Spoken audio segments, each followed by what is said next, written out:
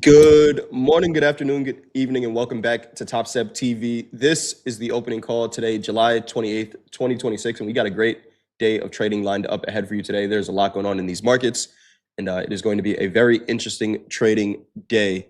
I'm Jay. Right below me there is JD. JD, happy Tuesday. Feeling like a turnaround Tuesday, maybe. How you feeling today? I'm feeling like a turnaround Tuesday for sure. I love a turnaround Tuesday. Good morning, Jay. Good morning to all of our friends and traders in the chat. Welcome back to Top Step TV.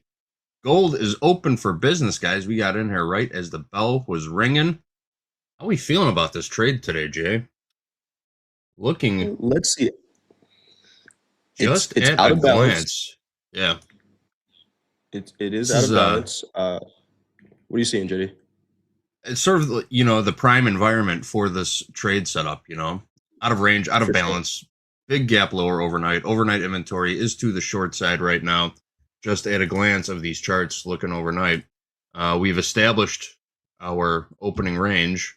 Looking at the micro contract in gold, I got a high of 40.31.5, a low of 40.29.20. We're about to take out the high, it looks like. We do have a couple So 730 numbers, but we haven't taken a trade yet this week on these opening range breakout trades. See how it looks. Took out the high in the no micro time. contract by a single tick, by the way. Did you in the bigs? We did not take it out, and we're one tick off on the low. But we trade the micro, so we can take a look at that there. But it looks like the big one is going to take out the high as well. Last night, great short trade. If you were trading with us in slow markets last night, again, anything we say here is for educational purposes only, and not any type of trading or investment advice. But who took that gold short last night? We got down to the target that we talked about, 40.20s. There was a beautiful sellout, JD. I was kind of getting over a cold, and you really don't want to trade when you're sick. I feel like some brain fog and things like that happen. But I For saw this sure. gold trade. I'm like, man, this is going to be a phenomenal trade. I put it on. I look up, and I'm taking the trade in a combine instead of the XFA. And it was one of those where you got to chalk up to, hey, you know what? At least you made the right read. And Yeah. what a beautiful trade in gold there. But let's see what we get this morning. Oh, that's a bummer. Yeah. Well, That would have been a nice one. that much closer to passing another combine, right? Always got to look at the bright Exactly. side. Exactly. Uh, no confirmation yet. No, We it traded above looks the like high in the micro. gold could potentially be doing the heavy lifting for us again this morning. We had an invalidation yesterday on both trades, gold and crude oil. Let's see what it does. We're popping again. There we go. Here we go. We got a Okay. little rippy. What's going on here, gold? 40 What's it 33 doing? last trade. Okay. Yep. We're going to get Gold just along here, woke I up. think. Sure did. Check the headlines. What's going on?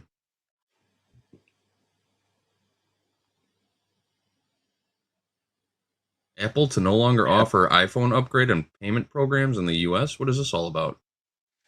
I saw that they're doing like monthly leasing programs. I guess they already kind of do that, but Hmm. they're doing a Klarna leasing offer for 17.99 a month for iPhones and $12 a month for Apple Watches.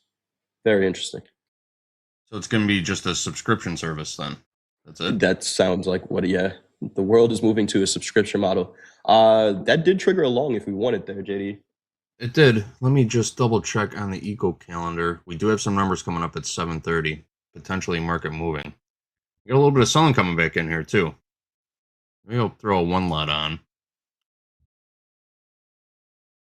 Let's see what it I don't hate the does move back here. up to VWAP here. Where you got your VWAP at? Got it at 40.43. 40.43. Writing it down. Nothing working, nothing done yet. Do we jump in front of these numbers? We've got 1, 2, 3, 4 numbers coming out at the bottom of the hour. Maybe not. Like this one looks like it could pop to the upside. It's not a trade that I'm just like, oh yeah, we definitely have to take this one. So why don't we go through Yeah, that schedule? What do we have to look out let's for do on it. the eco Let's do it. calendar? Good call. Good call. If there's a doubt, whenever there's a doubt, there is no doubt, right? When All there's right. doubt, stay out.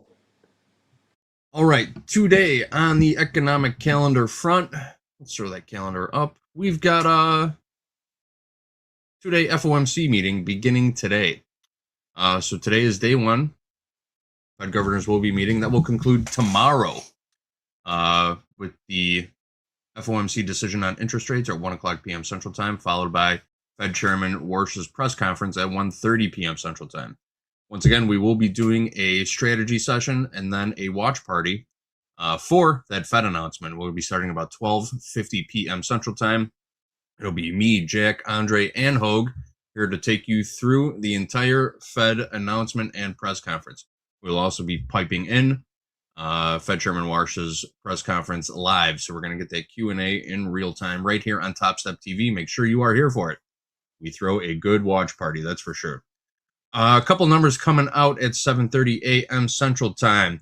We've got international trade in goods and services, retail inventories, wholesale inventories, a couple of potential market moving numbers coming up in just a couple of minutes. One of the reasons why I paused to put this gold trade on. I don't want to get caught in a knee-jerk reaction when these numbers hit the tape. It's always a possibility. Coming up later this morning, we've got Case-Shiller Home Price Index, the FHFA House Price Index, Consumer Confidence, the Richmond Fed Manufacturing Index, Treasury buyback announcement at 10 o'clock Central Time, a 7-year note auction at 12 o'clock Central Time, money supply at 12 o'clock Central Time, Treasury buyback results at 1 p.m. A whole lot of numbers coming out throughout the day today. So keep your head on a swivel. As always, headline risk remains high. We will be doing our best to pipe in as much information as we possibly can throughout the trading day to keep you as well informed as possible throughout the trading day. That's our job. We live to do it. We're here to help, guys. All right, this opening range trade looks like it's going to be a little better now. We got to dip back into that opening range, and the volume is starting to leave. Again, not one that I'm like super eager to take, but if you are long, again, no investment advice. The volume is starting to leave that range to the upside. Be looking at a VWAP target here, 40.43s potentially here in VWAP for gold. Which market has your full attention today? Poll up in the chat. Is it the NASDAQ, the Volatility King, the S&P, smooth and steady, or gold and oil, commodity crazy? Last night it was gold for sure. There was some nice moves in the equities as well, but that gold trade, man, we'll talk about that a little bit when we get into the charts. But we are not in a trade right now, but I'm going to take a trade today, so I got to make sure I'm prepared. Hogue is out there in the chat saying the storm ate his electricity. Hogue, hopefully everything's all good. But let's go through that checklist. Let's make sure we are prepared for the trading day. Pre-market research, that's what we're getting ready to do here, providing some context for where we think the markets have the potential to trade. Morning checklist, did you get a good night's sleep? Are you feeling well? Did you walk the dog, get your coffee, get your ginger and turmeric shot to support your immune system? Mindset check. Are you in a clear mindset to take a trade? Did you forget about all the losses and the wins that you took yesterday and remember that today is a new day? If so, have a trade entry checklist, a reason to get in and out of your trades, because then you're going to do your post-market checklist, which should include journaling your trades, understanding what worked really well, what didn't, what you want to repeat, and what you want to leave behind. And join myself and Coach Paul after the close for slow markets at the buzzer. After the close, we'll recap what happened throughout the day and get you prepared for the next trading day. We got some numbers coming up here, JD, in about 40 seconds. Then after that, we can hit some news. But keeping an eye on this gold chart here, 40.34. Refresh my news feed.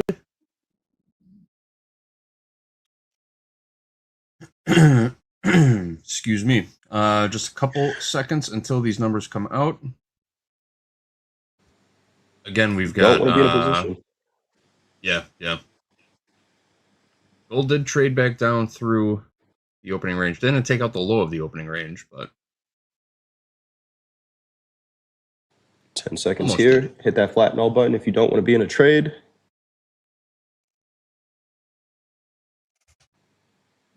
And here we go. And we got a reaction to the downside so far in gold. A little bit of selling coming in. U.S. retail inventories, excluding autos, advanced actual came in minus 2%. previous 0.3%. Wholesale inventories month over month, actual 0.3%, forecasted for 0.4%.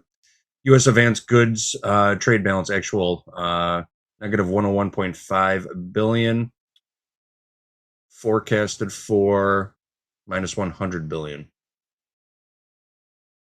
We had a little knee-jerk reaction to the downside in gold. We're trading back around the high now. Oh, just dipped a little bit again. Yeah, that looks like a trap. Yeah, I'm getting some mixed signals here on gold. Equities react at all? Not too much. The Nasdaq's trading. Yeah, a little bit of a pop. Nasdaq's trading right around that 28,000. We're above it right now at 28,023. Last trade there, so a little pop to the upside, but not a major reaction at all. It seems like the unplanned headlines are really what's moving these markets around. Yeah, right. We get a tweet, get 200 points in the Nasdaq. But that is what we have there for the numbers. Good no trade on gold. Looks like it's coming right back down for the stops below the opening range. But let us know if you took it in the chat. JD, let's get to some news before we get into these gold charts. There Yeah, goes. I was looking at, there was a survey that went out. Ooh, we got a little dip in gold there. Yep. By the Urban Institute, found that many families use credit cards and savings for groceries in 2025. Let's take a look and see what this survey said. Let's roll it.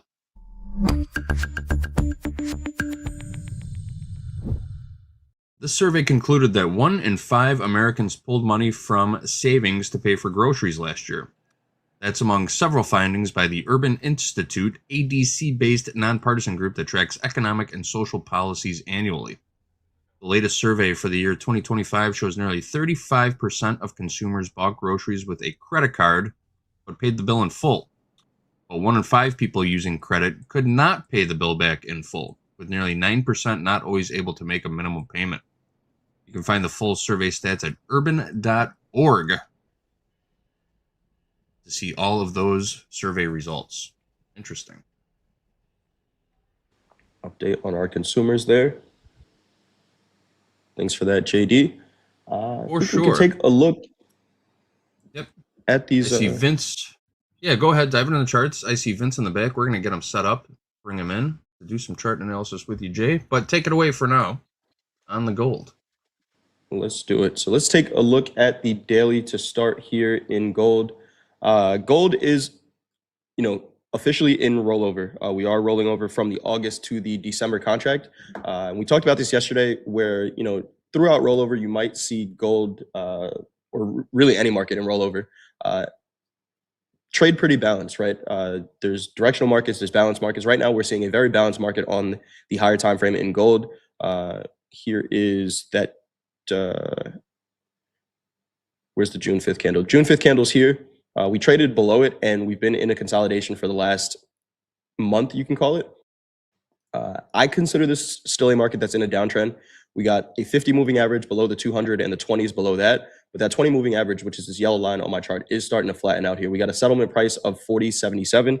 And just to update you on the open interest, we had a loss of open interest of 30,000 in the August contract, a build of open interest of 25,000 in the December contract. And again, market that's in rollover, higher time frame, still very much in balance. But to me, still providing a ton of great opportunity, especially to the short side, but maybe not a trade that we're going to take every day. I'll break down why I like that gold short last night, but there are some higher time frame levels that we're coming into, and you can see it here. Hoag's weekly kickoff low, right at that big fat round number 4,000. We just got a spike in oil. I don't know what happened there, but 4,000, that big fat round number.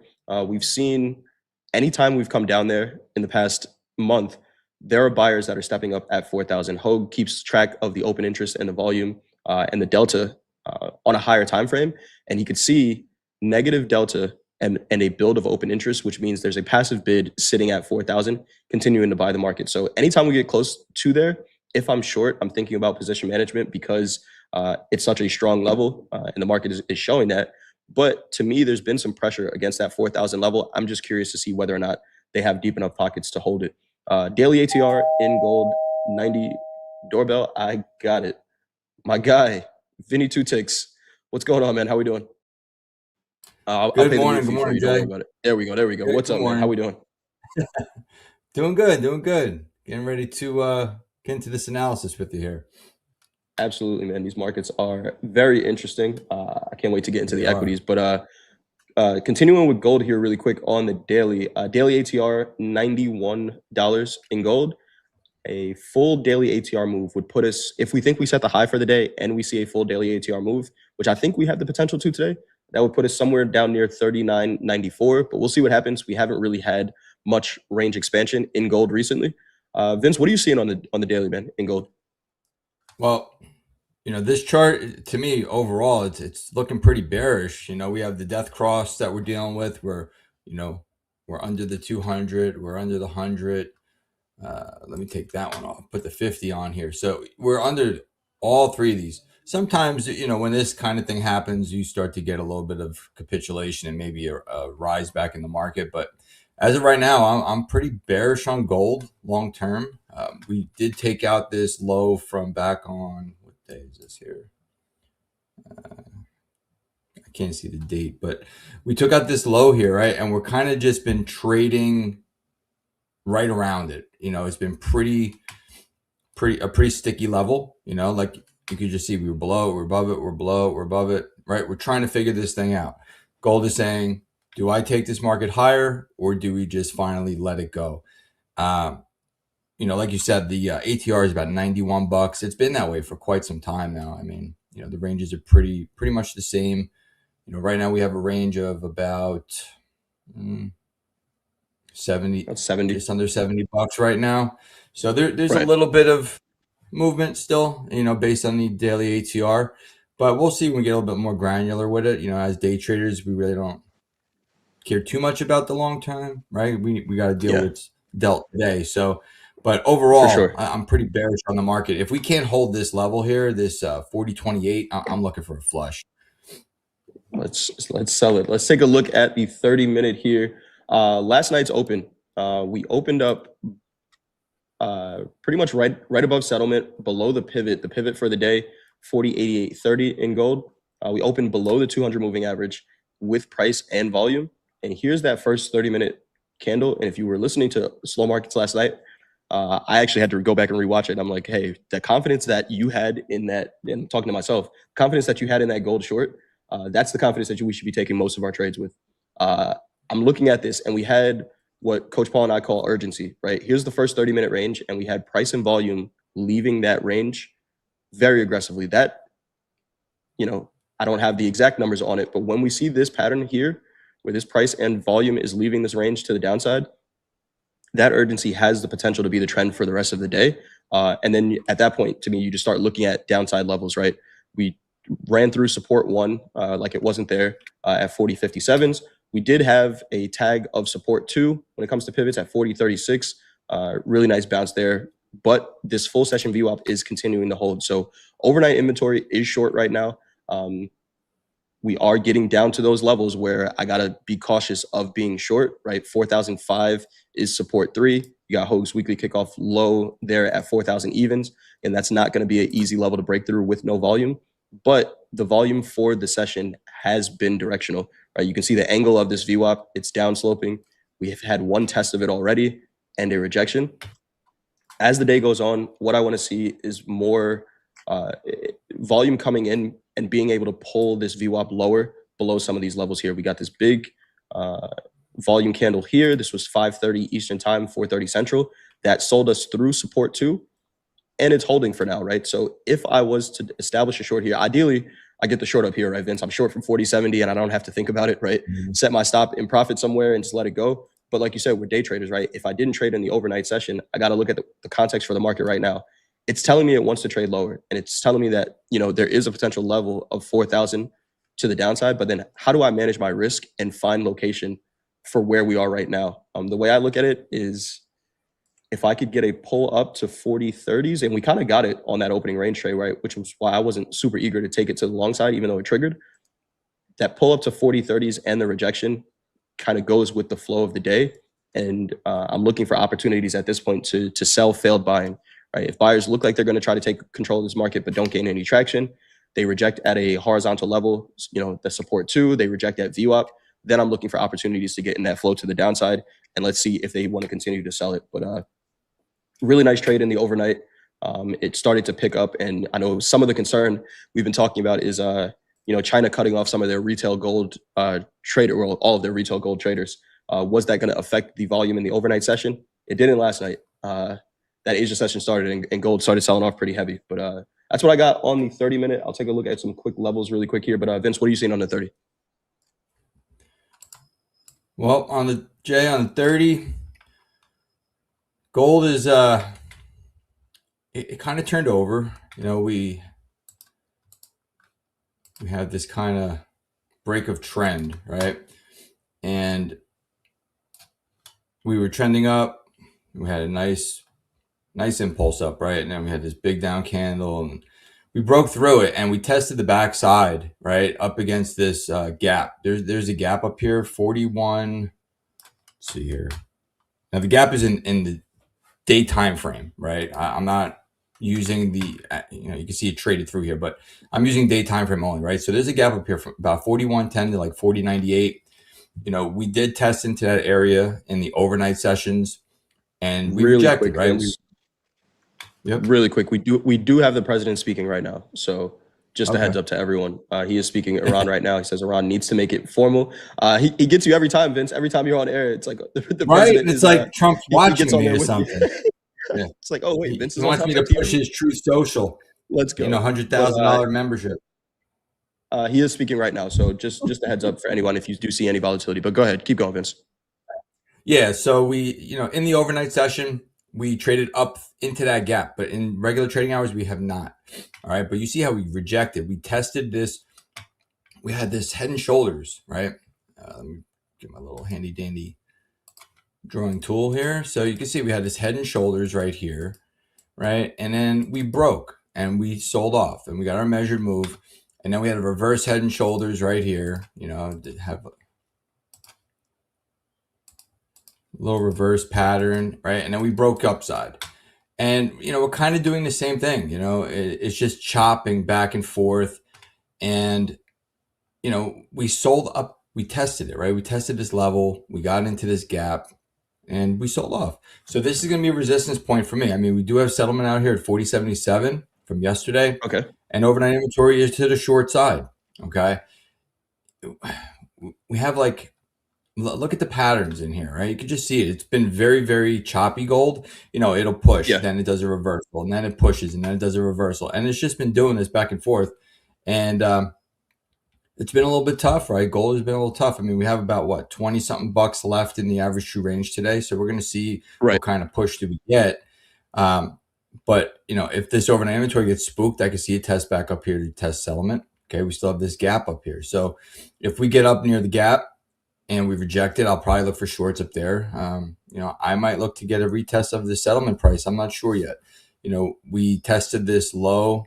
So here's the overnight low. Did we do it in regular trading hours yet? Let's see. Not yet. All right. So you have the overnight low still sitting out there. So I'd like to maybe see us test that, sweep the low, maybe get a run up. But if we take that out, we have a naked point of control sitting down here somewhere around 40.16 that needs to be checked. That's another area of interest for me. Okay. And there's a couple things going on here. So we have below the market, the overnight low is sitting right there. There's a point of control in TPO down there, and there's some excess around the 4,005 level. Okay, so I'm looking for 4,005, 39.91s, right? Those are my downside targets up there. Right now we're trading 40, where are we at right now? 40.33s. 40.33. So there's some structure below here that we still need to clean up. You can't see it on this chart because you got to strip out the overnight, but we're in a gap from a gap. Okay, so there was a gap back on July 20th to the 21st. It was a gap. Okay, we're inside of that gap right now. All right, that gap is from 40.42, call it, to 40.24. All right, and then we have the overnight gap, 67 to right now. So there's a lot of business that needs to be cleaned up, right? Gold looks like a big mess down here. And I think I talked about this last week. It's messy, and there's a lot of unfinished business. Now to the upside, I like to target the gap 41.10, and then up to 41.49.80-ish, 40, call it 41.50, right? Those are my upside targets today. So that's what I got for gold. Back to you. Good stuff, Vince. I do got that 40.48 level marked out here as well. There was some volume that traded there on the downside on the sell-off last night, 40.48. So if I'd be trading gold to the upside, I want to see the market's reaction to that 40.48, 40.50 level. Can we get some buying above that? That is what we got for gold. Gold trading 1% off a settlement right now, down 1% on the day. We are going to take a look at the S&P, but JD, before we do that, we got some updates on stocks overnight. Yes, we do. That gold trade would have been bad if we had gotten into it also. We took out the low of the opening range by quite a bit. No doubt we would have been stopped out on the trade if we took it. All right, let's move on, though. Overnight, stocks in Asia closed mostly lower. The Nikkei closed down 3.95%. The Shanghai Composite closed down 1.16%. The Kospi, the Korean stock price index, closed down a whopping 10.84%. The lone index holding above water was the Hang Seng index, closing up 0.41%. Inversely, stocks in Europe currently trading higher this morning. The DAX is currently up 0.05%. The FTSE is up 0.53%. The CAC 40 is up 0.2%, and the Stock 600 is up 0.03%.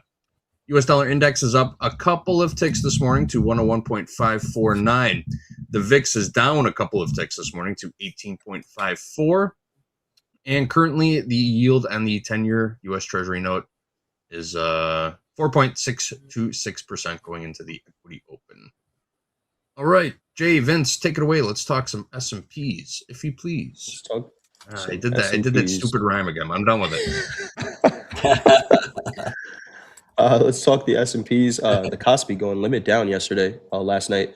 But looking at the S&P, this is balanced. This looks like a completely different chart than the NASDAQ. We said it yesterday. The S&P is showing stronger than the NASDAQ, or I guess you could say the NASDAQ is stronger to the downside than the S&P. We have that June 5th candle here. 74.21 quarter is the low of that candle.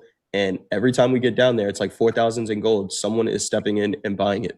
You can see all of these wicks all in the same area here.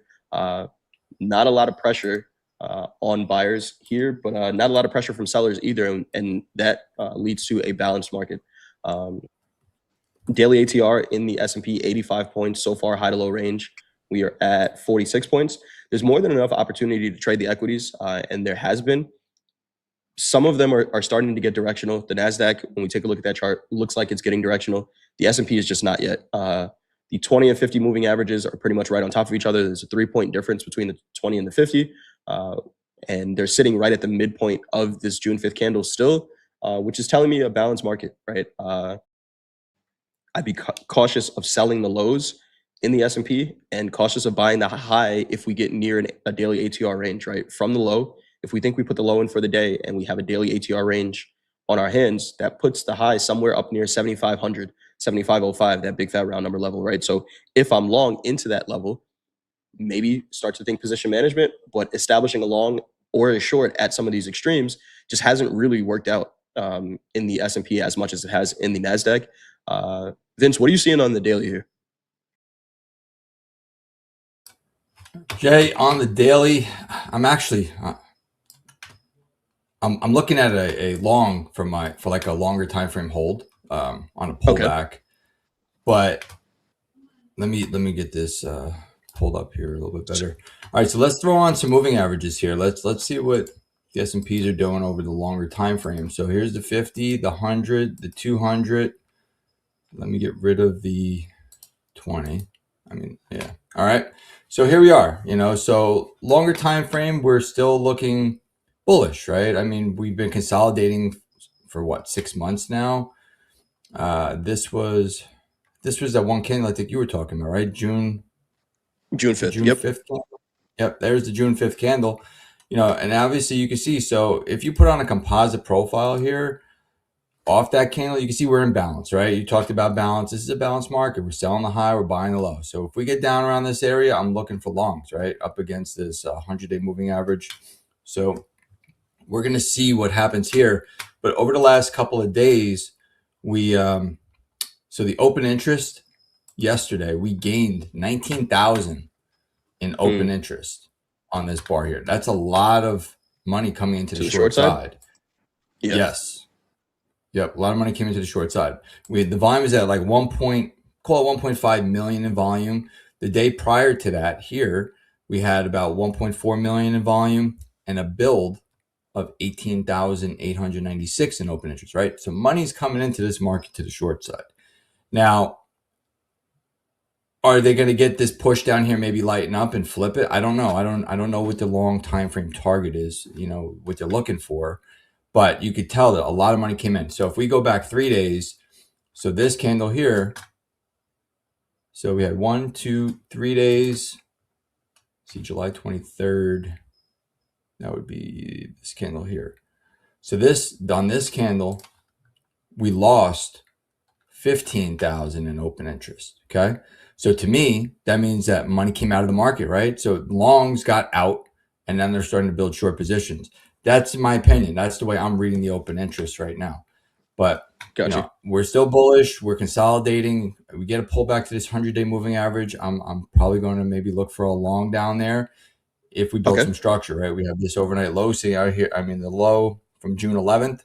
So that's sitting at 72.95, right? So anywhere around that 7,300 level, I'm interested. But I think we have work to do. I think we could get down there. I think we have movement to get down there. Absolutely. Just looking at the clock here, we want to make sure we get ready for that oil open. Oil opens up in about 8 minutes, and it looks like it's starting to move. So Vince, why don't you take a quick look at the 30-minute in the S&P? What are we seeing here? Yeah. So right now we have settlement. It was a 74. Hold on a minute. I just had it up on my chart. 74.48 quarter. We have settlement.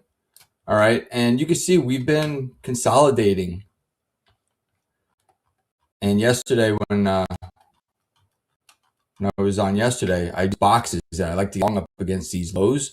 And look at what happened. I mean, this happened later in the day. We got down here. We tested the excess and the market rallied off. But look how consolidated we are. We're just stuck, right? This is 3 days. We put in a little bit of a higher high, pull back. Put a little bit of a higher high, pull back. But we're still inside of value, right? For the last 3 days, value high. We're seeing right at it right now. We're inside of range in value. I'm probably going to be a little bit patient here in the ES this morning. There's excess up here, but the low held and we're making higher highs. So I think we need something. We need some sort of catalyst or Trump or somebody to say something to push us out of this range right now. But we're stuck right here. Absolutely. Real quick look on the 30-minute for me here. Like Vince mentioned, we're pretty much in balance. Overnight inventory was short, did reconcile, and then kind of got long, but we're seeing rejection here at the pivot. 74.64.75 is the pivot in the S&P, and we just had, literally just happened 7 minutes ago, 1,000 contracts trade in a second right at that pivot. It was split delta, so kind of we could call it 500 sellers, 500 buyers, right at that pivot there. That is a rejection that I would look at and say, this could be the high for the day potentially. We'll have to see what happens when the volume comes in for the regular trading hour session. But seeing that rejection at the pivot, seeing that rejection also happen right around the midpoint of yesterday's range. It's almost the exact midpoint of yesterday's range. Interesting. I might put on an S&P short before we are done with the opening call. But I want to see how, again, we got that rejection pretty much at the midpoint of yesterday's regular trading hour range. Under the 200 moving average. I'm leaning to the short side in the equities as well, more so in the NASDAQ, but that rejection up there in at the pivot, potential rotation back down to 74.05s, which is support one. We'll see what happens here. Flat VWAP tells me range bound market, and that extension looks like it got a little overextended there. But we will see what happens. Of course, ACH, anything can happen. Anything will happen. Headlines are going to come out, and we just have to be ready to trade. We got some levels to look at. We're going to take a look at oil here in just a couple minutes. Oil opens up at 5 minutes, 9 a.m. Eastern time, 8 a.m. Central. We'll take a look at that 1 minute opening range trade there in oil as well. Last trade here, $80.82. But JD, before we do that, any news we want to hit? Yes, oil prices are falling again this morning in hopes of a U.S.-Iran peace talk. Let's roll it.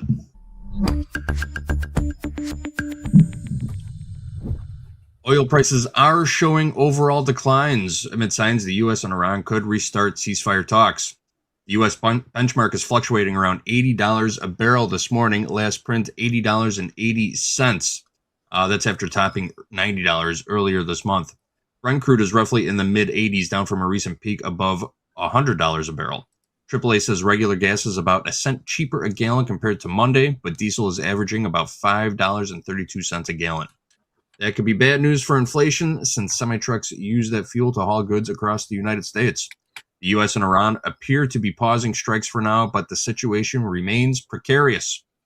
Traffic in the Strait of Hormuz is a trickle, and Iran-backed Houthi rebels are threatening an alternate oil route through the Red Sea.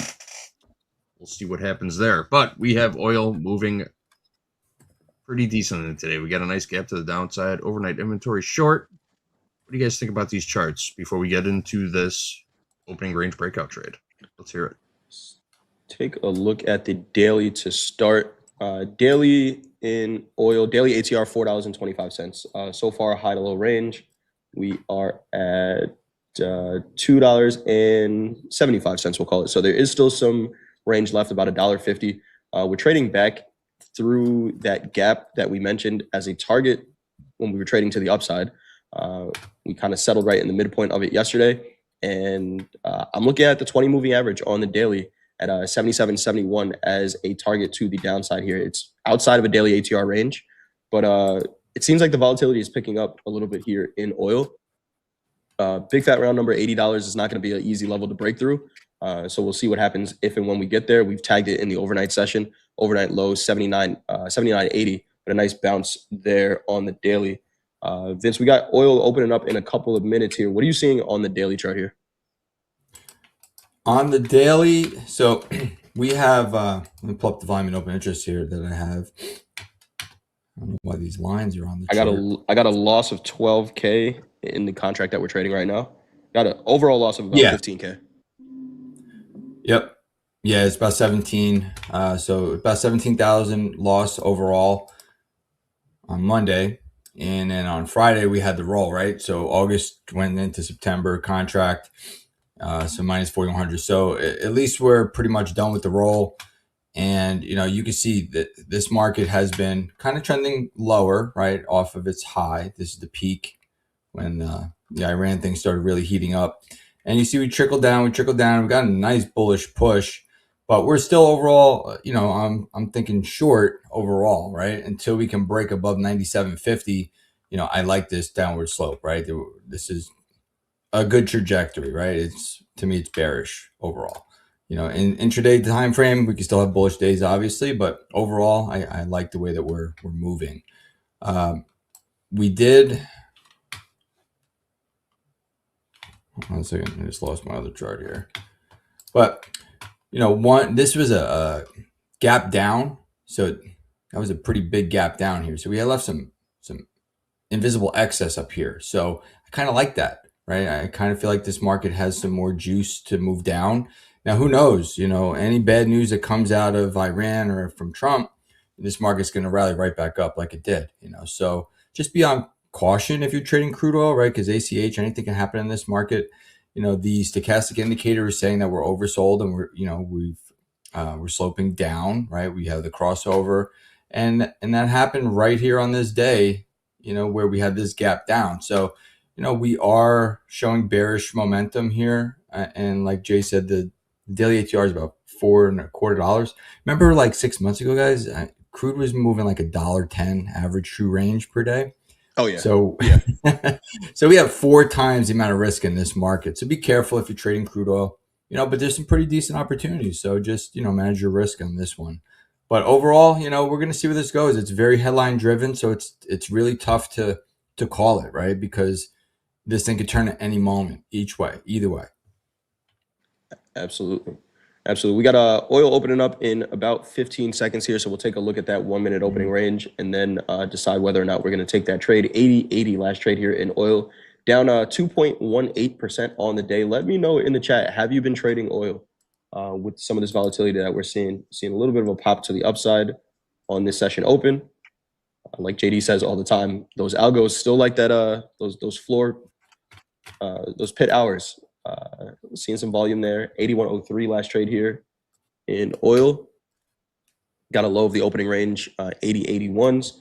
And we'll take a look at the 1 minute candle and then a 1 minute candle to close outside of that range for confirmation of a trade.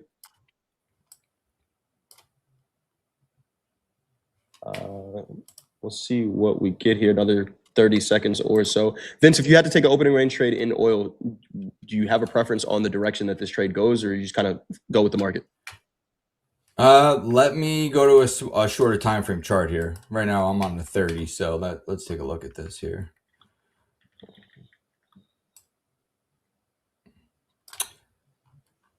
You know, Nice pop. overnight inventory is to the short side. I mean, if open range says let's get long, I'm down for a long.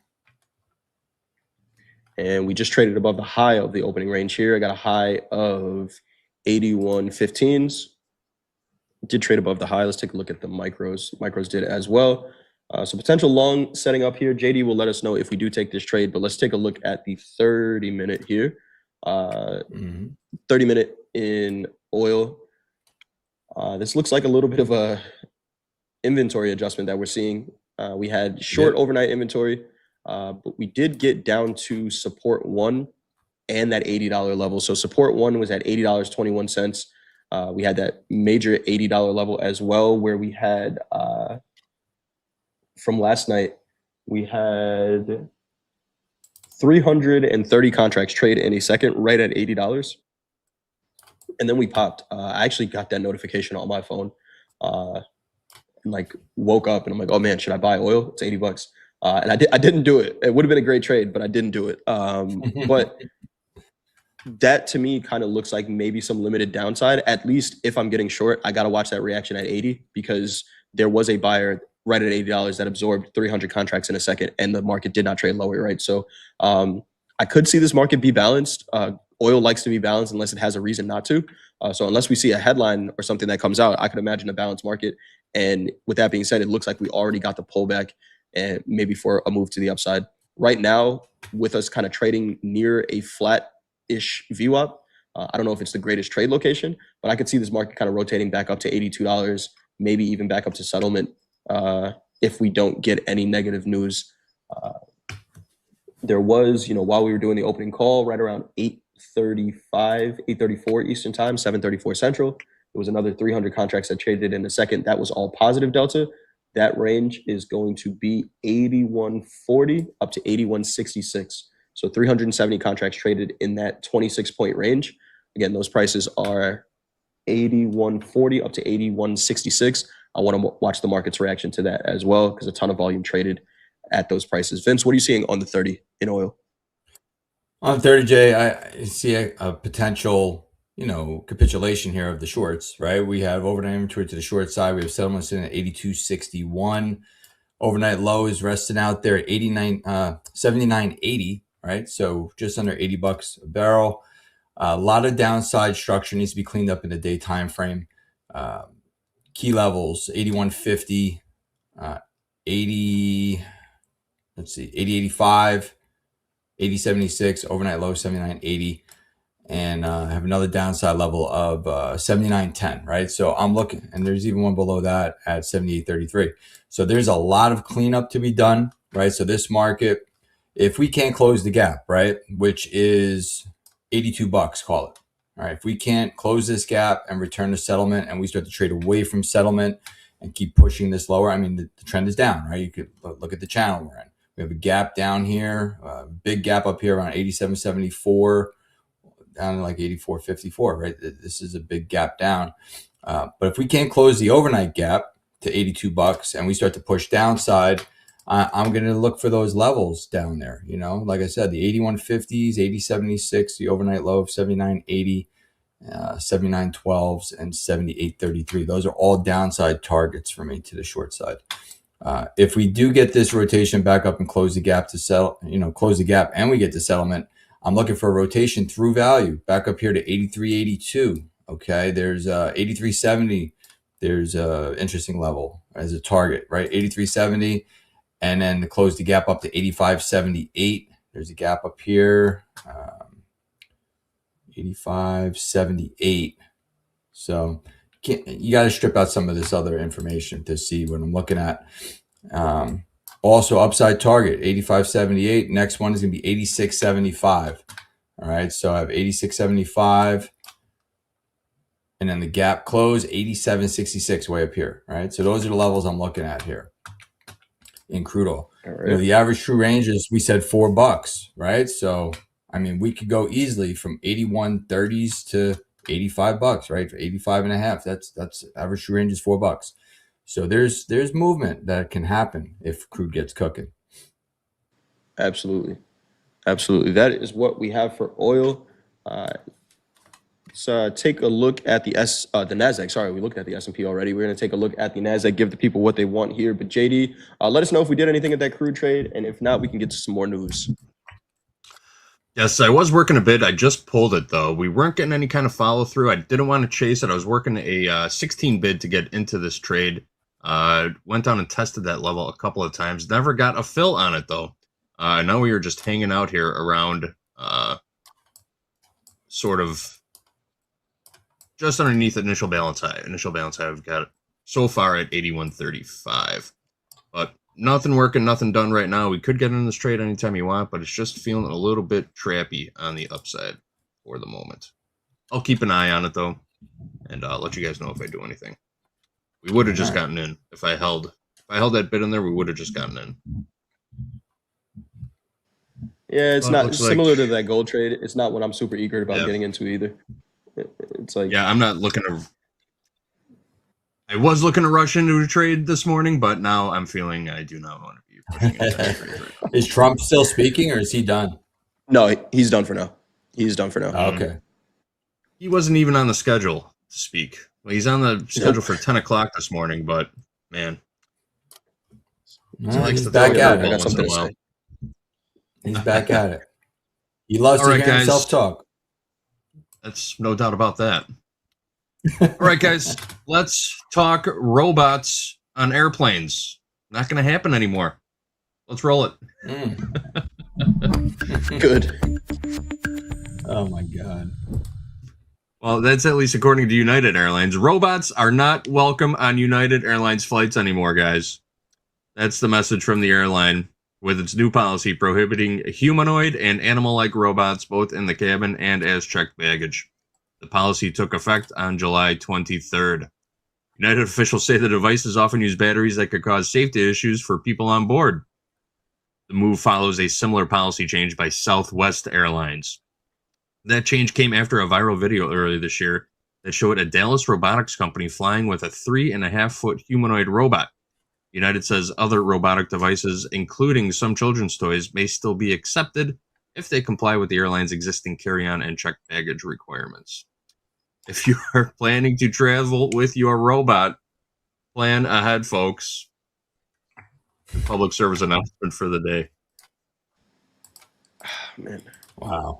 Do people not watch movies or have any type of fear about what could happen if these? Why?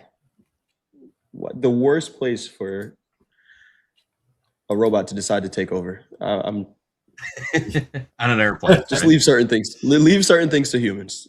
We don't need robots everywhere. I think the robotic thing is getting a little bit out of control, guys. Emotional comfort. Emotional support robot. Yeah, emotional support robot. Yeah. Leave the robots at home. All right, let's take a look.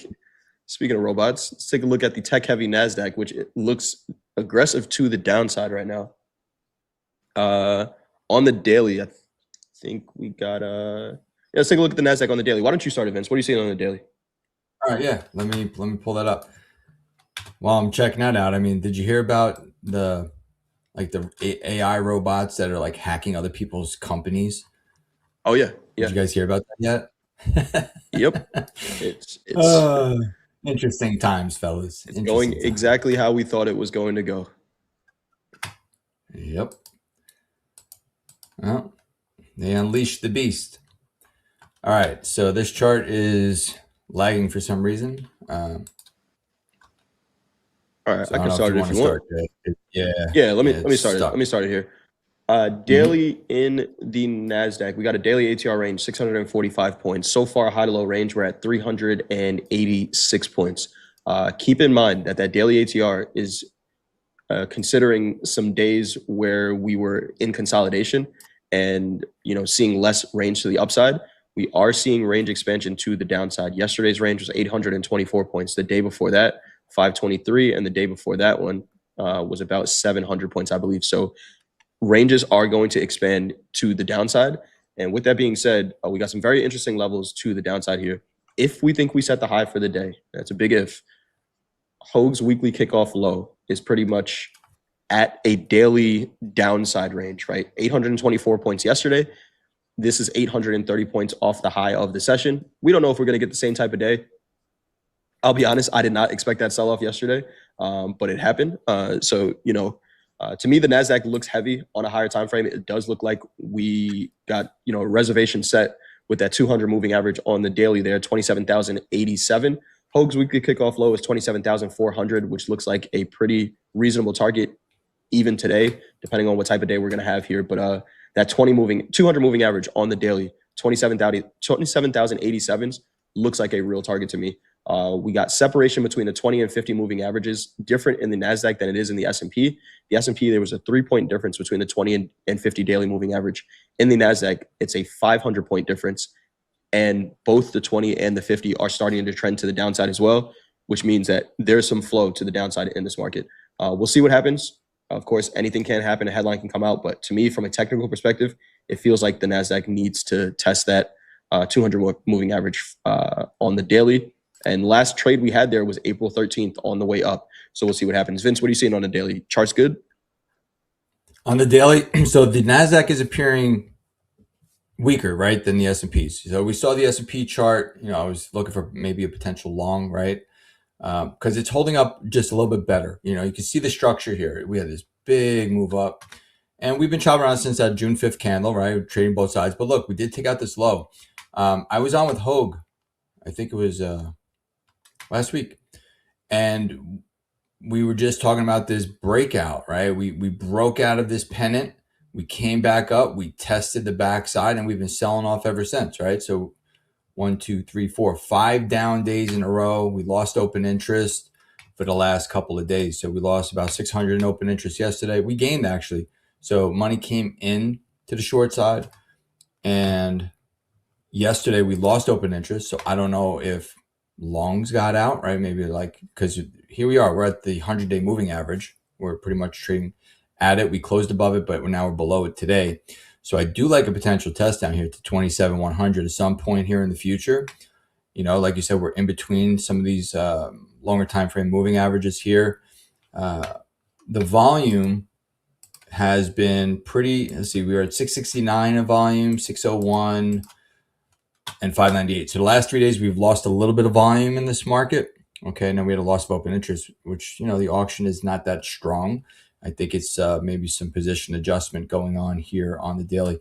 We have a 644 point average true range. So, the ranges are still big. Look at back here, April of this year, right? These bars are a lot bigger than most of these. We had some pretty big movers, but it's been quite volatile, right? And the way the Nasdaq's been trading, it's a lot of what would you say? A lot of gyration in it, right? It's up 30 points, down 30 points, It's all over the up place. 30, down 30, right? So 60 points. So, and I've been trading the Nasdaq quite a bit, and I'm not a huge Nasdaq trader, but I've been trading it a lot lately. And to me, I think it's more of a scalpers type market the way it's been moving. But Yeah. if you're a trend trader, it's good too, right? Because the moves are bigger, but you got to be able to sustain inside of that chop, right? If you can't mentally take the chop, then you got to move to another market. So, Absolutely. Yeah, let's check on the 30. Absolutely. Let's take a look at the 30. I've just looked at some of the, I know Jack is going to talk about these, but the semiconductor index is down again today, pre-market. 30-minute chart here. We did have a little bit of urgency to the downside last night as well. Here's that first 30-minute candle. We had price and volume leaving the 30-minute range after about 4 candles. So I would call that some type of urgency. Overnight inventory is short. We did get down to support 1 when it comes to pivots. 27,845 is that price, and you can see the reaction there. So when the volume comes in for the New York session, what does it say? We had a decent move, 350, 380 point move on overnight volume. We've already reconciled that, and right now we're sitting right at this major 28,000 big fat round number level. So this is going to be a very interesting open. We are in range of yesterday, still inside of yesterday's range, still inside of value as well. So we'll see. Sitting at this flat VWAP, this kind of reminds me of yesterday's open, to be honest, where we had a little bit of a sell-off in the overnight session. We reconciled and we opened up the regular trading hour session right at VWAP, and then we just saw an aggressive sell-off. The difference here today is that we already got down to support 1 in the overnight session, and we found some buyers there. So higher time frame, I'm leaning to the short side in the NASDAQ. Again, I talked about that 200 moving average to the downside, but I want to be cautious of trade location, especially around these 28,000s, because like you said, Vince, you could be right about the direction of the NASDAQ, but if you're not comfortable with the swings, it's probably not the market to trade in. You could get counter trend trades that are 300 points before we continue to the downside. So I don't want to be selling at the lows, and I don't want to be selling into consolidation, but that could change very quickly on the session open. We'll see there. One range of prices that I do want to talk about real quick, and then I'll hand it over to you for the 30-minute. Vince, we're trading in it right now. We had 400 contracts trade in a second about 45 minutes ago. And that range was 28,000s down to 27,967. So I'm going to map that out on my charts, and that's kind of a long above, short below zone. 28,000 down to 967, 27,967. We'll see how the market responds there. If we get some volume, some flow below 967s, then I'm looking to short, maybe with a stop above 28K, but we'll see what happens here. What are you seeing on the 30, Vince? On the 30J, so yesterday we had a B-shaped profile, okay, with that loss of open interest. So to me, that's kind of a long liquidation type of event. We are back inside of range right now in value. So we were outside of range of value a little while ago. So we'll see how we open up in the next 13 minutes here. But, settlement is sitting at 28,190. And we have the overnight, we have yesterday's value high sitting around 28,220. Now, the 28,000, that's a psychological level. It's value low from yesterday. Overnight low is sitting at 27,839.50. All right, so we're going to see if we get down there and test into that. If we can't get down there, right, I would say that, hey, we have some invisible excess and from the overnight down there against the overnight low, and then maybe look for rotations back up. Now, the overnight high is just above yesterday's value high, and the overnight 2220, so just above yesterday's value area high. And the day prior to yesterday, we had what's called a neutral center day, pretty much. It traded like both sides of the initial balance, but there's some unfinished business upstairs, right? We have target for me is going to be the 28,600 level, just under that, like 28,580s. I like a push up there potentially. And then also I'm looking at 28,811 as a target. We have a gap still sitting up here at 29,085s to 28,85. All right. So we have, 100-point gap above the market in regular trading hours. And there's a point of control sitting at 28,994. So, I do like potential if we start pushing bullishness today, right? And say these shorts, they jump out of the market and we start to really get this thing moving. I could see us potentially getting as high as 29. No, I'm not going to call it today, but overall, I see up here this line where we broke out. So there's a target up here around 29,500 for me. But for today, yeah, overall. But I do like targets today potentially of 28,570s, 80s, right up there, and a target of 28,809, call it, and 29,000. Okay. It's got some targets to the upside there in the Nasdaq. And yeah, looking at this, like I know my higher time frame bias is to the short side, but I could see all those levels that you talked about to the upside there, Vince, are definitely in play. 200 moving average, 28,635s. We're a little extended from it, so we'll see what happens today. But we got to start making some space here for fast markets. JD, let's go through that schedule. Who do we have trading with us on Topstep TV today? Let's do it. Coming up next in fast markets, we've got Andre and Jack driving the bus as usual, and a couple of rotating guests, Chike and Vince. Vince is coming back for another hour from 8:30 to 9:30. Michael B will be in from 9:30 to 11, and our man Muhammad will be here from 10 to 11. Morning highlights, I think Jack and I will be back in Hoag's absence to go over these opening call trades that we didn't take and potentially anything that happens during fast markets also. Power players, I will be back with Jay and Eric at 11:15 a.m. Central Time. Group coaching, Eric will be here with Hoop and another special guest. As always, we're going to have a form pinned to the chat in just a little bit. Grab that form, fill it out. If you got a question for one of the coaches here at Topstep, we will get it. Click submit on that form, and we'll answer your question live here on Topstep TV. I'm going to be back again 1 o'clock p.m. Central Time. Trade with Topstep. Our buddy Real Deal Zach is here. Pardon me. Real Deal Zach is here, and Vince is going to be back for another hour later this afternoon. Then we are closing out the day in Power Hour with Andre, Mandy, and Eric. Stacked lineup of Tradertainment coming your way all day long right here on Topstep TV. Let's get it. We had a quick question. I don't know if we have time to break down these charts, but we had a quick question about the Dow. The Dow looks extremely bullish today. I don't know if I know we're in earnings season. I don't know if we had some bank earnings or something that came out this morning, but the Dow is looking pretty good. It's our biggest percentage mover to the upside right now, actually up 1%, and the closest of the 4 equity markets that we have to all-time highs. Dow's less than 1.5% off the all-time high. So I don't know what's moving there, but if there was a bullish equity market on the open, it's the Dow for sure.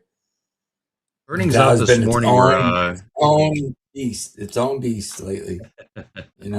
Early earnings this morning were UPS, Coca-Cola, PayPal, and Boeing. Those were your early morning earnings. I think Boeing's in the Dow, right? I think Boeing's in the Dow. I believe so. And Coca-Cola. Where's my Dow components list? What's up right now in the Dow? Home Depot's up 2%. I don't know. Dow's pushing right now, though. It's up almost 1% on the day. Biggest percentage mover of the day. So keep an eye on that if you do watch the Dow. JD, any other news we want to hit before we get into fast markets? Sure. Car prices. What's driving up car costs? You're in the market for a new car. Be prepared for some sticker shock. And unfortunately, the used car market isn't much better right now.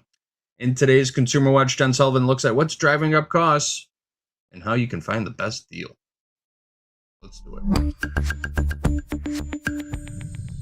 The sticker price for new cars has hit near record highs. Last month, buyers paid an average of just under $49,000 for a new vehicle, according to Edmunds transaction data. The average transaction price for a 3-year-old used car was over $32,000. We've seen dramatic increases when it comes to price of vehicles, both new and used. Ivan Drury with Edmunds says one of the reasons cars are more expensive is all that high technology that is now featured in cars. It could be everything from the powertrain to the infotainment system, safety features. There can be a lot of change from one year to the next. Drury says the car industry is still recovering from pandemic supply chain issues when there was a very high demand for cars and not enough supply. We had that component.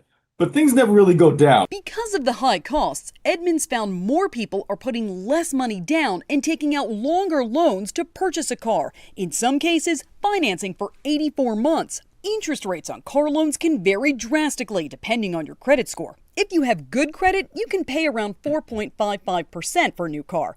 But if you have poor credit, you can be hit with an average interest rate of 16%, according to Experian. If you're not super picky, you'll find 25 to 30% of the vehicles on the lot in January will be from the prior model year, brand new. Drury says while buyers have less wiggle room to negotiate the price these days, you can negotiate things like the extended warranty. He also suggests shopping around to compare prices. For Consumer Watch, I'm Jen Sullivan.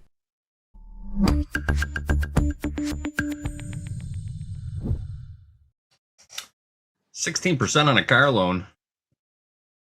I'd buy a bike. I'd ride my bike. Oh, yeah. be healthier too. Hey, I'll give you a loan for 12%.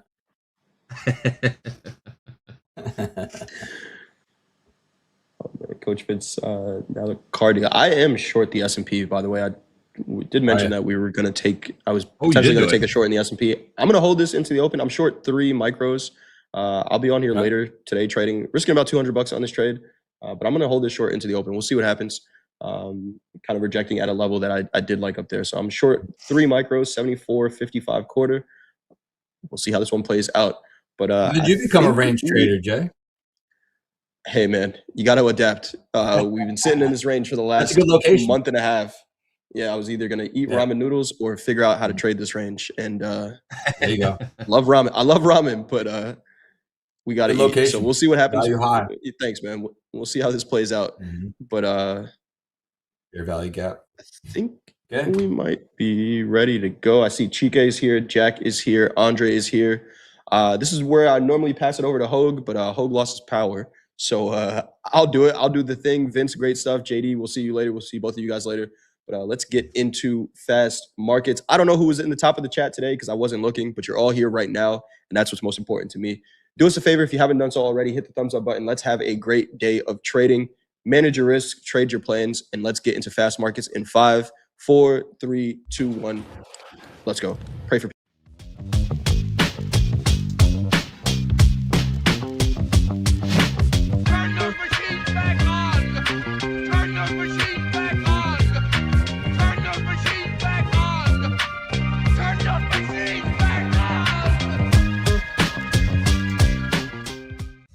Good morning, friends and traders. Welcome to Fast Markets on TopstepTV. Tuesday, July 28th, 2026. Vince, I love you, man, but I am not taking a 12% loan from you. You look like a man that collects. Andre, what's up? How about 10? Now you put my interest. Oh, Vince, undercutting the market. Welcome, everybody, to TopstepTV. This is Fast Markets. We are your trading buddy from bell to bell, broadcasting you live from Topstep Global Headquarters. Who we got in the house? Lower left-hand corner, Mr. Chike in the house. Sam on opening call. Vince in the house. And then Jack as well. Let's get right into it. Chike, good to see you. 2.5 minutes to the opening bell. Thoughts coming in. What's up, Chike? Thoughts? I don't have any currently. I just literally jumped on right now, so I'm just going to look at the market. But right now, from what I'm seeing, it does look a bit bearish. And I would like to see it go down, but I'm going to give myself some time, do some analysis, and then I'll get back to you on that. All right, very good. Well, let's talk through that. You are just sat down, right? 2 minutes to the opening bell. What is your routine here? What is your routine to get caught up to speed?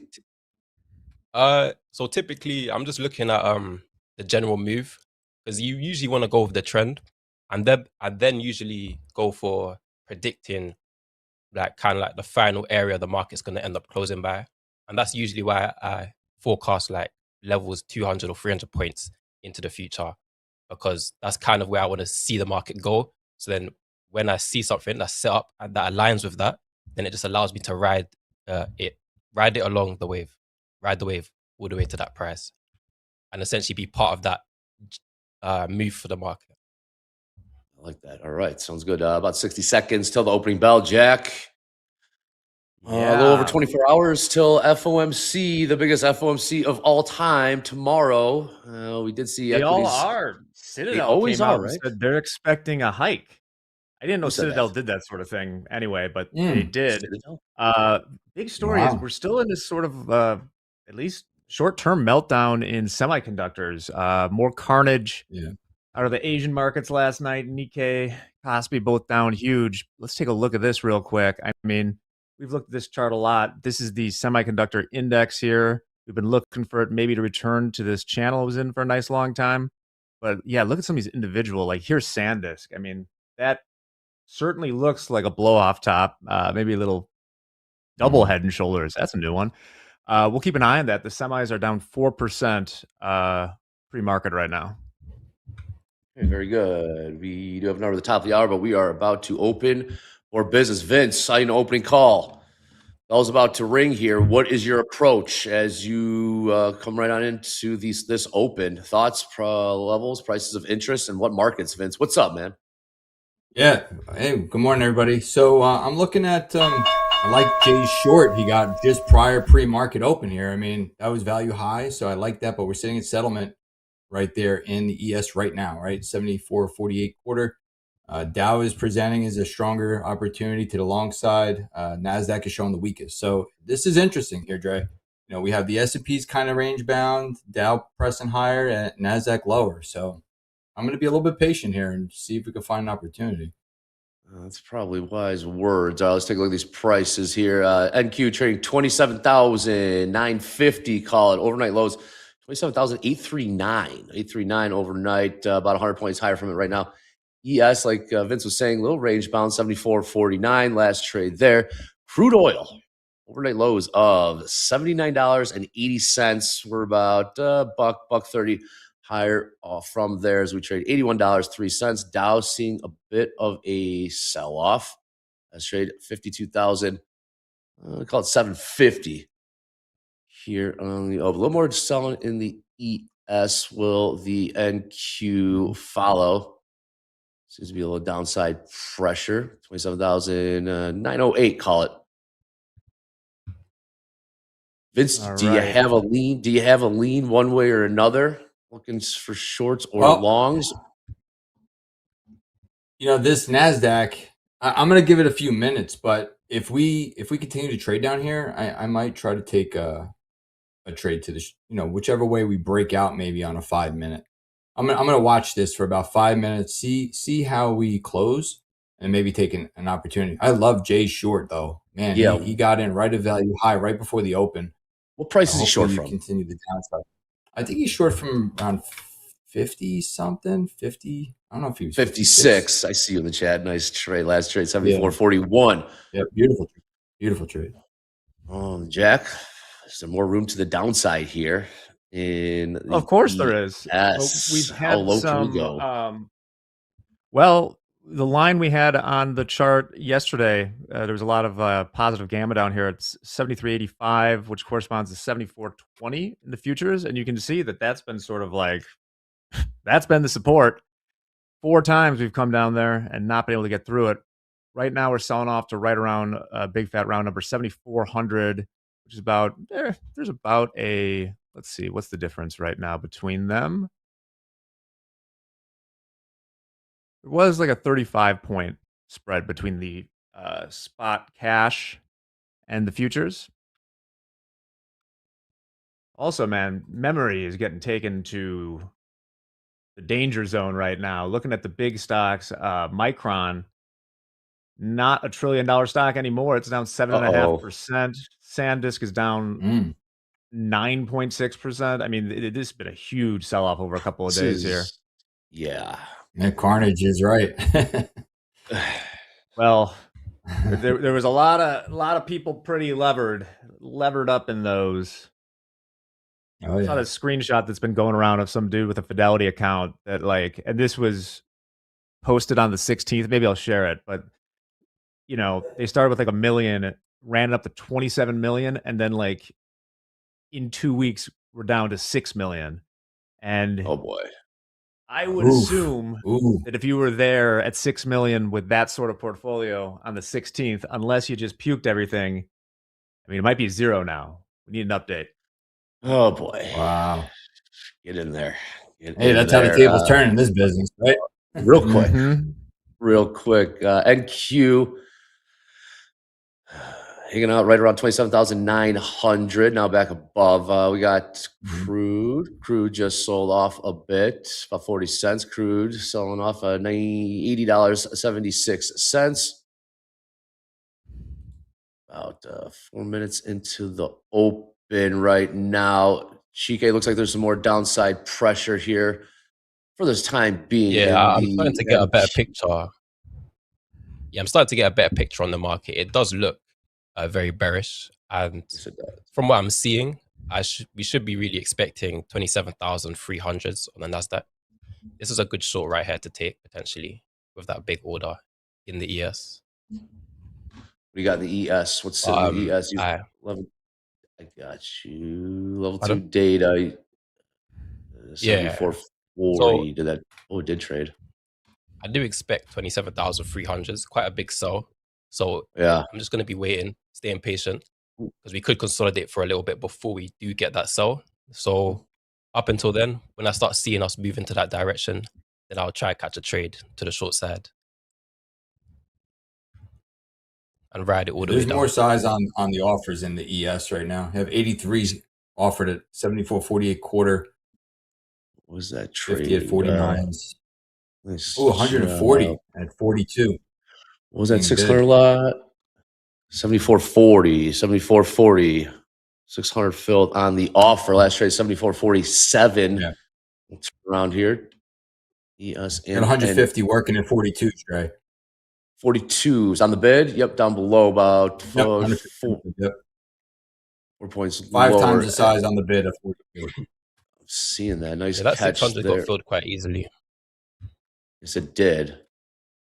What does that tell you, Chica? You see the size on the ladder getting filled on the offer. We're higher, though, right now, right? We're 74.48 last trade. Yeah, so if I do see it get filled quite easily, I'm going to wait to see if maybe there's another one that's lagging behind it that's going to be put onto the book map. If that one gets filled quite easily, I'm quite happy to continue to take it to the upside. All right, well, NQ did just turn around. Sellers met the buyers with force. NQ looking to go test overnight lows, about 20 points to go. Yes, NQ 27,857. And I got gold selling off. Open range too. Yeah. Goodness.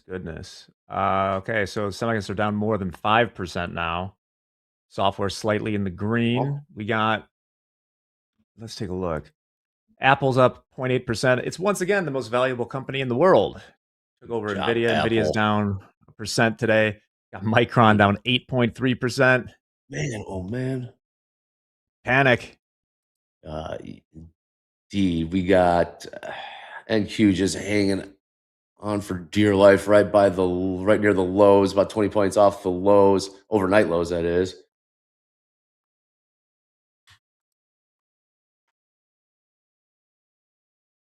Points to go. Looking to go test the overnight lows in the NQ. Like I said, we should see this sell off at least 500 points today. 500 points. That opening range short. Like 400, like 400, yeah. Okay, 27,300s. 300. We're trading 27,830 right now. Yeah. Yeah, I missed my short opportunity. There might be more. I mean, I want to see it pull back to 75s and get short, but it just sold. 50-50 on the tilt for now. Number at the top of the hour. That number is U.S. consumer confidence. Richmond Fed also at the top of the hour. Then the president meets with Israel Prime Minister an hour after that. But stay locked in. Gold selling off right now, 40.23. Damn, it's like, how did everyone just have a vibe shift at the exact same time in AI? I know. Like, it's like, I would not have expected so little to, well, it was the Google earnings that kind of got this party started, I think. A lot of leverage. And Q, new lows and Q. And Q down about 200 points or so in the first 9 minutes of this New York Open. 27,804 just printed. I do have my 245 trade pending. That trade I take 15 minutes. What is that? Open. Yeah, right what is now, that trade? It's going to be short to the downside. Okay. So aiming for about 100 points take profit, 50 points stop loss. Okay. And there you go, 27,798. Yeah, go ahead, please tell us, what is that so trade? For those that don't know, it's a time-based entry. So every day at the start of the session at 2:45, which is 15 minutes into the open. It's quite mechanical. Oh, yeah. Well, here's 7,400 in the SPX. Not seeing too much going on as far as options, at least in the 0-day around here. Kind of a murky picture. There's a new 5 minutes. Boy, oh boy. I know this is looking, well, it's A 5-minute open range breakout on the NASDAQ was the trade, man. yeah, Now- when those buyers tried running it up there, up to what, 27,900 or so, the sellers just came right in there and met them with force. Got Palantir down 7%. Just crazy Watch stuff. these 27,850s. I'm gonna watch those. Yeah. See how I react if we get up there. Yeah. They're talking the NQ right now. NQ. Mm-hmm.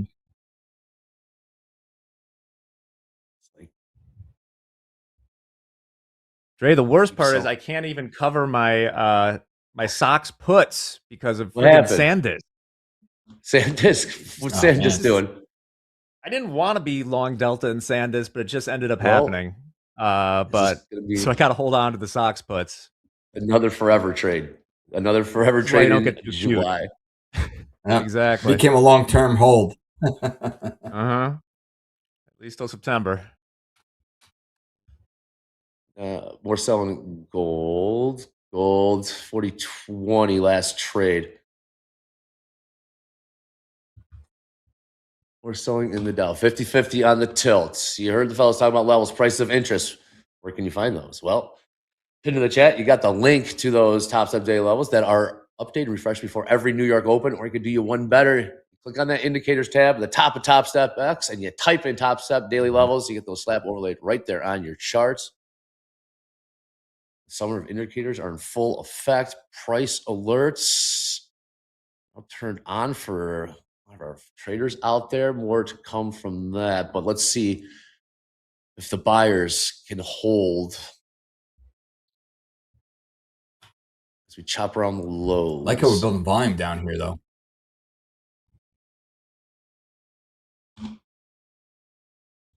They're going to Should try. just be a smooth sell-off. What did Trump say? Did anybody know what Trump said earlier? New lows, new A lot of lows, things. new lows ES, new lows NQ.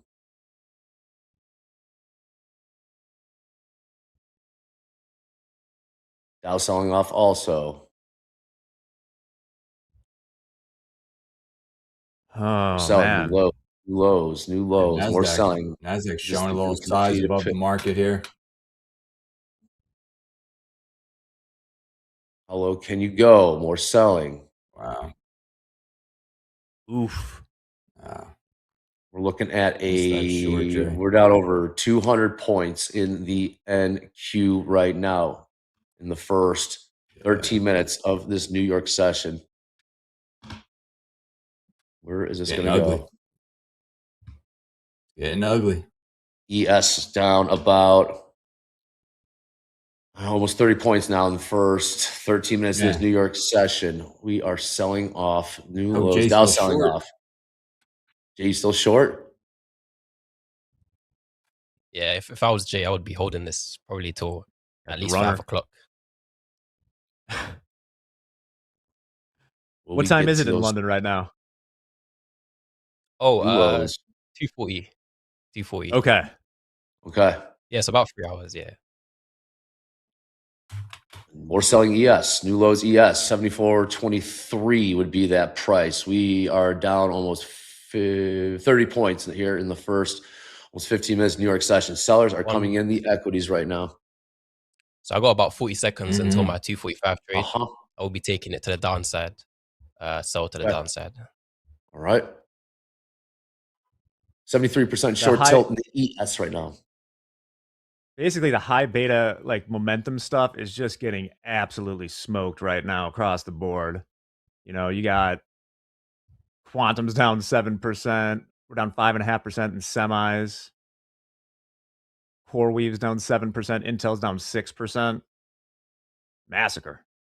Oh boy, oh boy. All right, Chike about 30 points off the lows here in the NQES. 4 points off the lows. 73% short tilt. And in the NASDAQ.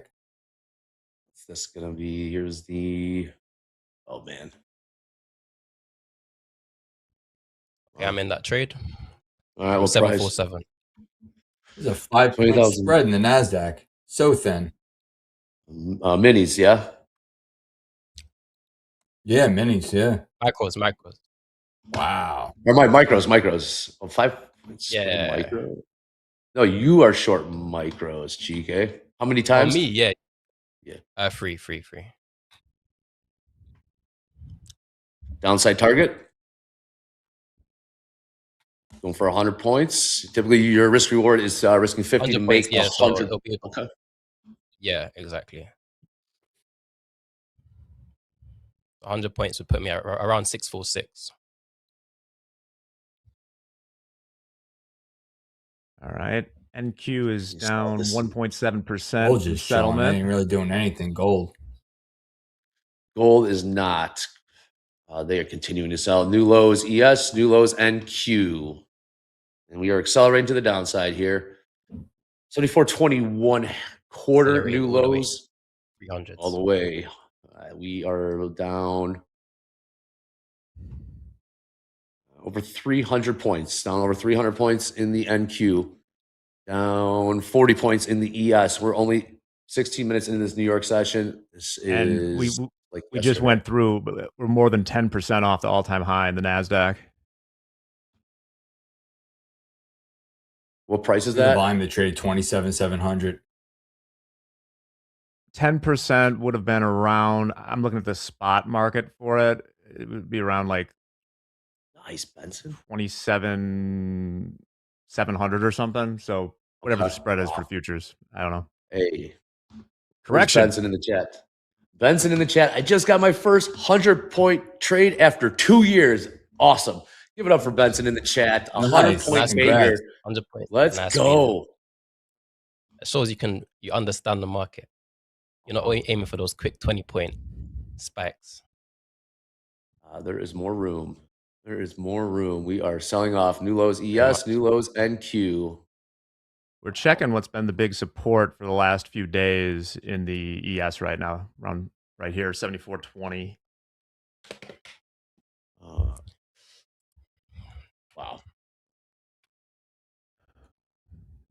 Them some red candles. This bloody, is guys. indeed. Yeah, it is. Buyers are just continuing to get met with more.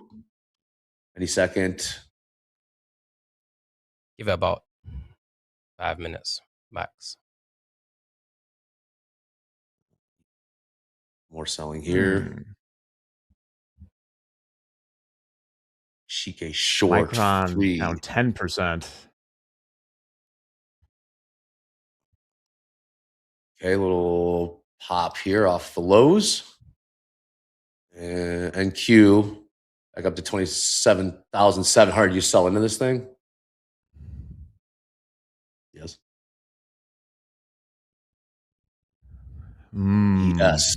7 points off the lows. A little bounce here. And the little pop in crude. Get the shot at the support. Dow just caught a bid. We got on the tilt. 50-50 on the tilt. Number at the top of the hour in about 12 minutes.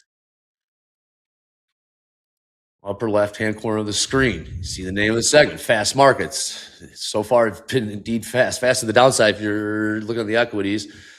I'm going to tell you this. Hit us up at TopstepTV on the X using the hashtag Fast Markets. Hashtag Power Hour. Send us some cool trader wins, proof payouts. Show us how you're using those alerts. Anything you'd like for us to turn around and show off in, well, Power Hour later on today. Hashtag Fast Markets, hashtag Power Hour at TopstepTV on the X. What's this? Buyers? Buyers are, that is a bit of buyers. Nice pullback there.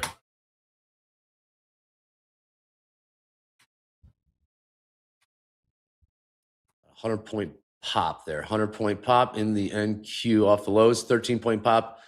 Lows in the ES. Sell into it, right? Maybe. I mean, if you just zoom out over the last couple days, though, there seems to be a lot of buyers down there. You know, Oh yeah, there's a new I green mean, candle. Where are they That's going? why I came in put them again. circles on my chart in the ES What is it? right down there. Came in right again. A 130 Right down point bounce. That looks so scary at the time, though. Where are you? there. ES. That is a 20-point bounce off the others, the sellers. There's the sellers. Not so fast.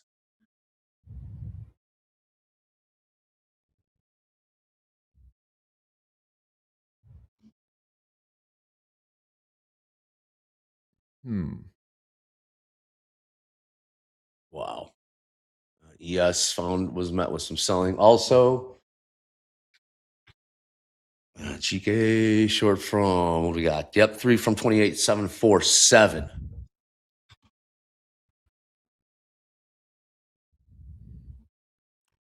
Mesmerizing. We got the VIX just above 19. We didn't get the 20 today, at least. 19.15 at the moment. All right, these buyers are giving it a shot. Yeah, there's that headline. Apple surpasses $5 trillion in market value for the first time ever.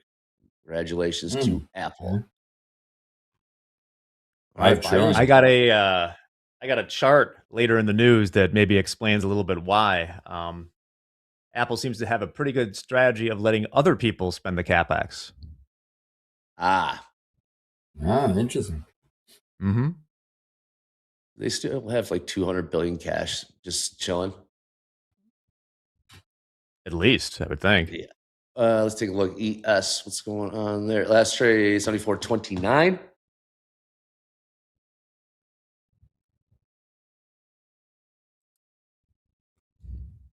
More buying crude. Crude up about almost $1 here in the last 10 minutes. Last trade crude $81.55.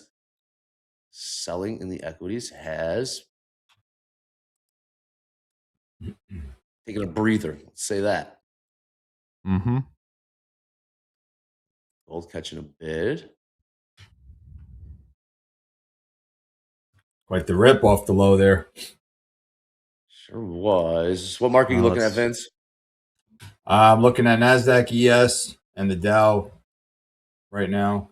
Yeah. The Dow looks identical to these, right? But coming into the open, the Dow is very, very bullish. So it's interesting to see how they're all trading very similar patterns at the moment.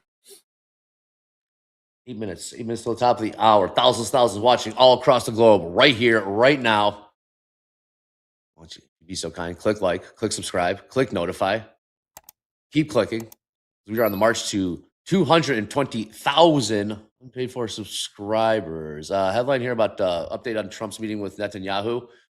Will be held away from the cameras. That meeting is scheduled to take place in about an hour and 10 minutes. That'd be 10 a.m. Central Time.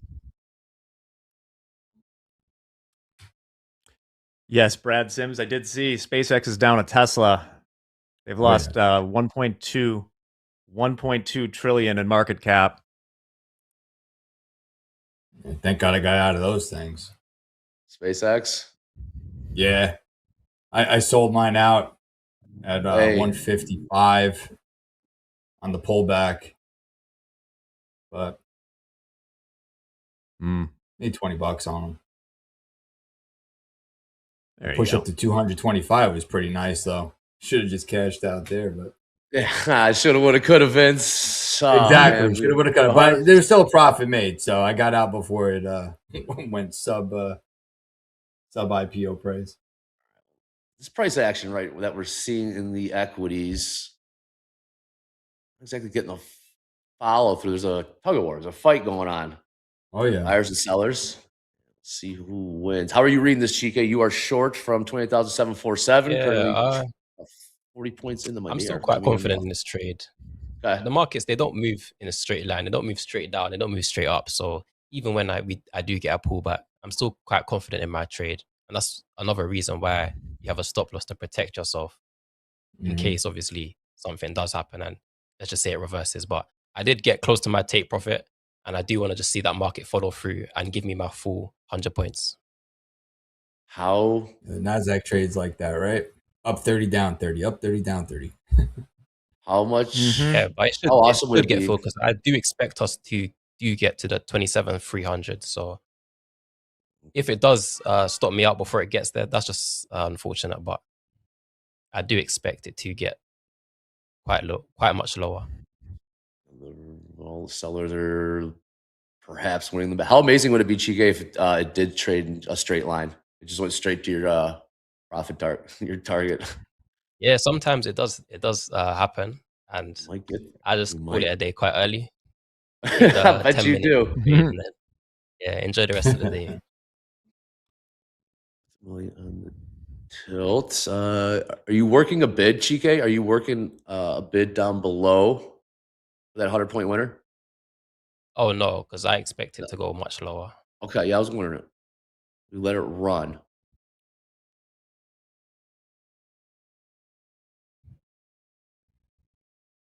Keeps working its way lower. And Q continuing to NQ's weak. see. Yes, it is. 20 points to go for new lows. NQ seeing pretty much just sellers coming in. We were trading right around 28,000 even, give or take. We are currently trading about 300 points lower in the NQ. 4 minutes to go till the top of the hour. Got consumer confidence. U.S. consumer confidence coming out at the top of the hour. Expected 92.4. 92.4 would be that expected number. Previous 91.2.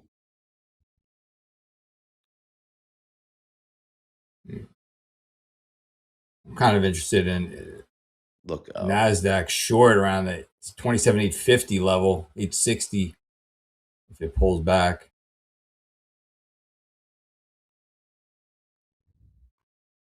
buyers they're trying. They're trying to hold the 27,700 level right now. ES is still about 10 points off the lows. Jack, before we get to that number, how are we looking in bonds? How are we looking in? So wait, Citadel's calling for a rate hike, or they said there's. Yeah, they said they expect a missed rate that one. hike. I guess a little bit of a surprise. Right now, When was- yields have yeah. come in a little bit over the last couple of days, but we're still at 5.11 to the 30-year, 4.62 10-year, and we're back below 4.3, 4.29 in the 2-year. Okay, how are we looking at Fed on Fed Watch? I was FOMC just tomorrow. about to open that. Ahead of Yeah. FOMC, a little less. We're looking at a 31.5% implied probability of a rate hike of a quarter point. I still think they're going to hold, but It's a lot of wiggle room Citadel. between. Yeah.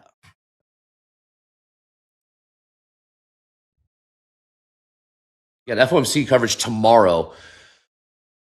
Starting at 12:50 p.m. Central, we'll get a little strategy session. Then 1 p.m. we'll get the rate announcement, followed by the prepared remarks. Then the ever important press conference, the Q&A with Fed Chair Warsh. New lows, new lows, new lows. There you go. In the NQ, I just got 27,000. Filled out? Flat? Yeah. Like that, 100 I'm points? Yeah, nice trade. Chike, 100 points, man. Oh, man. Awesome stuff. Give it up for Chike. Nice trade. Nice Just trade. like that. Selling Hit that like button. 28,747. What'd you buy? 647s, I'm assuming, yeah? Yes. Yeah. That's how you 747. draw I bought 646.75. Ooh, all right. Nice. nicely done. That's the trade right there. Give it up Do for it. Chike. That's the way to do Just it. like that. That is all for Topstep TV. We will see you tomorrow. No, that was Hit the showers. that was awesome. All right, number incoming here. Number incoming Consumer confidence. Man, oh man, that was sweet. This should just sell off. Okay. Less than lower, Before the lower. close. 90.8 consumer confidence miss. And even the micro 90.8 versus a 92.4 expected. This should just continue, yeah. I mean,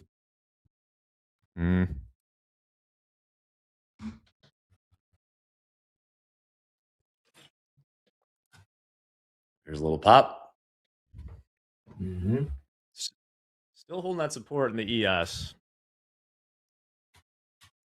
74.20. Chike, what is? Here come the buyers. Yeah. But Nice generally cover, the man. Do we go- direction should be the downside. Yeah, do we go, Nice. do we go back to the well? I mean, we're looking at an 80-point bounce off of a pop off the lows right there in the NQ. We're looking at a 15-point bounce. Again, the consumer confidence lower than expected.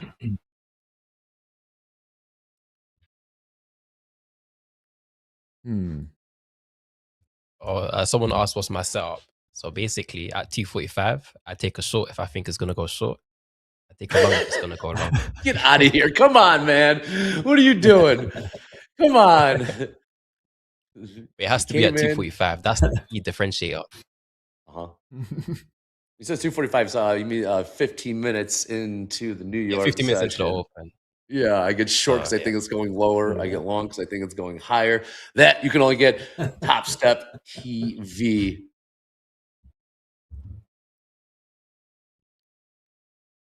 Okay, little bounce here.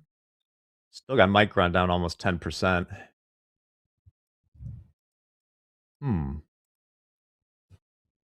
Interesting price action, guys. Interesting. More buying crude.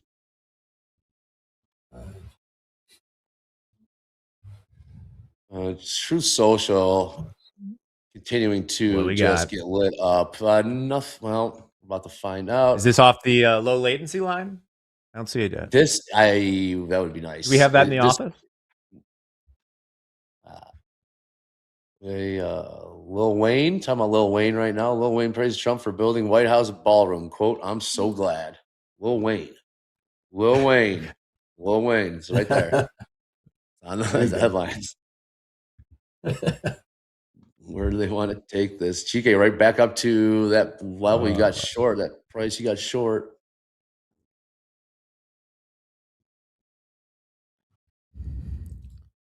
Sellers.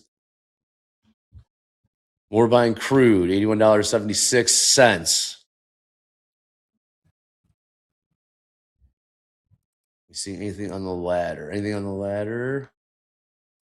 ESNQ. Using that level 2 data on Top Step X. Yes, about 15 on the bid, 15 on the ask right now as we trade 74.30. What about the minis? NQ minis. 20. Nope. 2 on the bid, 2 on the ask. Okay. Vince, you got a setup here? We're still leaning to the bounce. I might look to get short the NASDAQ. I want to see it pull up, pull back up a little bit. Maybe around the 65s or something like that.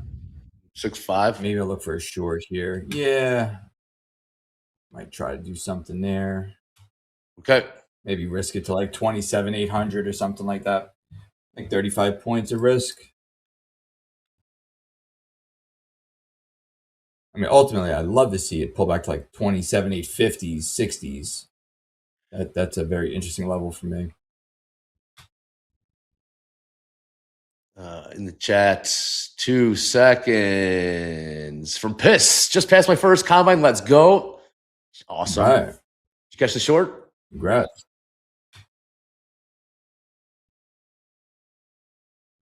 Mm. 76% long tilt. Crude, 76% long tilt. Uh-oh, right there. There's the sellers. Another round of selling. What are you watching, Jack? I'm just watching the MES right now. I'm not getting a lot from the options today. So I'm kind of looking at what everyone else is. I mean, possible 3-bar reversal here. We've got a few seconds left. Jay.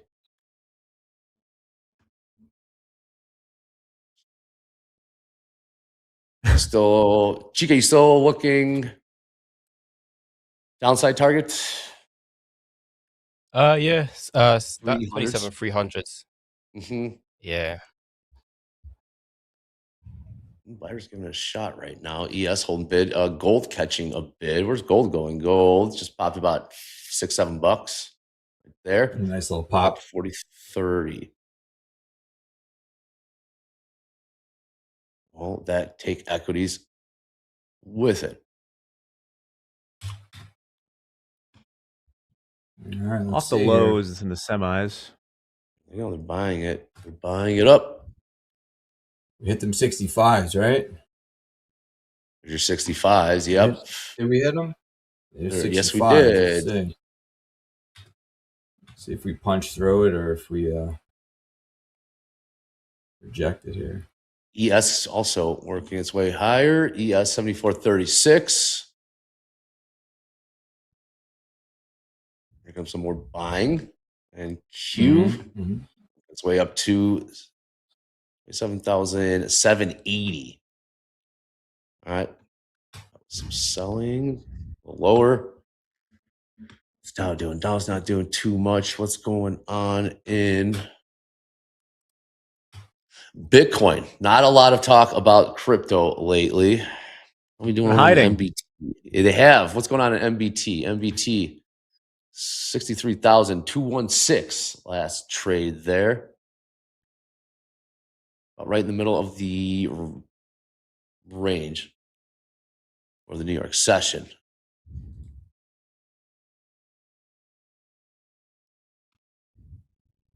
Here come the buyers, giving it a good shot. Yep. And continuing to see push higher. Here we go.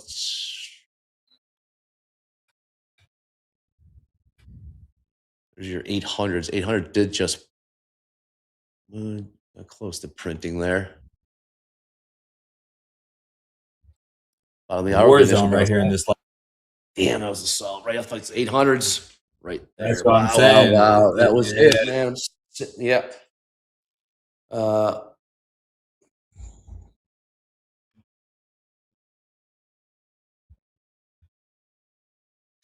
long tilt. Yakko asked why I didn't buy at that SPX level. Well, because the first time it hit it, this was just visual support on the screen. I don't see too much going on with the options. But the first time it hit it was very scary in retrospect. It was just melting down. And then it rallied a little bit. And then when it came back the second time, I wasn't as interested. I kind of thought it was going to fail. Here you go. There it is. Chike had me convinced.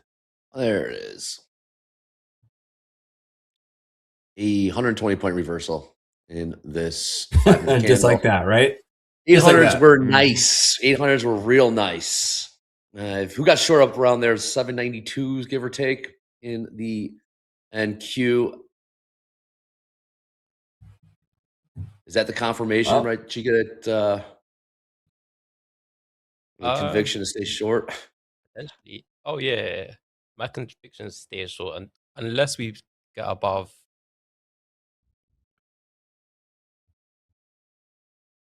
Unless we get above 500s. But that's very unlikely. 500s in the ES. 500s ES. You're working one off the other, right? You got the ES chart, you got the NQ chart. You're working the two off of each other.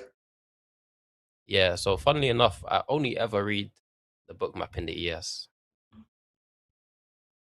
Okay. But I don't ever trade the ES. Yeah, it's just a lot more eyes on that market. So I find it a lot easier to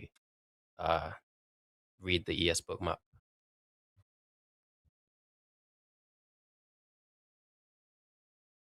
All right, 74.31 last trade. ES. Yeah, it's in important control. ES. Yeah. Also, we got a couple points below 7,400 in the spot market. They are struggled to get above that. Yeah.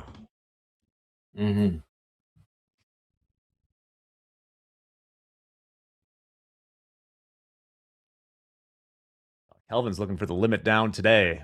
It wouldn't be a day on Topstep TV unless we had one call for a limit down. Always calling for it. Let's see what this new 5-minute wants to do. Again, bottom of the hour, initial balance high, initial balance low prices will be taken down. Those simply the highest and lowest price trade in the first hour of the New York session. All right.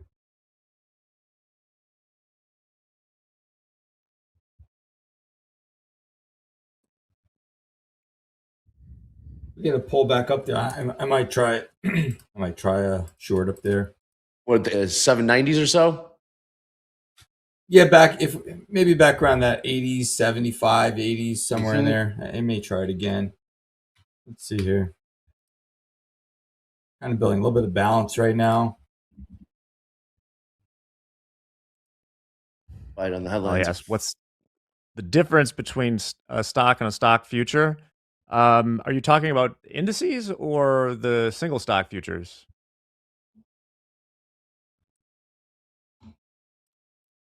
For the single stocks, a stock is the actual shares. You own a little piece of the company. Yes, you do. Futures are a derivative based on those. I heard that they're making single stock futures. Oh, Is yeah. that yeah, They are. I think they're I heard it's already out, getting right? released today or something. Or was that tomorrow? Yesterday? Yesterday. They yesterday's already Monday. started. Yeah. they Are you already interested, Chike? Is that something that interests you? No.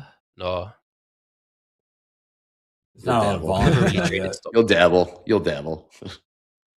Maybe. I knew it. In the chat. That's something that interests the chat. Single stock futures.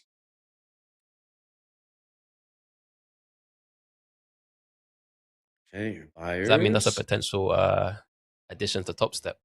I mean, would you like it to be? Because it is futures. Yeah. Why not? More the merrier. I want to see if we can get the SOFR futures too. Especially going into this one tomorrow.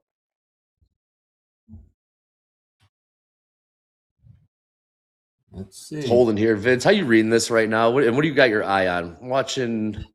I'm really, the only thing I'm really interested in trading at the moment is this NASDAQ, right? It's appearing as the weakest. I'm trying to get short. I missed that one opportunity. That was a good area. I had a good level there. I just didn't execute yet. So a little slow to the execution. Let's see if we get another opportunity though.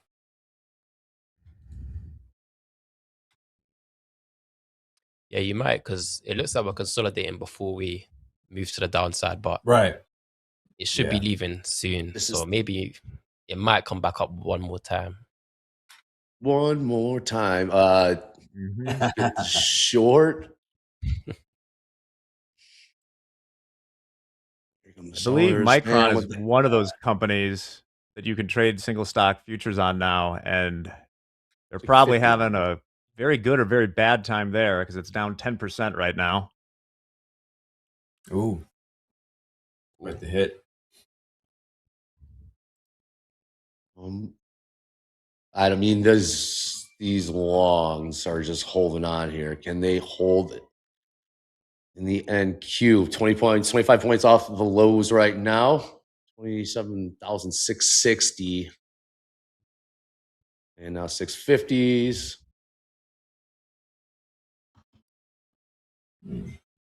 Okay. So we're going to test here. Support for a third time.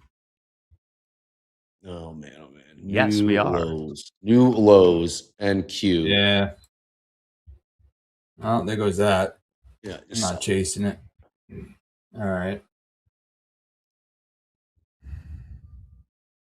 Next up, 400s. 200 points slower. Oh, I'm talking about in the ES.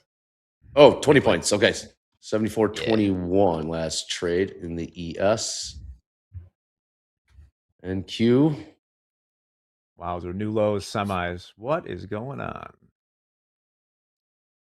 One thing with the ES though, we stopped short of in the excess from yesterday's intraday low, and we held it. So that's a little Yeah, we bit did. concerning for the shorts right there.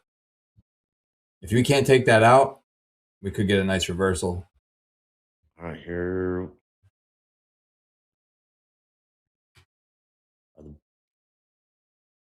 The 5-minute opened up green. Opened up green in the ES and Q as well. Gold is range bound, man. Looking at gold, it's in a range off its open. It hasn't gone anywhere really. Can you sell $16 range in gold? Next stop 400. Can you sell into this pop? And Q. ES holding bid much better. Dow finding some buyers now. Oh boy. You gotta just smash this NQ. Tricky price action here. Crude selling off a little bit. Looks like NQ.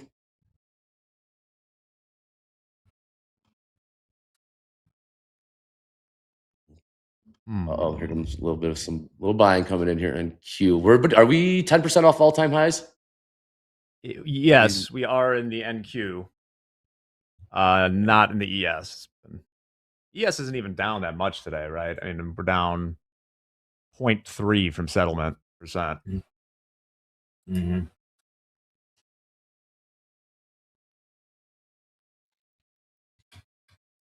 All right. The open range short in the NASDAQ, that was the best trade location of the day. Sellers are getting met with some support. 20. Okay. Let's get to the TopstepTV tip of the week. This is a good one. This is very important. Very, very important. Adapt. Learn to adapt. Embrace market volatility. Analyze past mistakes. Reassess goals regularly. Basically, adapt or die when it comes to this. Not literally. But you got to keep up, right? GK, how do you adapt with what the market states, headlines, fundamentals, technicals? What do you do? I usually, journal first of all.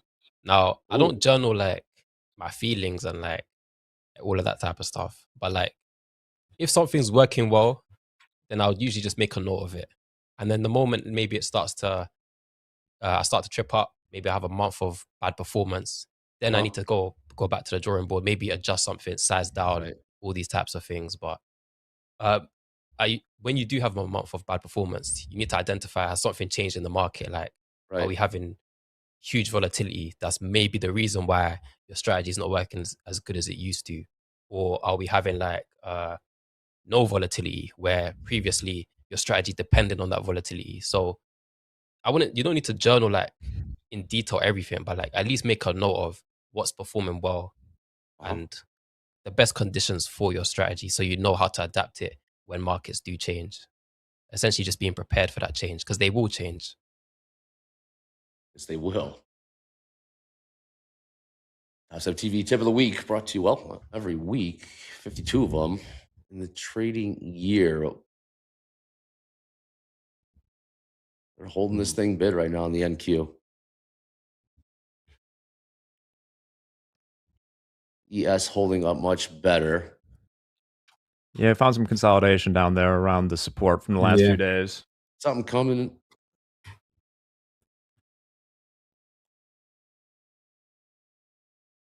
I'm watching the 650 level right now. 27,650 in the NASDAQ. Okay. Yeah. I'm waiting for that tweet. Markets are in a holding pattern right now.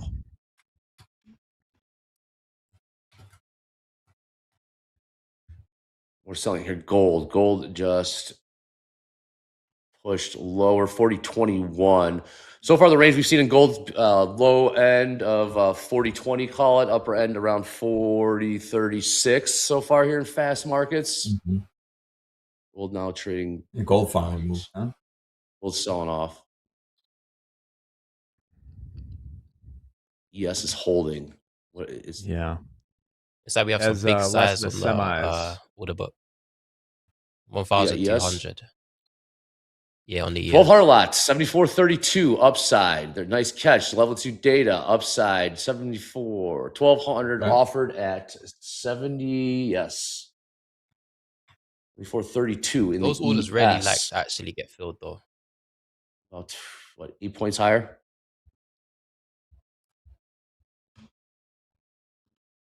We'll go get filled. Where'd it go? It's not moved. It has been up to 74.92 now.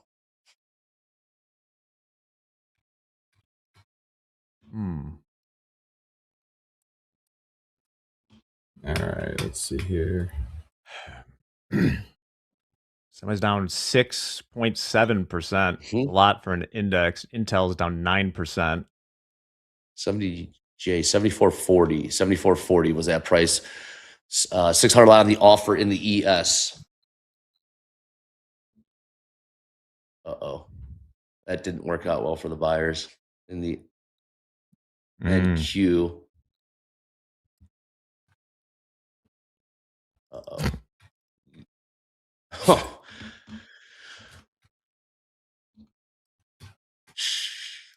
Gold selling off now. Gold, new lows. Gold continuing to sell off here. Gold selling off 40.14, 40.14, 40.13 now trades. Gold first to move. What will be incoming? Something. ES test at 74.20 for a fourth time. Still holding.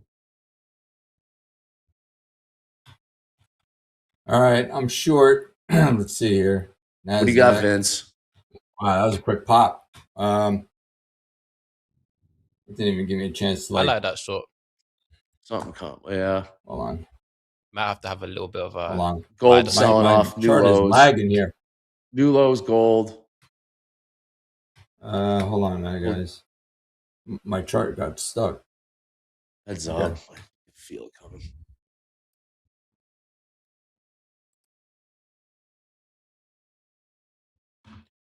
Hop in the equities. Across the wire. Hop in the equities.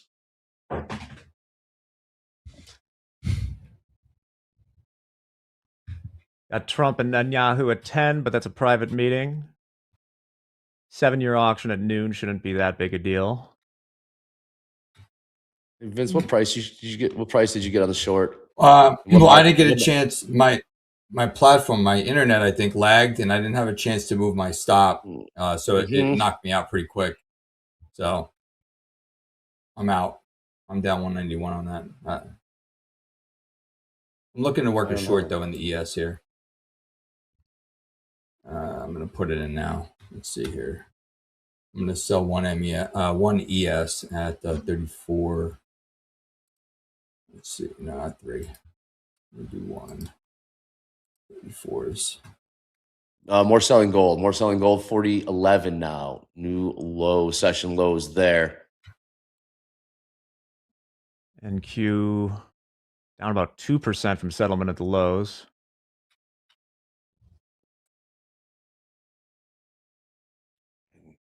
I feel like this is where a lot of traders get tripped up because, like, we're expecting it to go much lower, but the market is kind of just stalling out a bit, where it kind of can give you like false signals or this is that. Like, it could still go up, and I might be wrong, but like typically, just because of the fact it's stalling, that can usually cause traders to trip up. We're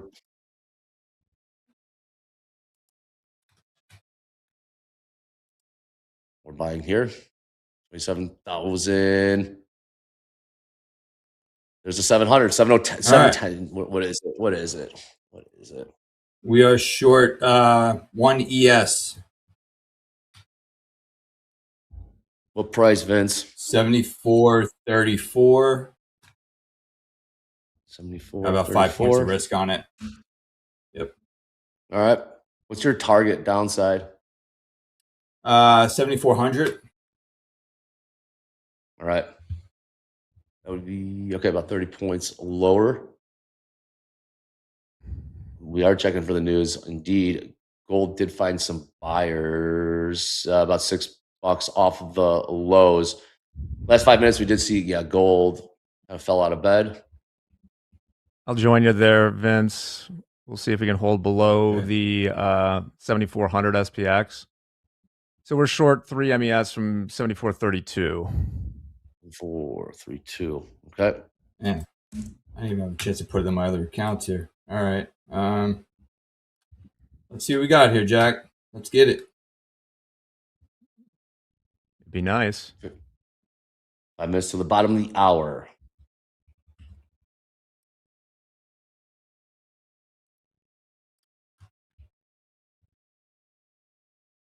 Now catching a bit of a bid. Gold turn right back around, back up to 40.18.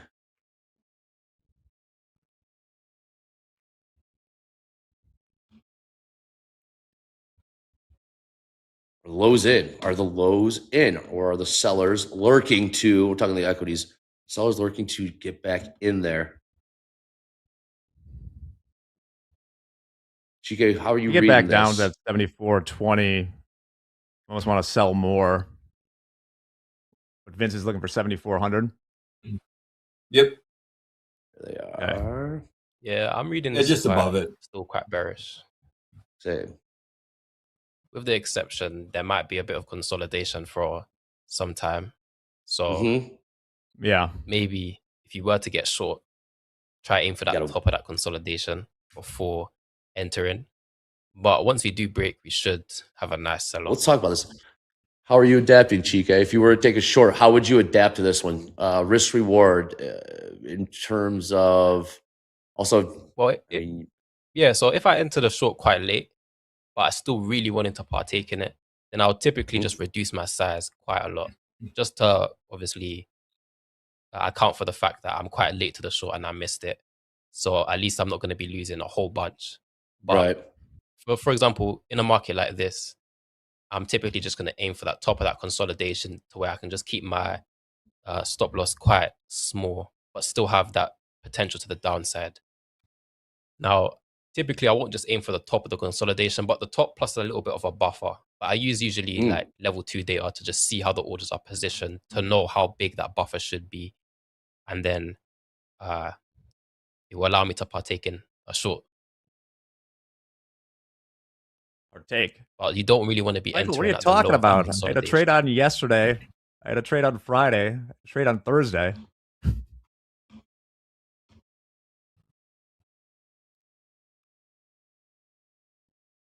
On the hour, 2.5 minutes. Initial balance high, initial balance low.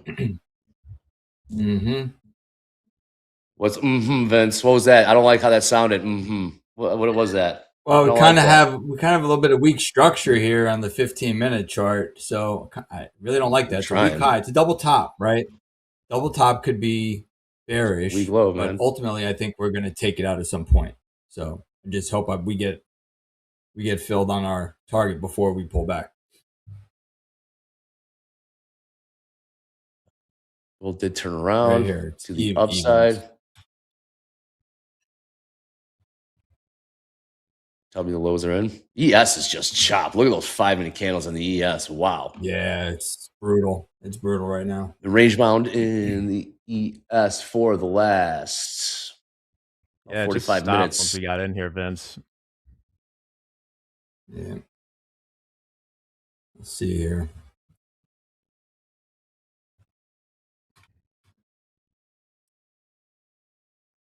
And Q holding above. For a split second, 27. This 700s land the sand in the NQ right now.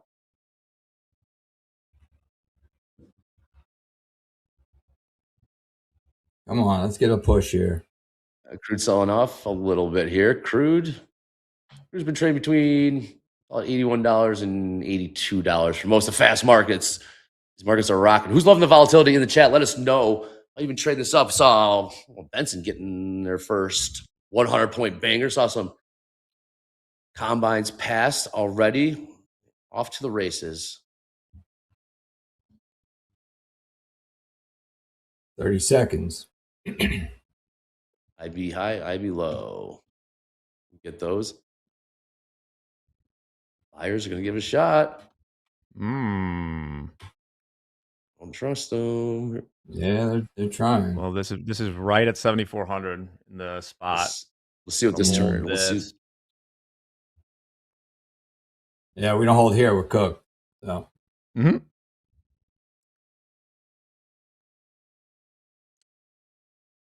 Come on. All right, initial balance high, initial balance low. There, for now. All right, let's get those initial balance high, initial balance. I need your help, chat. Indicators tab. Topstep X. Well, I type in TSX IB, and I'll get those levels right here on my charts. All right, ES, initial balance high. ES, initial balance high is 74.52, 74.52. Sure looks good here, to be fair. 7417. Right at the top of consolidation as well. Rotation. Initial balance high. Rotation right here, right now. Right here, right now. We need this. Oh, yeah, short this. Yeah. Come on. Let's get this rotation down. Short too, Dre? Oh, yeah. Just a big old bear party? 687, 687, 687. Boys. Initial balance high, NQ 27,993. Initial balance low, 27,603. Now we sell off. Let's go. Well, we sell off when where'd the sellers go? I thought they were they left. They're being haters, man. The sellers they're just Mm-hmm. uh-oh. Are they holding the bid right now? Yeah. Why are they holding the bid? Hold on. Did they not remember? Did they not remember we're selling this off? Again, top of the hour. President scheduled to meet with Israel's prime minister. Netanyahu. That will be off camera, though. There was a update there. It will be off camera. So would be surprised if we didn't hear anything get leaked from there. Perhaps the markets are awaiting that. Watching crude selling. This looks like one of those trades. Gold pop. Gold bounced $12 in 5 minutes. Interesting.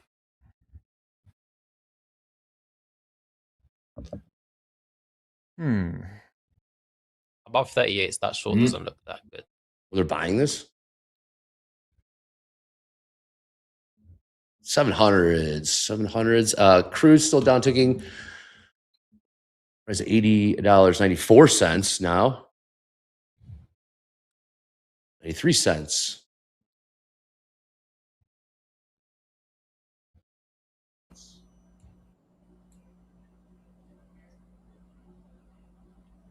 Where are you, sellers? Where'd these sellers go? Stuck. Yeah, I know. Stuck I don't right like at point that. of control. I don't like it. I don't like Stuck being right short at for the this point of long. control. I hate being short for this long. It's scary. If you want, I can call them. I can tell them to. Well, Chige, nerves your strategy. right, I got short because I think we're going lower. Yeah, just sell it off. Just sell it off. Thank you.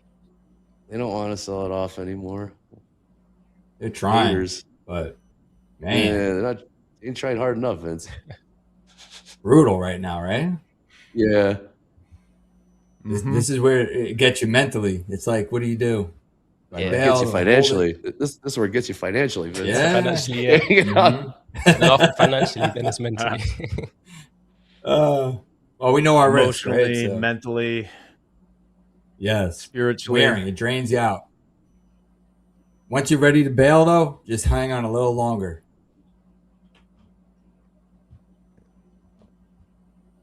All right. Well, as the moment of truth is right around the corner. Chike, Vince, Fast Markets, nice trading. Keep us posted in the chat how you guys do. Chike, couple words, and we'll let you get out of here and get back to what you like to order food, correct? One of your hobbies, you like to just order food. Last time you were on with us. So, yeah, words. basketball. Oops. I'm getting into golf recently as well. Yeah. Respect. Good luck. It's a hard game. But a couple words and nice trading, and I'll let you get out of here. Thank you again, Chike, as always, bringing the heat here on Fast Markets. Yeah. Nice trade, Chike. Nice trade. Yeah, stay patient. Stay patient, yeah.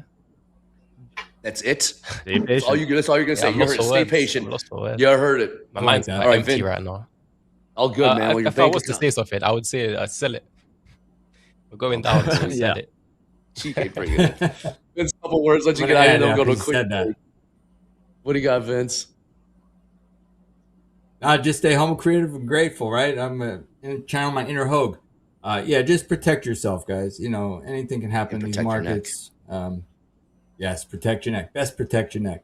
You best protect your neck. I'll see you guys at I think 1 o'clock. So we'll see how we end up turning out after these trades. Okay, thank you, Vince. With that being said, let's go to a quick well, little man. break here, and we'll be back with Michael B in the house. Well done, guys, and we'll be right back after this on Fast Market. Today's episode of Topstep TV is brought to you by the letter V. V is for October. Traders use the letter V for the October contract. Every live funded trader started exactly where you are now. My name is John Hoagland. The path is real. The opportunity is real. One idea, one decision, one trade. Welcome to training camp.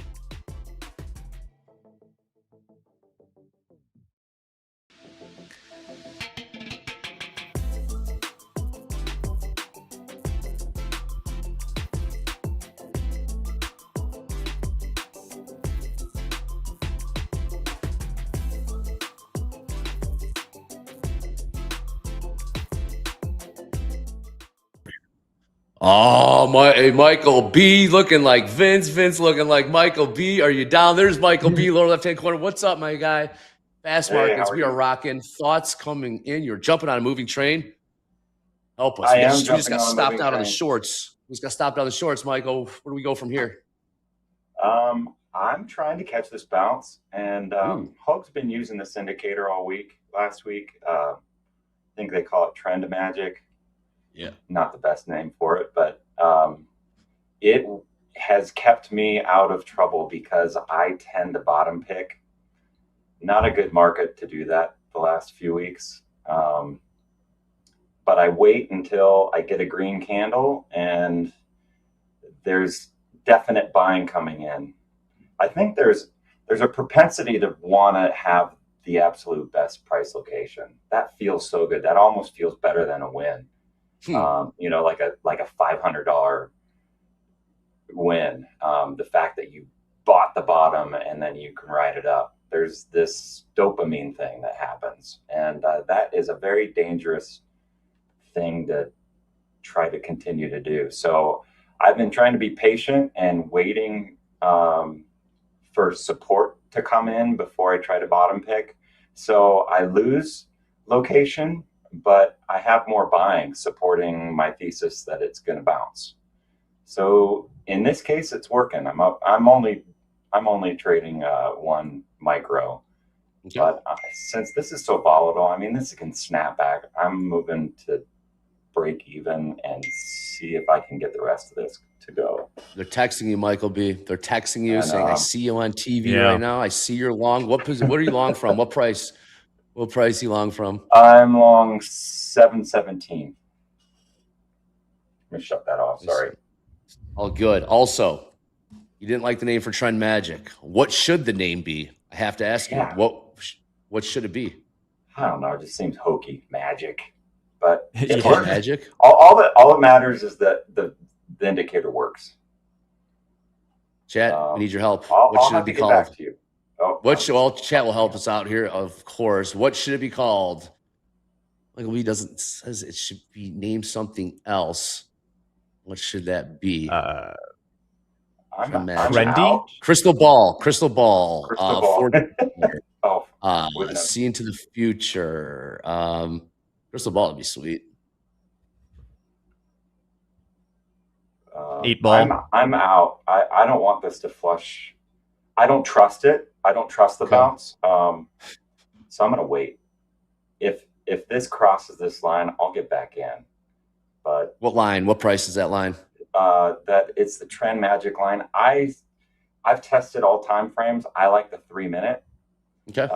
That's sitting at 722 right now. I'm gonna get back in. Long. All right. I'm back in at 720. What did it give me? 725. Okay. Long. 1 micro. 1 micro. Okay. These candles are 100 points each. Let's see, how many? 1, 2, 3, 4. It's like 9 3-minute candles that are 100 points or more. So far, I know it's absolutely So it's far incredible. since 7:30. Are you loving this? Are you loving the price action? Are you loving the moves? It's a day trader's dream, but you get caught on the wrong side of it. You're done in a hurry. Oh yeah. Okay, it wasn't a range trader's dream right there. Sorry, Jack. Well, it'd be a shame if it sold off now because we had that wick. That was quite the commercial break, Andre. It looked like it was going in our favor and then just whipped back the other way. There you go. Yes. All right. Props. Now it looks like it's going. All right, Longs. Good job. All right. It'll be where do you what's your target upside here? Just below VWAP. That would give me let's go to $270 win at 860. I'm actually gonna move to 847 is gonna be my target for a $245 win. All right, very good. You just consolidate ES. A little more buying there. ES. What do we see there? 74.39 last trade. Yeah, we may see a burst of covering.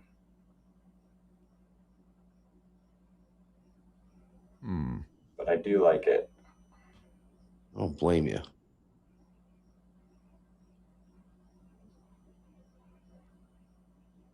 All right, NQ gets up to the 800. Around the semis. Still down 5.7%. There's another indicator on here that is helpful. You'll see all my candles here are red. Right. Visually, that is reminding me, don't take a long, look for shorts. Okay. You just took a long, though. You just took a long. I took a long. Candles are green. Look, the candles turn green. Ah, okay. Telling me there's buying supporting this to cross that trend magic line. And if without that, here's where I get into trouble. See, there's buying here. Is my stream on? Yeah. Buying here. That fooled me. I wanted to catch that as a bottom. Try to catch that as a bottom, and then it flushed, which that actually would have been pretty decent price location. But there was still a lot of consolidation going on. But with these red and green bars, visually, you can get a little confused on where to take the trade. This is called HA Trend 10, TSX HA Trend 10, and it turns anytime the candles are selling below that magic line, all the candles are red, reminding me, hey, market's selling off, so look for shorts. Or wait and be patient, wait for that, proverbial 3-bar reversal. Yeah, well, this kind of visually maps it out for you. And so this trade worked. I was patient, waited for that green candle, and took the long. Well done. Are you still in it? I'm still in it. Okay. I don't know if I'll move my stop. You long from 725? Where are you long from? 725.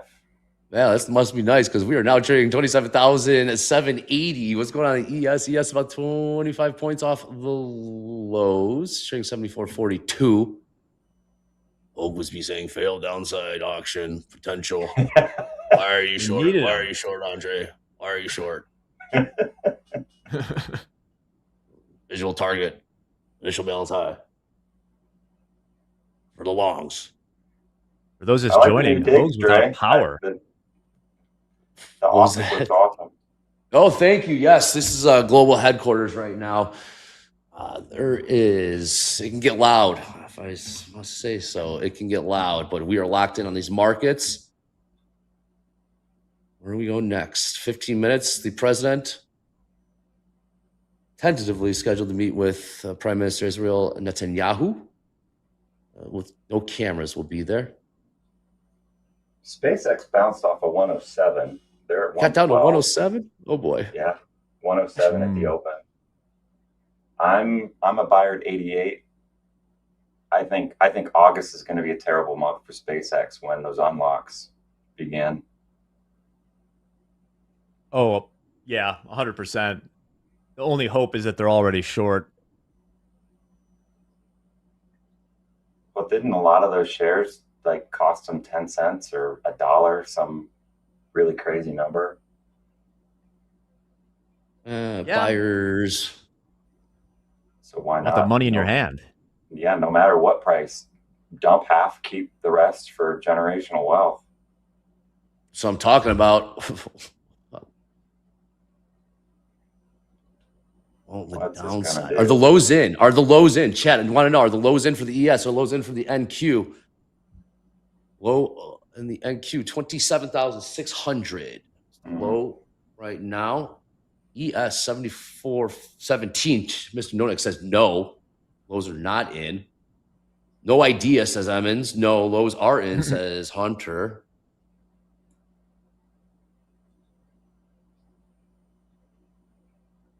You still What do you long? think, Dre? No. Still long. I do not think the lows are in. Okay. But we're certainly not going there right now. What do you think? I want to see those 74.20s get broken. Like, that support has been so ironclad. You know, I'm thinking about Hogue with the note cards. Are the lows in then? Or the lows not in? Indecisive, but I'm going to say that they are not in. Okay. I think that's why I have my We're not take going profit lower, right? below VWAP. I think it may touch VWAP, but it may reject off it. So need some more buying. The Get buyers. close. Here are the buyers. Yep. Ooh.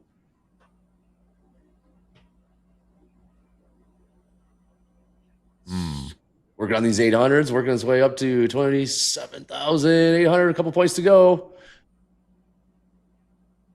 Dow traded sideways. ES upper. Yeah, ES is looking strong. That just broke. Yeah, these shorts ain't so nice. Where's yeah, that? Where's that 3 minutes. generational wealth you were talking about, Michael B? We need. That's SpaceX. I mean, Well, SpaceX. SpaceX. It's the assets that they have and what they. I mean, if Elon puts it all together, they will be the global company that I mean, for everything from communications to data centers, he's built the whole thing. Okay, maybe lows are in. ES working its way. Yep. Here comes the old. We can adapt as things change, Andre. Oh man! Oh man! Oh man! Got my hand caught in the cookie jar there, though. But Michael B is catching this long, looking at almost a 100-point banger right now as we continue to pump higher. 27,826. 826. Yep. Come get me. I'm almost out. Where are you? Are you? I want to move it, but I won't. ES. Come find me. Now. What happened to the sellers? Where'd the sellers go? Is that 10%, huh? Is that what it was? 10% off all-time highs? That's why you're getting long? ES size there. ES also cooking higher. A lot of offers. Look at the ladder. Nice trade, Michael. Give me that. Thank What's you, that? sir? Where's that crystal ball indicator of yours? Share that thing. You guys made it. Yeah, but you renamed it. Oh. After you renamed it, the thing's cooking.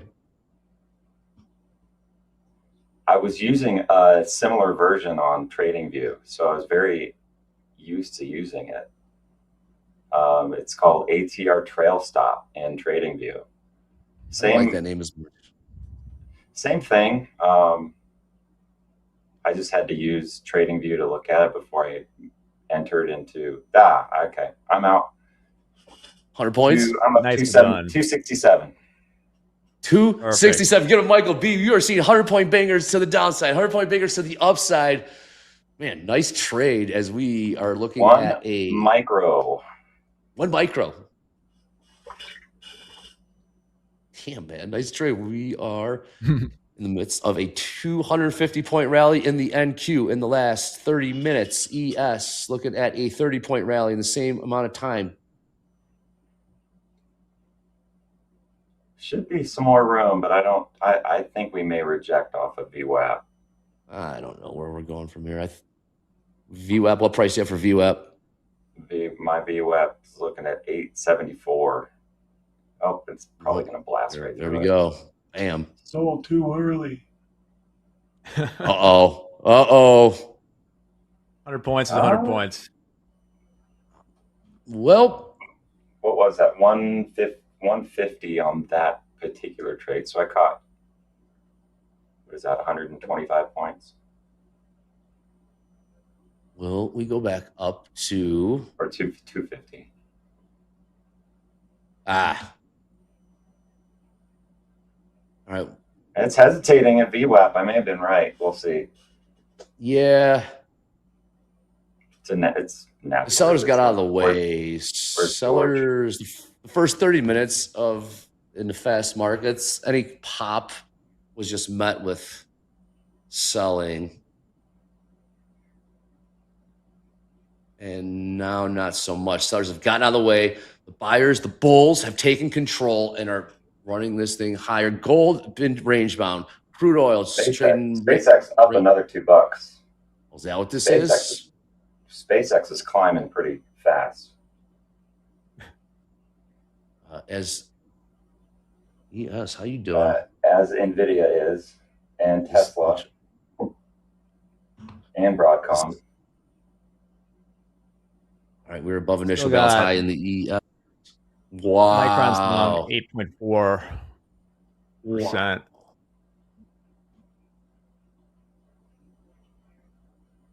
Well, this was unexpected. 40 points. I'm kidding. That's why we had our stops in. Yeesh, those shorts are not so good. Missed my trade on silver, 57. What was your trade on silver? You didn't miss your trade on NQ. What was your trade on silver? I was looking at 57, but I think we may get a rate hike tomorrow, which is going to absolutely destroy metals. I'm just really nervous. So I love this price, both for gold and silver, but with the rate hike, we may see more aggressive selling tomorrow. Could use that aggressive You're selling. with Citadel. You think they're really going to do it?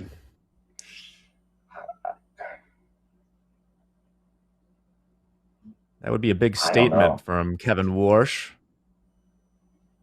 Right now, need 7 votes? 30% chance. Is it? What? We need 7 votes, Yeah, correct? 7. You need 7 votes. We already got 2. Because, and I just recently learned this, is that if you deadlock 6-6, it just remains unchanged. No kidding. Yeah, it just stays the way it was. Weird system. Why they have 12 people to vote? I don't know. Yeah, odd number. Where's the odd number? Again, FOMC coverage tomorrow, starting at 12:50 p.m. Central.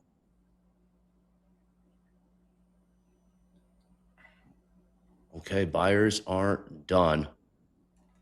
Here's something I was looking at on NQ on the daily. What do you got? There's a pretty big gap. So we sold off all the way down to 600 today. Keep buying this thing.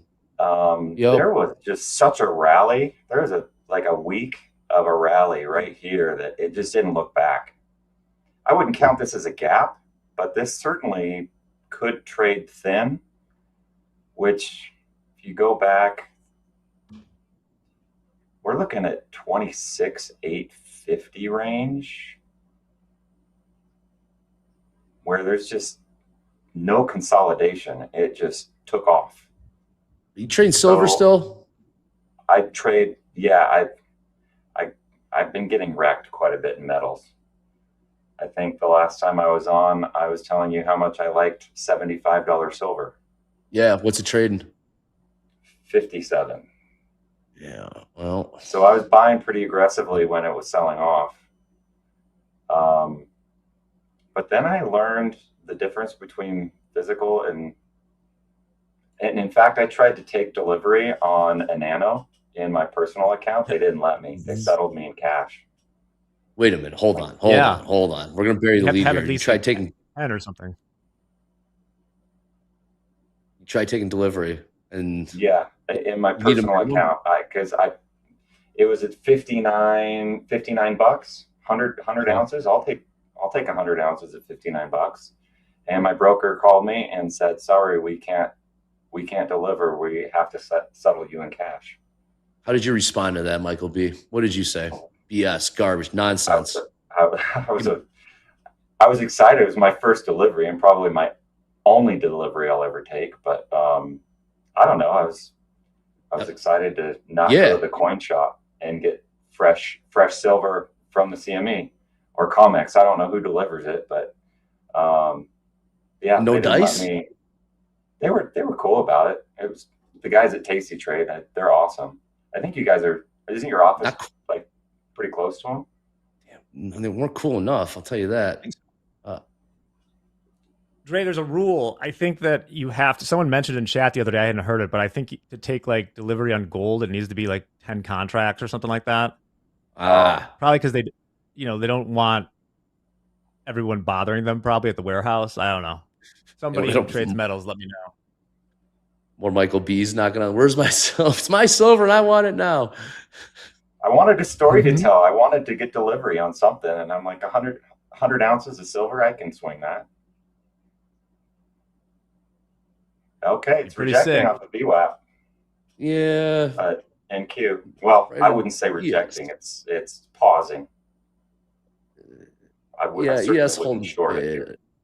You would or would not? Would not. I mean, my thesis says short it, but I'd probably wait for this to cross that magic line again before I'd short.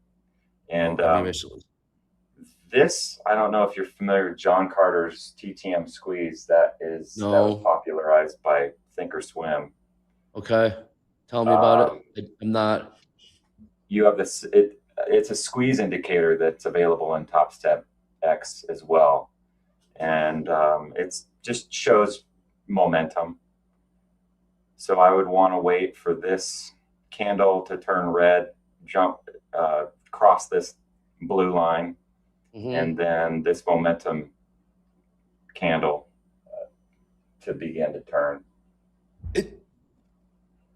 What type of setup are you looking for? What are the conditions to when we see a squeeze, a setup for a squeeze perhaps taking place?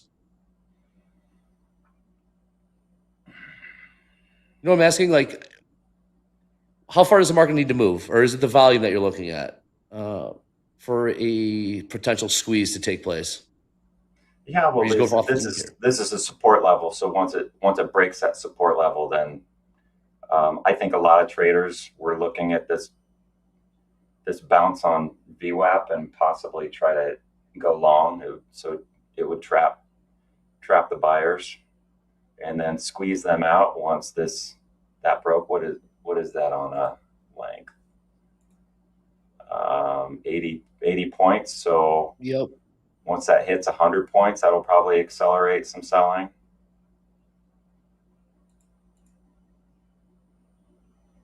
Well, speaking of which, we got a little bit of selling in the ES right now. Pulled back about 10 points off the highs. Could use a little more. ES has been a lot stronger than NQ last few weeks. Yeah, it held. It didn't want to go lower there. Now selling off. Okay, so there's ES, my other screen. Same indicators. Netanyahu has arrived at the White House. For a meeting with the president.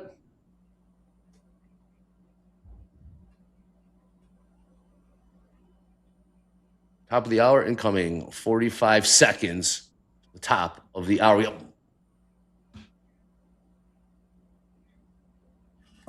Yeah, this could sell off. SpaceX is selling off. Tesla is selling off. Not selling off. We got negative candles. What's the 3 minutes short? We need this thing going lower here. We need this SanDisk is on 14.4%. That's a lot of percents. Yeah, well, all right, Dow's selling off. Micron, the bigger one, as I mentioned, is below $1 trillion in market cap now. It's down 9.7%. So they're still down near the lows. I want to see what's going on in the single stock futures on Micron today. I was just thinking about that. How about that? Probably that meme with the room on fire. I heard there's not a lot of volume in it. Not yet. Not yet. Is Trend Magic saying we're going up, higher, or lower? We'll just we're still green. It bounced off. It's bounced off that support level, that Trend Magic support level, 3 minutes specifically, because that Trend Magic will move with your time frames. 7-year auction at noon Central. 50-50 tilt across the board. NQ. So far in fast markets, NQ has about a 300-point range or so. Low of 600, 27,600. High, right, the range, 27,900, call it. ES looking at a 40-point range. We just sit in the middle right now. Top of the hour has come and gone. Bottom of the hour, we will get the London close. The London close.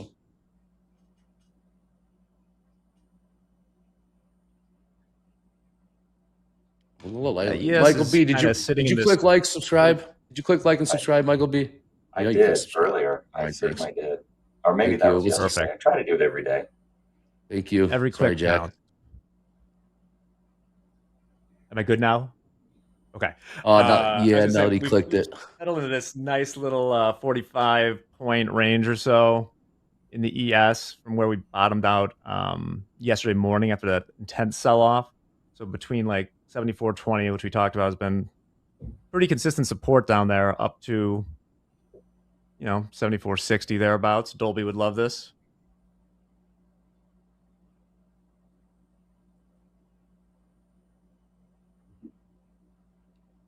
Market's waiting. Are the markets waiting? Are the lows in? Michael B, are the lows in the equities? I don't think they are. You don't think they are? I'm kind of a perma bull. I'd rather wait for the turnaround versus take a short. So I do miss a lot of opportunity, especially over the last few weeks. But I don't know. I think the market's going to be pretty turbulent over the next 4 weeks. This week is just getting ramped up too. Yesterday was wild. I think so. We got what do we have? NASDAQ is 10% off the high or whatever today. S&P is only like 3% of its all-time highs. So I mean, it's just been like an absolute smackdown in the semiconductors that is really. That's what we're seeing here. Well, and it wasn't that long ago we were all having a conversation of 7,000 S&P. It's like, I don't know if it's going to get there, and it feels like we've been in kind of a bear trend over the last few weeks, but S&P is still at 7,400. It's like, wow, there really hasn't been that big of a sell-off over there. No, not at all.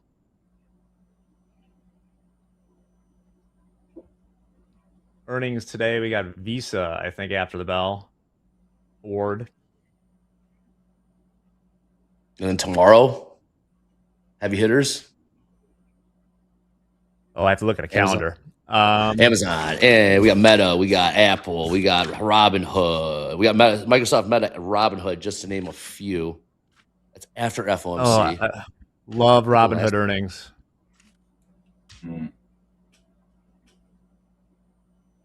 50-50 tilt across the board.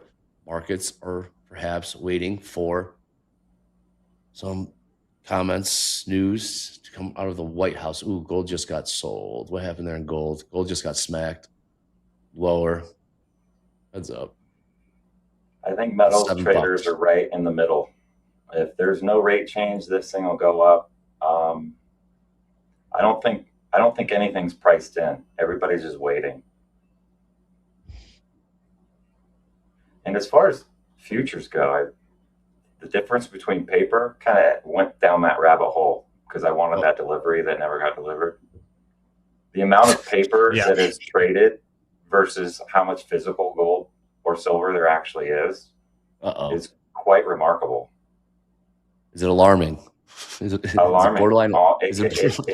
Don't overthink it. When silver was trading at 100, it was like something like 250 ounces of paper were being traded, but only 1% of physical was available. Well, yeah. Well, that math doesn't add up, does it? No. It Michael B. The whole, conversation around price manipulation, I mean, that it's ripe for it when you have that much paper. And it's an unlimited amount of paper. If there's a buyer and a seller, they will issue a contract. Michael B. Don't. Come on. There you are. Man, that looked like a good short. I'm glad I didn't take that. I did take the short. I'm not loving it right now. What changed? I don't blame you, Dre. That looked juicy. Oh, I was sitting in the money real nice, Michael B. And I thought we were going highs, lows, highs, lows. When gold puked right there, I said something coming, but apparently it's the buyers. That's what's coming here. Yep. Why'd that bounce? Or is it not so fast? Because gold just sold off. Gold just turned around. I'm back in the money on this short. Gold 40.22 last trade there. Let's go to gold. Yeah, it's chopping. We're waiting.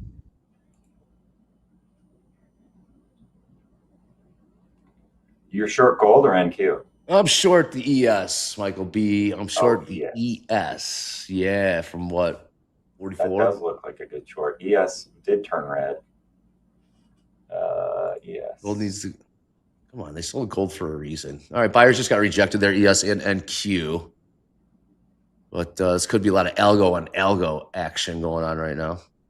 London close. Algo on algo violence. Yeah, 23 minutes. Till the London close.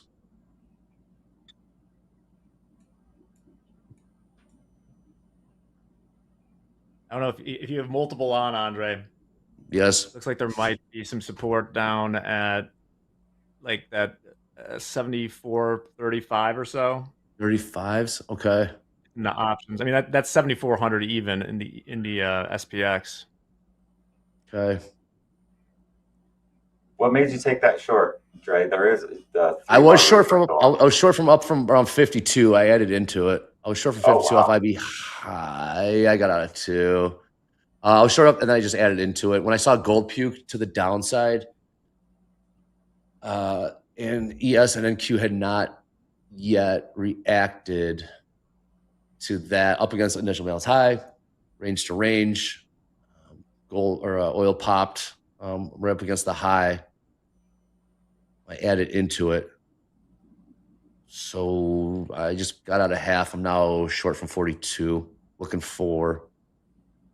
I think that rally was a bit of one big short squeeze. If there was initiative buying, as Hogue would say, I think we'd be higher right now, and they would continue to run higher and higher and higher. Yeah, NQ would have blasted through VWAP. These are discount price. These are discount prices. Obviously, there's bulls lurking everywhere, just based on what we're at. 10% off all-time highs. And if this was initiative buying, we would be continuing to rally. I don't think whatever is going to come out of the White House is going to send us to the moon. I could be wrong.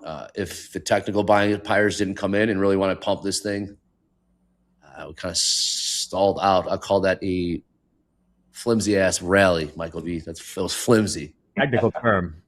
Technical term, flimsy-ass. And I'll tell you what's not.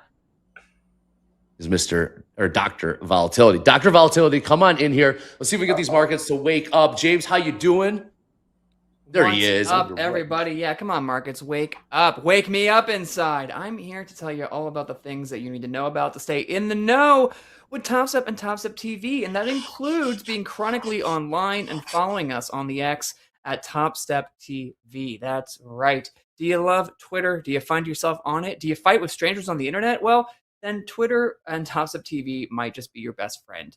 Go ahead, click on the link in chat, and give us a follow today if you're not already doing so. Now, if you're wondering, what do I get by following you on Twitter? Well, you're going to get clips from the show. You're going to get highlight reels. You're going to get best of footage and more. Sweepstakes, giveaways, more of all that can be found on our X page when they happen. So if you want to be the first in the know and you can't always stick to the show, go ahead and head over to X and give us a follow today. While you're there, be sure to follow the core Topstep account at Topstep. Follow at Topstep News for all news events, and of course, follow at Topstep.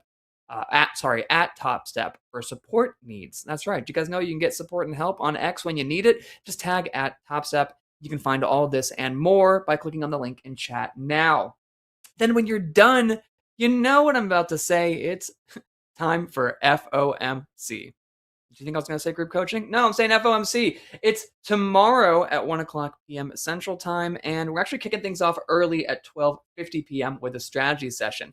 Come see Kevin Warsh do his thing, seen here in some images created by our social media team. These were sent to me last night, and they're really good. Don't worry, we're working on getting them up there for you now. But Kevin Warsh is going to be doing his thing on stage, answering questions from the press, and of course, delivering the FOMC remarks. That all goes down around 1:30 p.m. Central Time. Here we go. Here they come. Take a look at some of these gorgeous top tier comments. You know, that's right. Most everybody here at Topstep does hold a degree. We did get all these. This is my personal favorite. Anyway, again, this all goes down tomorrow at 1 p.m. Central Time. Again, we're kicking things off with this strategy session at 12:50 p.m. Central Time. Come hang out. Don't watch FOMC alone. Stick with the channel that breaks down everything they're saying in real time as it happens, and make sure that you don't feel caught unaware. FOMC Watch tomorrow, 1 p.m. Central Time, starting at 12:50 with our strategy session. And of course, we're still doing group coaching, so go ahead and send us your group coaching questions. We're dropping the link in the chat now. Click on it, fill it out, and then be back in your seats by 12 p.m. Central Time for group coaching. You never know what you might learn, so go ahead and tune in today and tomorrow and the next day and the next day and the next day and the next day until you are running group coaching. Now, before we get back to the charts with Mohammed and the rest of the team, Apple is launching a new program that would allow customers to lease some of its products without buying them. The plan would replace Apple's current iPhone upgrade program, which allowed customers to swap out iPhones for a newer version after making 12 monthly payments. The new leasing offer applies to the iPhone 17 and Air models, starting at $18 a month, as well as the Apple Watch Series 11 and Ultra 3. Customers would be able to lease those products for either 12 or 24 months. Macs and iPads will have a 24 to 36 month lease term. Leasing options are available at retail stores, online, and in the Apple Store app. The move comes at a time when electronics are getting more expensive and consumers are holding onto their devices longer. It's also ahead of Apple's new iPhone launch in September. That's expected to include its first foldable iPhone, Apple's most expensive iPhone yet.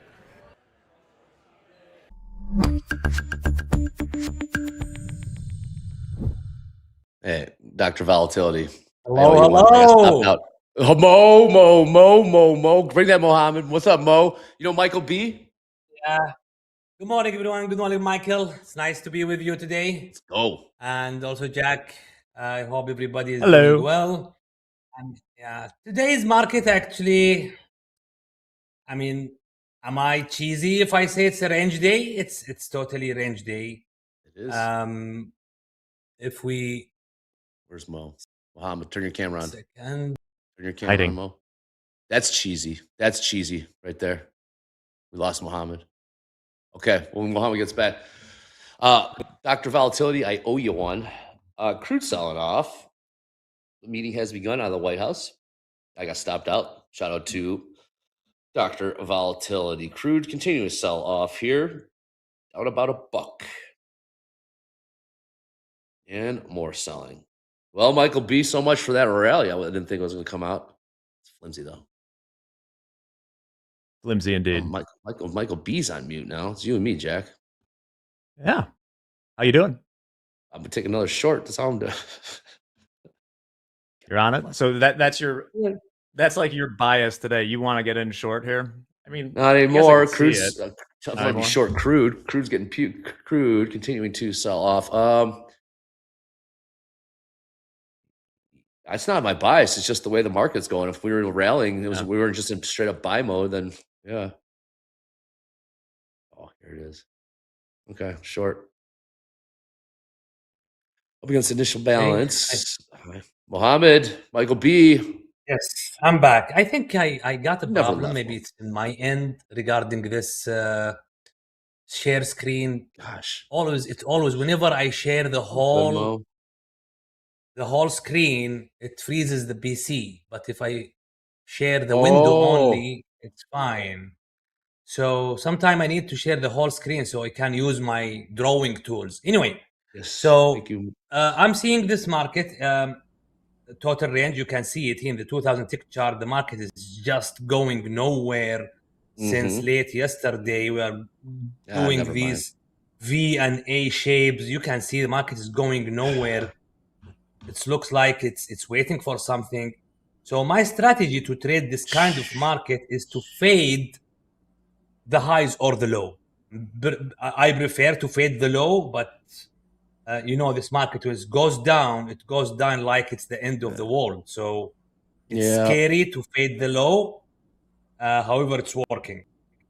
Looking to fade the highs around 7,400. 68 up to 70. 68. Yeah, not looking for a trend moving because we have FOMC tomorrow, and we have this market. Ranging since yesterday. So if we look to the type of day, we have a range day, selling the high, buying the low is the game so far. We can see buyers taking control and suddenly they lose it. Then sellers taking control, then suddenly they lose it. So who has control? I would say now it's buyers, but we are at the high of the range, so they might lose it at any minute. Yeah. So I better watch this, buying low ranges. If I have some pullback here around 7,040, might try the pullback with a stop below 7. Yeah. Because buyers has control. This is why. So buyers has control doesn't mean I buy it here at the high. Crude's getting smoked. Especially in the range. It's Mo. Crude's continuing to just get absolutely destroyed. Crude down about $2 right now. Absolutely getting sold. Yeah, $79.85. Again, the president and Israeli Prime Minister Netanyahu are meeting right now in the White House. So we're watching crude continuing to sell off. Crude down new lows here. Crude $79.81. We're talking about a $2 sell-off. And now the equities caught a bid. So much for those shorts in the equities as we pump higher here. That was the plan, Michael B. They're going to come in and talk up. All right, here we go. We're cooking. Mohammed, upper end of 74.68, yeah? Yeah, I'm looking to the 68 area. If I see the just market recovered is 300 points. 600 to 900. I will sell it at 70. It's selling it no more. more. Still only 5. 74.70. Yep. 74.70. All right. Well, I wouldn't. Whatever they're saying in that Oval Office is that's how you give back a whole day, Michael B. I wish I was long like you were. Yeah, I wish I held, but I wouldn't. That pullback from my profit was, that was 80 points. So I'm glad I sold, actually. Let's see, that was right there. Yeah, that was news. It was headed down. I like your short. I like your short. Nah, well, whatever that was powered by a tweet or something Trump said. I know deep. I was 4,500 realized. Now it's only 500. I know. I'm looking at it. I didn't know that the crude was going to sell off and we're going to rally like that. I ain't done though. 70% long till ES above initial balance high. I mean, looking for a short here is not a bad idea. Not anymore. They found a reason to stop selling it off. With this strong momentum, I would rather wait for a 5-minute green candle at least. Well, you're crazy. You can't. Don't short this, man. This ain't. They got crude. Got it going. Ooh, wait. Crude new low $79. $79.66, and we are off to the races. ES about to put a new session highs.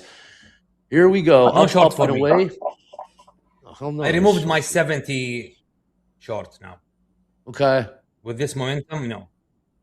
Nah, new. More selling in crude. More selling in crude. 75. All right. In hindsight, looks like the trade that got missed was this attempt at a double top. Wow, where is this headline? Yeah, when that broke the double top, Woo, that should have entered there.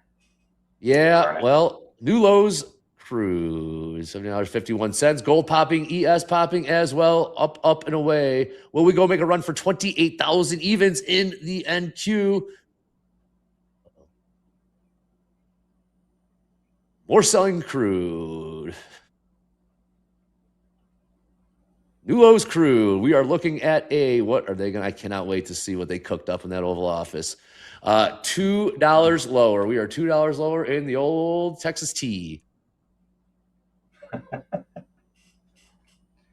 Not wait to see what the brain trust came up with. Let's see. Okay, so it broke a previous low of 79.81. When's the last time it was at this price? Which one? What price? July 26th. Of 2 days ago. Is there more room? More gas in the goose. More gas in the goose to the upside. More buying, new session highs in the old ES 74.69 3/4. That's why 70. This is my. Don't know. That's my level. 70 is my level.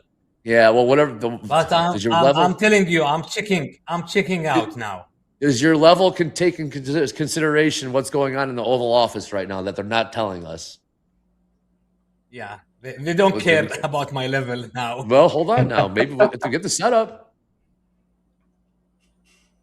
Yeah, there is no setup. It's just a blind sell at a level that's coming during market craziness, strong momentum. So you have to readjust and wait. So this is what I'm doing. I'm waiting. Yeah. Might regret it. I don't know. Yeah, well, what's going on here?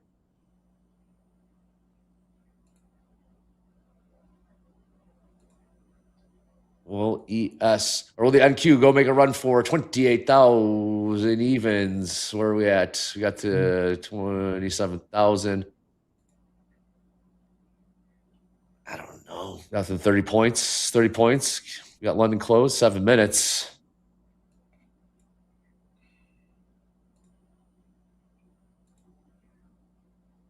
And everything just changed, just like that.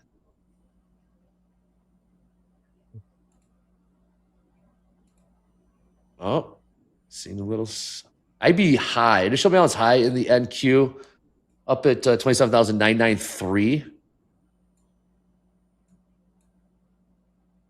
And what a move.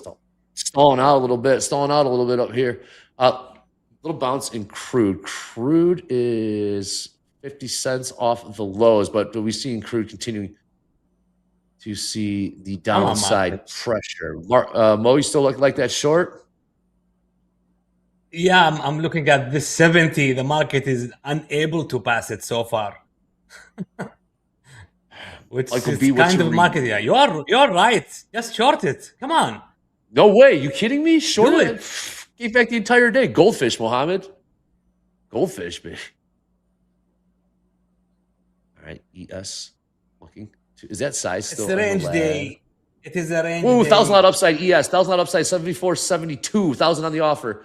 A couple points higher here. Using level 2 data. In front of that, we got a 500 lot, which was filled. Where is size on the offer? 74, 72. Oh, yeah, I see that. Oh, I want to lean up to that. I'm too late. Oh, I'm going to. You bet your ass I'm going to. Filled? Oh, they pulled it. They moved it higher. But we got that 500 line. Did get filled at 74.70. Or 7,500 offered. A couple points higher in the ES using level 2 data. 600 on NQ just sold. 600 on the offer? Yep. Minis or micro? Minis. Let's see. Is there anything else? Come on. I want to get short in front of this so bad. Again, go to my. Okay, you can see it there. Who's screen got Mohammed? You see that offer, Mohammed? I'm looking at micros, so. Oh, look at mini. 1,000 on the offer. 74. 30. Micros, of course. I don't want to let them scoop. Cool. Yeah. See it right here. See this big fat order. That's 1,000 offered at 74, 73, and 3/4. 3/4. There was a 500 lot filled. Oh, there's a couple thousand lots. Sorry, just came in. Oh, I'm getting short in front of this. I have to. All right, you see all this 1,000 lots coming in. 476 too. Yep. All right, you see these? Filled. 74, 73 filled. 1,000 one more times. 1,000 at 74. 73. We're going for this 1,500 lot now. Stay here. I got short in front of it. Probably not good. Going for this 1,500 lot. You see here. Isn't that level 2 data? Top step X. 28,000s. We now just saw 28,000s in the short 74, 76. 5. Only 5. The extension of today's range. Look at that size, baby. All right, 1,500 lot incoming. Where are they long from? I can only imagine where they're long from, Michael B. I know. What a great call out. What I was not quick enough to jump ES in. ladder. ES ladder, level 2. 1,000 lot just got filled at 74. Shit, what was that price? 73. Just got filled. Let's go. Mo, where are you short from, my man? Where are you short from, Mohammed? 76, 74, 76. 74, 76. And this is why we have a range from 7,450 down to 7,425. So this is the extension higher range, 74, 74. So I even get better price, 74, 76. Fading the highs. It's a range day. I'm sorry. It ain't well, you see that size come in. I know it sounds crazy how to short this, but my plan is saying this is the area to short it, so why not? It's a 1,000 lot now. Oh, that 1,500 lot didn't fill, or did it move? Did not get filled. That's what we were reading there. 1,000 lot did get filled.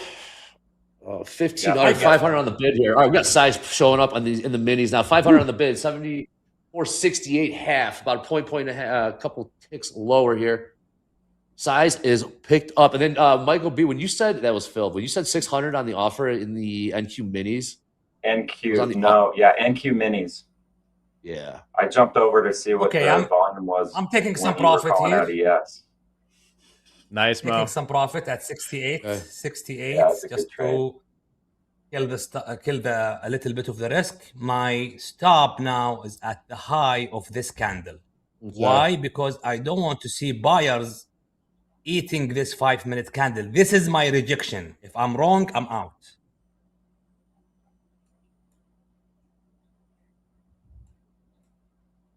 Yep, that 1,549 offered 74, 77 half is sitting there one tick above the high of the day. That's a statement offer right there. Now the question is it just grabbing liquidity to go get it? Yeah, well, there's a 500 lot just showed up on the bid now. A couple ticks lower, 74.68. Size is coming into the ES right now. Yeah. By the way, I'm not looking for a full rotation down there because I see 7,462 would be a Phil. retest of the previous high. So the previous high would be a retest area. So I will take one here at 62. At 62. So if that retest successful and the market continue going higher, at least I took one. Yep. London close. London close. London close. Get those questions in for group coaching. Link to the form pinned to the chat. Oh, well. All right. Okay. Back to the draw. Is that 1,500 lots still up there? Yeah. We're just going to go fill that thing in the ES. Switch over to it.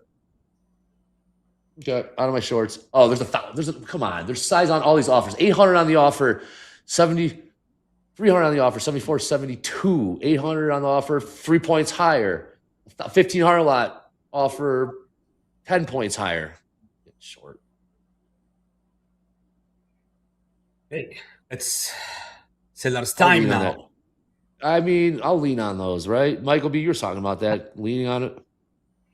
Yeah, I was just too late when you saw it. You can still lean on it, but I've seen bids and offers, huge bids and offers be abandoned too. Oh, another 800 just came in. On the offer? 475, yeah. Wait a minute. Hold on. On ES. Dario, what do you mean these people are getting old? Who's getting old, Dario? Oh boy. Uh-oh. What did you see? I mean, by definition, we're all my getting office. older. My Guess what? office. You're gonna be old. Dario, my office. You're gonna be older tomorrow. You're old. Click like, click These subscribe, people click are notify. getting old. Whose people are we? Which people? Oh, I guess being called these people too. We have names and dreams and families. Michael B., welcome to the big show. They're calling us old, man. Welcome to we've made it. Oh. We are not getting any younger anyway. We're old money. wiser. Old money is what you're talking about.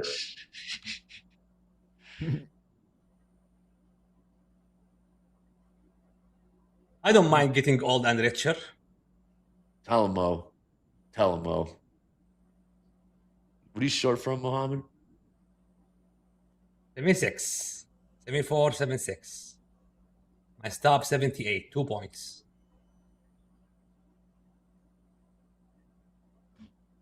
I think Bryce is going to try to get those bids. I think you're right. Or offers. Offers, rather. Okay, again, using that level 2 data. If you want to go to my screen, you see it up here. ES is currently trading 74.69, so about 7 points higher. You see this 800 lot, I call it 900, up at 74.75. Higher than that, we have a 1,500 lot up at 77.5, which would be new highs like Jack was talking about. And it seems as though crude has found some more selling. But that level 2 data really comes in handy. Mm-hmm. Yeah, it does.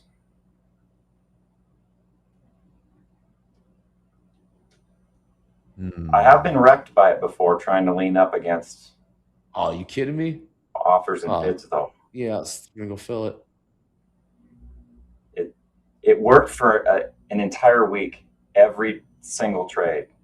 And then the next week, it just decided to abandon all the offers and bids. And it felt like, like a cheat code, like I found a cheat code. And then it just did not work the next week and got absolutely worked. Leaning on it or go get it? Yeah, so right now I want to buy. Yeah, me too. I just reversed. We're going to go get that, Phil. Yeah, I think at least that 800 lot's going to fill. It's 865 right now. That 1544 has not moved. it seems like it's going to get it. New lows crude. Crude $79.08 would be that price. Crude down over $2 in the last 30 minutes. SpaceX up 10 bucks from Were there headlines, 107. or is this just they're cooking? oil doing They're in the oil lab in the old Oval Office lab, and we haven't gotten any word on what the word is in the old Oval Office. Yeah. So no, we don't know what it is yet. Well, it's probably safe to say whatever like the first thing out of it is going to be positive. Oh yeah, I think that's a terrific fair meeting. Yeah, nothing is.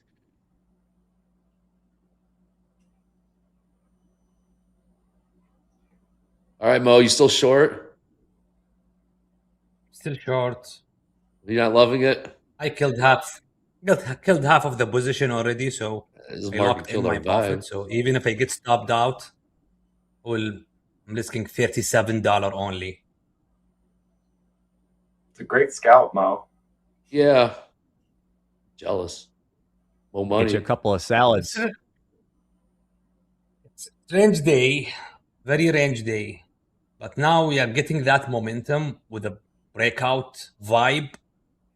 So if we pass this high, now this range day will be converted to reversal up day.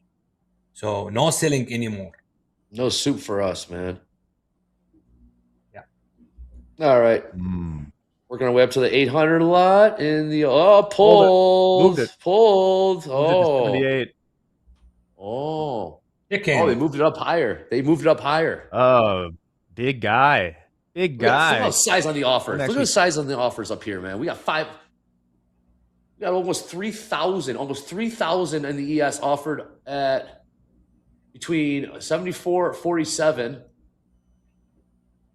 74. We're going to get it. We're working our way. Look at this. We're going to go get it. Time to sales over here. So I can watch this. I can see if it does actually get filled. We're going to go get it. Here's your ES chart. And we're going to watch all this size. That's level 2 data. That's what it looks like there. And that is what we're working our way up towards. Crude continuing to sell off. Gold catching a bid. All right, Michael B. Will this get apparently the lows are in. Yeah, I threw a 1 micro on just to see if we could test that top against that order. There's more orders coming in right now, though. There's a 450 lot that just came in right below it. I know. That's a lot. Watching this 5-minute candle. That's a lot, man. It just came in.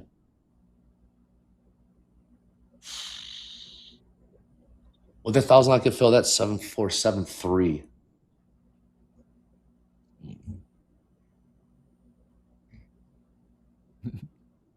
Is this just their stop? Like they're just.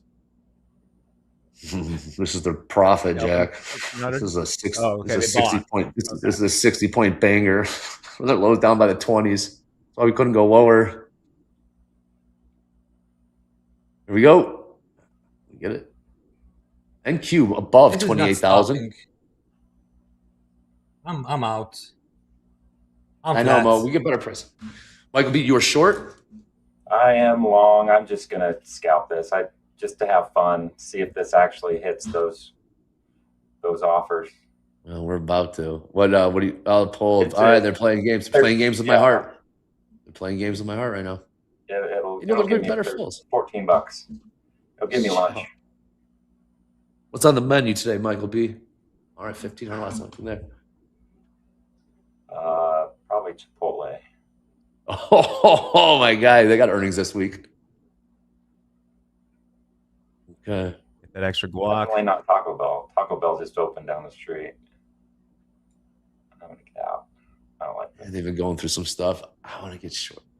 Lettuce. They're gonna fill this thing. Saw me. Everything that we've survived over the last 5 years, and bad lettuce ends up taking you out. Happens to the best of us. And I have a caveman. buy. You gonna go fill it? At Yeah, Mo. 74.7850. Yeah, Above it all? 74.7850.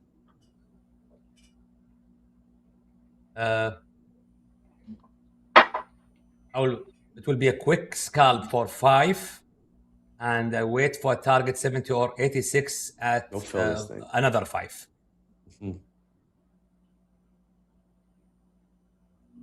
See, I'm thinking about working an offer up at. I'll work an offer up at 74.80. Working offer at 74.80. New highs in the ES. I like the pattern in metals right now. I would typically go long, but I just don't think going long in metals until FOMC is done is smart. Okay, well, still nothing from the White House. What a move, though, in the crude oil. Indeed. Was there a technical level up around $81.50? Get out of here. Special level. Wow, that bottom down all the way down to 79. 79. Oh, yeah. Like, what price you long from? Or are you flat? I'm out.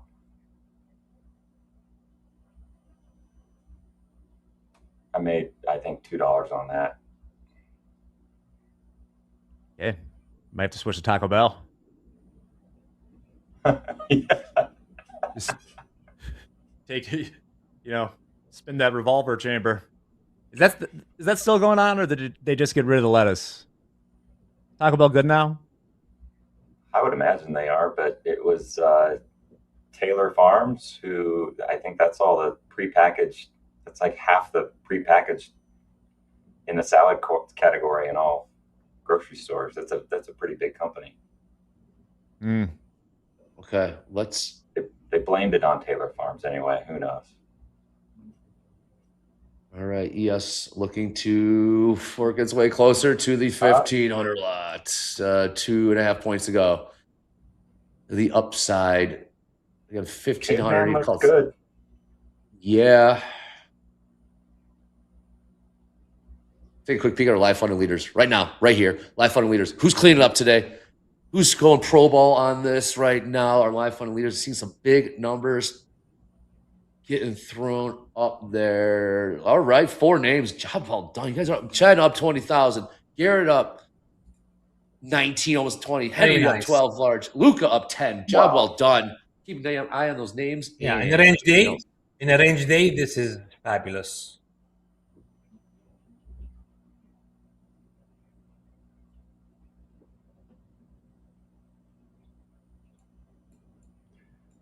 Well, were you looking for a long? Momo, Mohammed. Looking for. Yeah, I'm looking for a long, either to break Why out. above? Why above those 80s? You see all the size. Why we're gonna buy stop above all the size in the ES, correct? Yep. It's not about the size. I don't care about these sizes. I don't let them decide what I'm telling you, because most of them, you don't know whether it's exiting a position or adding to a position. So my point here that I have an opening range high 7,452. Yeah. This is 50% extension, and price already accepted above it. So we'll go to the extension higher. 7,488 is my target for ES. Yep. So I will buy the continuation move as we are breaking out of the original range that we are seeing since yesterday, and we have big room to the upside from yesterday high. Why don't you kick? Okay. And the market is accepted above here, so. Wow, we had a complete recovery. The only thing. Good old treasure map. Yeah, sure is, man. I wish I got seen that crystal ball, man. All right, I might be wrong. Yeah, I might be wrong, but my stop is there. I will have a stop around 60. New highs. Filled 1,500 times. Yeah. Filled 1,500 times. I got to. There's now we got another 12. You sure they didn't pull that? Or go to my screen. I got time of sales up right here at 10:44 and 10 seconds. 1,500 filled right here. Dre, what happened is I opened up the time and sales, but it did it for the MES. Okay. Oh yeah, and yeah, might be going higher here. New highs, ES, new highs, and Q. 2,300 lots has sold at that price level. Andre, are you short? Yeah, I'm short. I'm not the only one short, man. Hey, man, I'm not the only one. There's 2,000 up here getting sold. I don't care if they're exiting or whatever. I don't care if they're exiting or entering. I don't care if they're hedging. I'm long Follow here. the size, man. Follow the size. I could be wrong. I've given back the nice. NQ. I'm long NQ. at 74, 78. 10 You are micros. long? Damn, Now 7, I just 4. get in long with this stop market buy. Continuation we should see. 1,500 size trading today. We got heavy size trading today. This 500 line's about to get filled. 500 filled. Let's go get that 800 line. Oh man. New highs. We have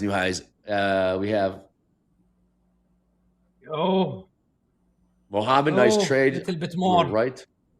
A little bit more. It has to be quick. Actually, it has to be quick. And moved higher. They know they're going to get a better fill. Must be nice. You can just do that and just know you're going to get better fill. But I'll tell you what, speaking of better fills, speaking of Pro Ball trading, this is the last week, the final week of the Top Step Octagon. I want to throw it to JD, but we got to check out on P&L's payouts too as well. JD, break it down, man. How are we looking? We're coming down to the wire. What's up, JD? We sure are. There was a little bit of a shakeup on the list in the Top Step Octagon overnight also. We'll get to that in just a minute. Let's take a look at yesterday's top 5 live funded payouts and P&Ls first, though. Here are yesterday's top 5 live funded P&Ls. Up at the top, we have Chen picking up $20,053 in the NASDAQ in a 50K live funded account. Very first winning day in the live funded account for Chen. Wow. Garrett K is up next, $19,801 trading the S&P in a 150K live funded account. Garrett has taken over $42,000 in payouts just this month. Henry P in third place, $12,418 trading the NASDAQ in a 100K live funded account.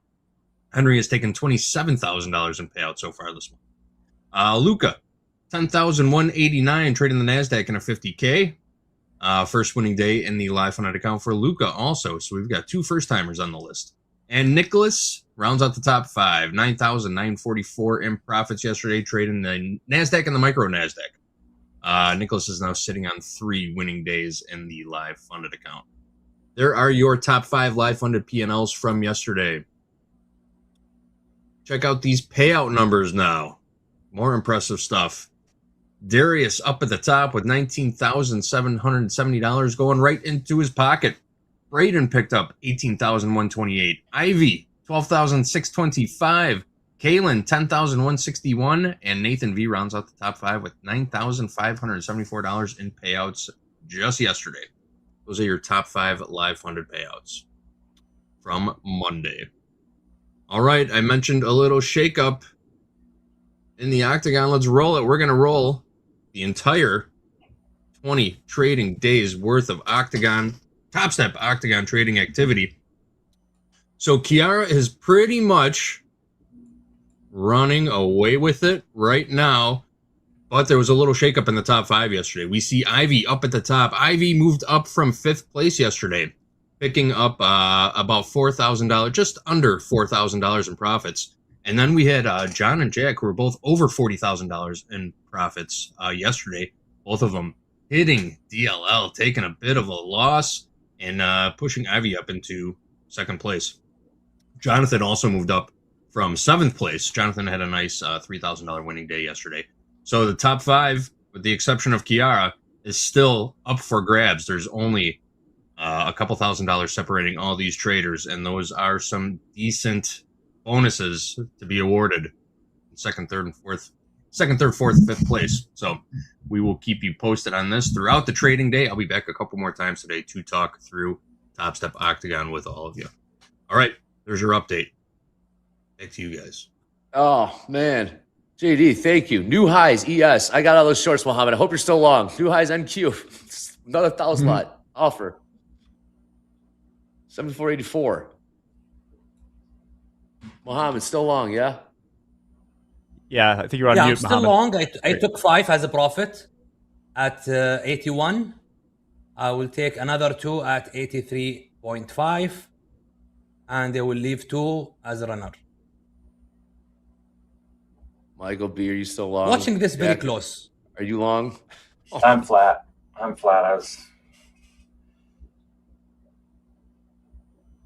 just Okay. looking. Let's go back to that trend magic. Look how clean that looks now. Oh, where were you when I needed you, Michael B? Where were you when I needed you? Oh, Paul, they're gonna get a better price. Mo, trading, nice trading. What the size just absolutely just showing up. ES. Yeah, we have got some rejection here. Yeah, well, there's got to be That's a pretty something, strong man. There's rejection. And too much there's size a lot up of there. there's a lot of price history right here too. So this may consolidate, or this is the place to short. Mm-hmm.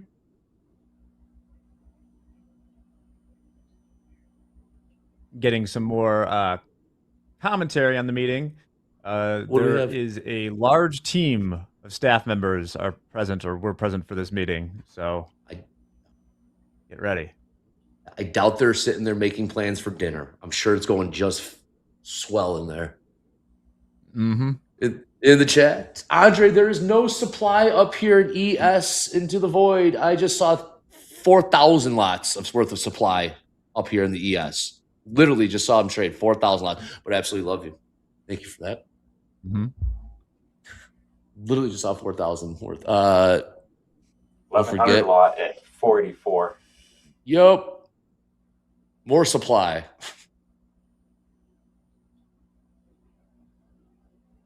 Yeah, there's a lot of positive gamma up around 7,500 in the futures. That's also kind of where the 50-day moving average for the SPX is, the simple, like the daily. So we'll see. Treasure map trading, man. This is good stuff. We went from right off the bell, equities, look out below. About 30, 35 minutes in the New York session. We saw Chike catch that short to the downside, 100-point banger. And Michael B comes on with us up to the upside, 100-point banger to the upside. Mo comes on. He's long. Was short. Was short. Now long. Head to tail, that's 460 points in the NQ. How about it, man? How good is this, Michael B? You love trading, Michael B?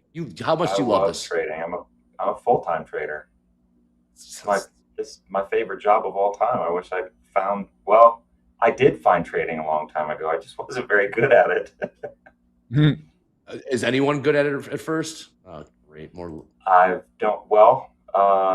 was really good at it at first, but I had no idea what I was doing. And I was just in the middle of a 3-month bull run on gold and thought I was the best trader ever. Oh, that, yeah. And good for you as we continue to part of the game. Yeah. Crude new lows. Crude Worst absolutely thing cooked. for a new trader is to have good luck right at the very beginning. And I had a lot of really good luck. I didn't even know that you could short when I was making a ton of money in gold futures 10 years ago, maybe 15 years ago, I guess. You want to hear something, Michael B? The prop firm I first started off at out of college, there was a new trader clerk in our office who made $5,000 real dollars in one day and got fired the same day because of how he made the money. Really? Not yep. All right. Got fired New on the high. spot. New high. Yeah, new highs, Yes, Mo. We're going. not yet. Yeah. Go fill all that it's so size. hard to Okay. long Not into yet. this. Not yet. New lows, crude, new lows, crude. And we are continuing. We still don't know what triggered this either, do we? I have an idea. I mean, this. Let's see. My squawk is turned off. Oh, there's no squawk in there. It sounds like new lows crude. Where's crude going? Okay. Okay, we're coming up on time. We got power players coming up. Do we have morning highlights? I don't think we have morning highlights. Hogue is out. We do have a 3-man weave. Power players come up after this with Jay, Gabe, and Eric. Then group coaching, JD, Eric, and Hoop. Now we got Michael B. We got Mohammed. We got Jack in the house. Nice trades all around. We got size trading in the ES for now. 1,000 lots here, 1,500 lots there. Doesn't get any better than this. You heard Michael B say he absolutely loves this. He's got a 100-point banger. Shike has a 100-point banger. New lows crude. Look out below. Topstep TV. Let's go. Markets are rocking. This is a hell of a day. Let's get it.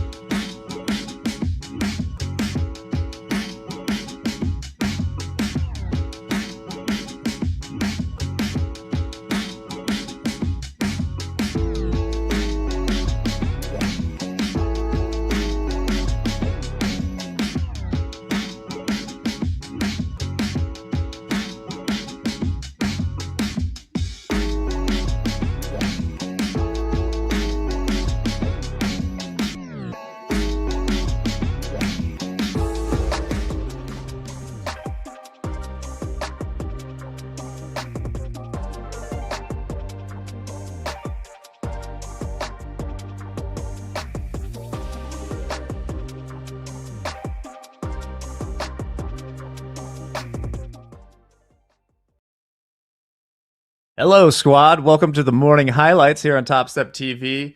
Hogue is still in the dark ages without power, so JD and I are going to go through any trades that were taken in the first couple hours of the broadcast. JD, what's up, my man? What's happening, Jack? Great to be here with you. Chat's on one today, huh? We were just talking in the green room. It's getting real spicy in there. Yeah, is there something I'm wondering for my chat folk out there? Is there something like, is it a full moon or something, or what's going on? Is there like a radon leak somewhere? Spicier. A few players got banned to the Shadow Realm for good. They're still yelling in there, but nobody can see them anymore. It's kind of funny. I really hope they're still talking, like a purgatory for antisocial people on the internet. Anyway, JD. You were on the opening call this morning. Did you guys take any trades? Or we did not, and for good reason too.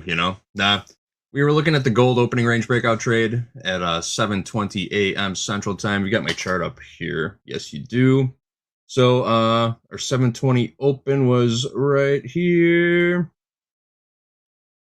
Triggered along, didn't take it because we had some economic reports coming out at 7:30 a.m. Central Time. So we watched it. We thought about it. Didn't do it. I was talking through it with Jay and Vince. We all decided that probably not the best idea to take that trade. And then we turned out to be correct. It was the right move. Triggered along after that first 1 minute opening candle. If we had bought it, we definitely would have been stopped out on that retrace. And now we're trading back higher again. So there was a bit of a knee-jerk reaction to those 730 numbers that most likely would have tagged us out early. But ultimately, it would have stopped us out on the long if we had been in that trade. So, good no trade in gold. And then same thing in crude oil. We were looking at crude. Crude gapped down overnight. Overnight inventories short side. We opened up outside range, outside balance from yesterday. So we were thinking it was a good looking setup to take this opening range breakout trade. Our 8 o'clock a.m. Central Time opening candle was, where is the 8 o'clock? Right here. Again, triggered along, but we just weren't feeling that trade, and for a good reason too. It was just feeling a little choppy, a little trappy, as one might say. So we held off a few minutes to see what the market would do, and ultimately came back and took out the low of the opening range, invalidating the trade before we could even get into it. So no harm, no foul on the opening range breakout trades. Zero taken. No P&L. Zero taken, zero damage done, no P&L. Perfect. Well, during fast markets, there were a number of trades that were taken. We go to my screen. We had Chike, and as he explained his strategy, I don't know if you heard that part, JD. He said that after 15 minutes, if he thinks it's going to go down, he goes short. If he thinks it's going to go up, he goes long. In this case, Chike would have been right about here at the open of this candle, maybe, because this is 15 minutes in, got short the NQ, ended up taking it for 100 points, which ended up being a pretty good cover because since then it's been more or less up and away. The second 100-point trade was Michael B was long just one MNQ, but took it for 100 points here, which was the right decision. Both myself and Andre, let me show where we got into a little bit of trouble here. It was down here. It was before like the big rally, so the stops ended up being good. But somewhere in here, I got short 3 MES trying to play this range. It looked better at the time. Got stopped out, I believe, on this move here, so this trade never would have worked out. Then one final trade, Muhammad got long. There was a bunch of size in the dome. 1,500 lot in the ES, a lot of activity up there. Mo said, I don't care. I'm just trading my system. He got long, covered that for a little winner. And I think that's pretty much all we did as far as trading during fast markets. I was gone for a few minutes. I came back and I heard them yelling about the size in the dome. I knew something cool was afoot. Yep. Well, headline risk remains high for the moment. There's a meeting happening at the White House right now. Yep. I And believe as the I president's mentioned, attending. Oh, go ahead. Go ahead. as I do every day, I remember right now we need a quote. So I do have a quote of the day too, JD. Very Of good. course, you Very can give good. the rest of Sure. that schedule there. Okay. I was just going to say, the president is attending Lindsey Graham's funeral at 1 o'clock. I imagine he'll have something to say there also. So keep an eye on the news. We'll be keeping an eye on the news for you also. We This will day ain't do. over yet. I may regret this because I just typed quote of the day into Google and the AI just spits out one. So I have not read this. Okay. I presume it'll be okay. Okay. Today's quote is from Groucho Marx. I, not events, have the power to make me happy or unhappy today. I can choose which it shall be. Yesterday is dead. Tomorrow hasn't arrived yet. I have just one day today, and I'm going to be happy in it. I could use that. That sounds good. You hear that, chat? That's a good one. Yeah. Let's all be better. Yeah. Hear that, chat. Let's all be happy today. You have ample opportunity to be happy coming up next. We got a little bit of trade with Topstep.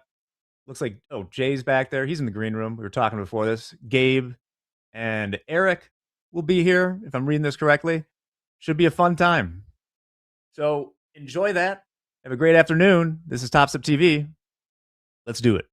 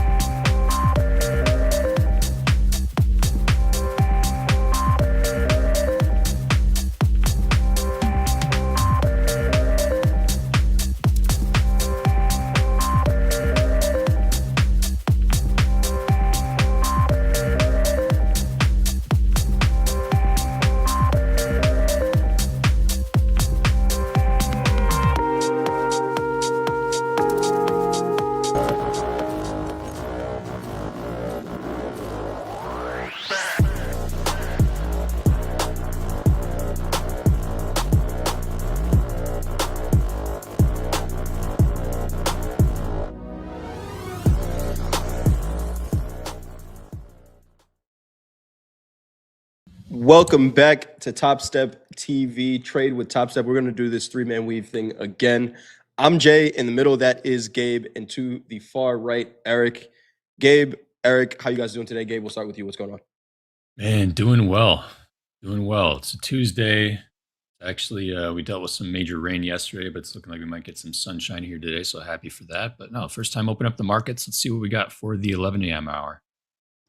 Well, it has been a wild day so far. A lot of back and forth action, sell-off in the beginning of the morning. We've been rallying for the last 2 hours and maybe some rejection coming in here.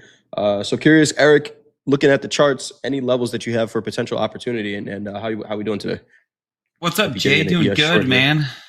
Yeah, doing good. Definitely got some levels that I'll be looking at. I actually, you know what? I was watching the opening call, and I was with you on that pre-market NQ short. Nice. I got in. Nice trade. I got in a little bit before you. I mean, but I also had to hold through quite a bit of chop. So absolutely. So you had the less stressful trade for sure. But yeah, I just piled into just 4 contracts total, and then took them all off actually when it got close to my level down here at 881.25. And boy, oh boy, did it just keep on dumping, huh? But it was a good trade. I was happy about it, especially since I was extremely tight on my risk. This XFA actually only had $100 left in drawdown before hitting MLL, and we are now sitting up a cool $936 in P&L today. Wow. So we have brought this account back to life, and we are going to hope to continue that through this hour. A couple levels I'm looking at is 28.48, which is kind of what we're rejecting off right now. Let me just go back here. Yeah, 28.48. The level I have marked out at 993 isn't really a factor anymore. So I'm going to go ahead and delete that. And then New York Open at 951.25 are going to be kind of the levels that I'll be watching. But one thing on these charts that I have been looking at, let me get the executions off really quick, is when we zoom out to our 15-minute time frame, we've essentially had an pretty long period of consolidation, right? From, say, let's see, what is that? The 26th through the 28th. So like basically 2 days of consolidation here. We push below and then immediately push right back into the range. When I see someone like this, I generally tend to try to target upside. So like up here at 664. Okay. But that's gonna be like long term, right? I think short term we still have a chance to come down around here and then maybe move up to the upside. But that's kind of the way I'm looking at the markets for the rest of the week, really. We are still seeing that size in the S&P book up here. Shout out to all the traders who got short from that white line there in the S&P. And if you were wondering what that white line is, I'm talking about the 200 moving average on the 30-minute on my chart. 74.78 is that price.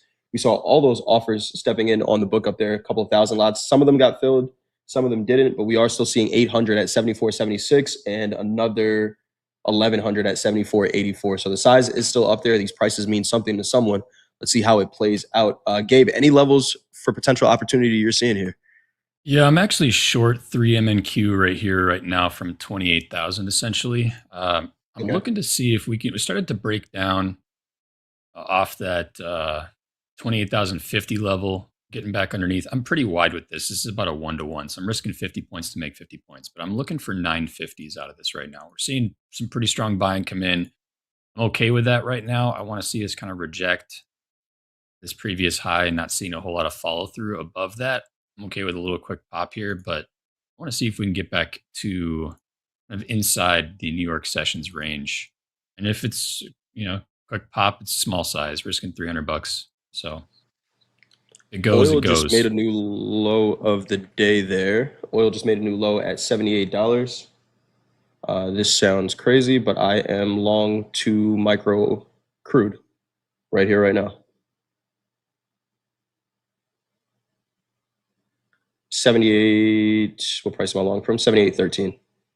Long 2 micro crude. Okay.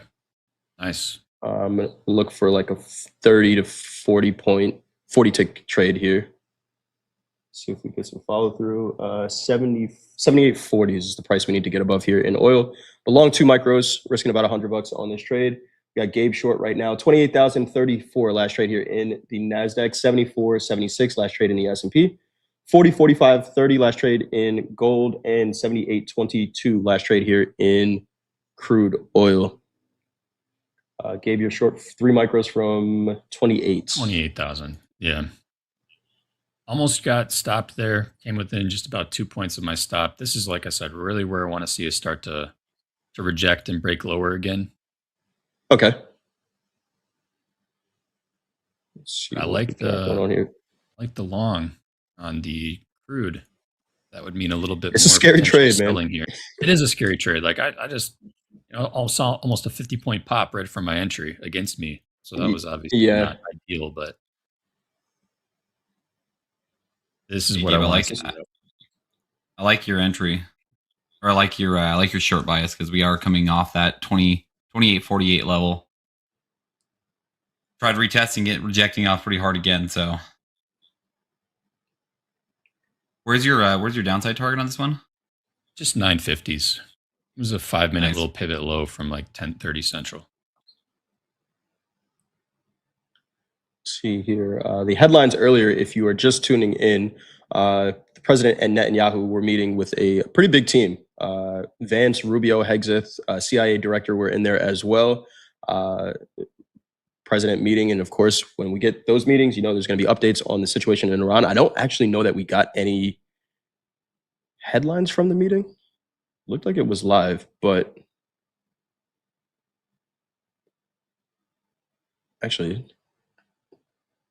yeah, we didn't really get any headlines from it, but I'm sure we will. The market's going to be looking at that. If you're wondering why I'm long oil, it's just we had some volume trade right at $78, and I'm not looking for this completely to turn around. Oil is down over 5% on the day, but I'm looking at a market that maybe is a little too extended to the downside, and then hitting at that major level of 78s and not getting that immediate flow through it. So just looking for that counter trend, kind of maybe some short covering after hitting that major level here. And all right, here we go. So we're back at see entry. this, Gabe.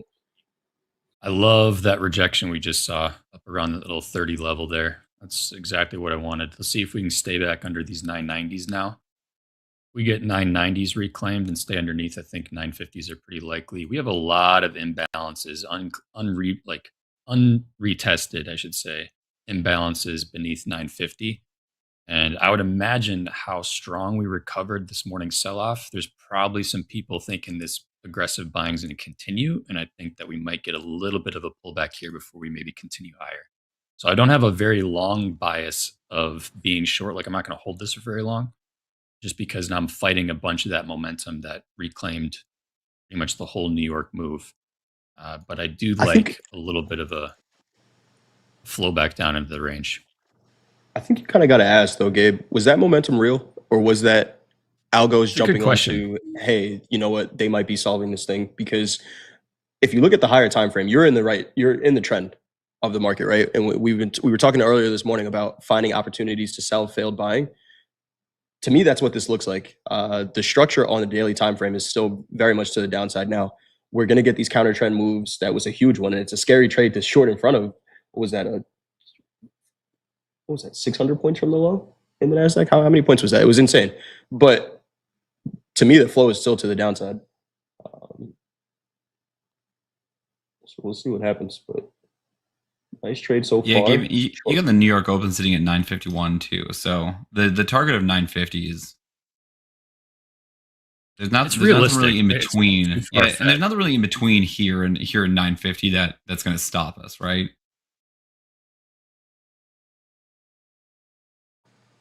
If the auction is imbalanced, why are you counter trading? Green peas are clueless. So imbalances. Take a deep breath, like Hogue says all the time. Yeah, imbalances. You'll hear Hogue call them single TPOs, where there's just not a lot of participation at those levels. A lot of transactions, maybe that could still be taking place at those locations. So when the market starts to trend impulsively, corrections in those cycles are inevitable. It's just a matter of when the market corrects to come back and rebalance that prior segment. So if you have a big up segment The market will at some points, just a matter of when, how extended it needs to get before it does eventually correct. All I'm doing right now is just trading the correction. So yes, I'm trading against the buying momentum that we saw in the second part of the New York session. I verbalized that pretty quickly once I got into the trade. But my expectations are small because I'm not actually trading inside of impulsive behavior right now. I'm trading inside corrective behavior, which naturally is going to be shorter and weaker in distance. It consumes more time. Impulsive behavior typically happens quicker and it consumes less time, like I said, and then also creates more distance. So we'll see. We'll see what happens. In worst case, I'm managing risk, right? So I'm out $50 or 50 points, which would be $300 on 3 micros. Not the end of the world. If I You know am what, wrong. Gabe? That was a very educational, mature response to that. I could have went a lot, you know. Yeah, what was I it- could have what went was a lot that? harder, but What show was that? What sketch comedy show was that where they were like, was it Key and Peele when they were doing like Obama's internal thoughts? Where he would say something and then they were just like, well, this is what he really wants to say. Oh, I think I'm it was having Key and Peele. I think Gabe's you're internal right. thoughts. I think it was, right? Yeah, that was a great skit. I wish we could do some of that here because I want to translate Gabe's internal thoughts. But hey, the angry translator. Yeah, that was a great skit. Genius show. Luther Indeed. the interpreter. Yeah. But yeah, hey, sometimes you just want to take a trade. That's why. There doesn't have to be a reason. But very great response there, Gabe, and a decent trade. I like the trade, right? Regardless of what happens, I like the trade. We're seeing the flow kind of stop there. This oil trade, we'll see what happens with this oil trade because there is a downside target here, 77.63 that we talked about during the opening call, that 20-day moving average that we could be targeting here. We'll see what happens. Pretty quiet on the headlines. What trade is everyone in out there in the chat? Who's long? Who's short? What market? Who's up $1 billion today? Because you only ever do everything right. Let us know. Tilt right now, 64% short in the S&P, 60% short in the NASDAQ, 50-50 in crude and gold. But let us know what trades you're looking for out there in the chat. I know a couple of people were talking about they're in this short with Gabe. So we'll see what happens here.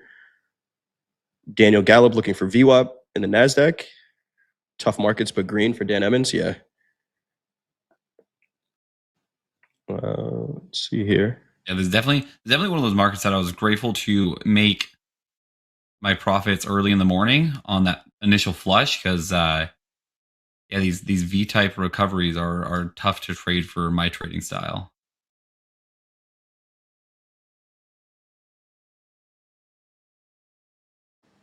Let's see what happens here. all right, if we do start to get buying back above into those 30s, I am going to end up bailing a little bit early because at this point, knowing we've got that little rejection there of that level, I wouldn't want to see us come back up and reclaim it again. We seem to be stalling here around 28,000. It's really where I wanted to start to see some selling come in and get and stay underneath. So we are seeing a previous little level of demand here at 28,000 from back around 1040 central. So I will end up bailing if we don't get that follow through here. We'll see. Kind of just glued here. We can see the volume slowing down, of course, for the session. Big fat round number 28,000 in the NASDAQ, right? You're going to see the decision making happening here. Gerardo in the chat says Chipotle was delicious. Nice. Got your lunch in there. Taking a look at the quote board, as far as big percentage movers go, we got the Nikkei down 1.83%, natural gas down 3.73%, and crude oil, our biggest percentage mover to the downside, down 5.31%. To the upside, we got soybean meal up 0.83%. The Dow, we talked about the Dow this morning during the opening call. Did anyone trade the Dow? While all the other equity markets were looking pretty heavy, the Dow is up 1.25%. And we got corn, our biggest percentage mover to the upside, up 1.58%. All right, here we go. Seeing a little bit of a breakdown underneath 990s. It's a good sign. There it is. See if we can come get these 950s about halfway there. 970s trading out right now. Nice trade here, Gabe. Looking pretty good. You got a target at 950s? Yeah, I got a bid into cover at 949. Which is essentially a 5-minute low from 10:30 Central. Eric still flat? Still flat. Yeah, I was gonna take that trade with Gabe, but got a little late on my entry, so I decided to sit it out instead of chasing, because then I would have had to put my stop a little bit wider than what I wanted to. So I'm on the sidelines rooting for Gabe. And real quick, there is a group coaching forum pinned in the chat. Shameless plug. We're gonna be on there next, and I would I'd get your questions in. Eric, I didn't want to kind of gloss over what you said this morning when we came on here. I'm asking, are you flat? But you're not flat for the day. You're up almost $900, over $900. And you mentioned that the XFA that you're trading was $100 away from a max loss limit. Now, we know, and we've probably done it before, but we know there's traders out there who kind of take the apathetic approach, right? It's like, this account's gone. I'm just going to YOLO it and try to figure it out. But $100 means you're still in the game. That's right. And now you are $1,000 away from that max loss limit. What is the mindset going into trading that account with being against the wall like that? Do you think about it, or is it just next play mode? I just have to take the trade that's in front of me. I think about it in the sense that I want my next trade I want to give it to the room that it needs to breathe, right? I'm not going to YOLO it. I'm not going to go in a full mini contract just because I have $100 and hope I top tick a move, right? And that was kind of like the whole thought process behind the trade when I entered in this morning. Was I started with 2 micros because realistically where I entered in right around here.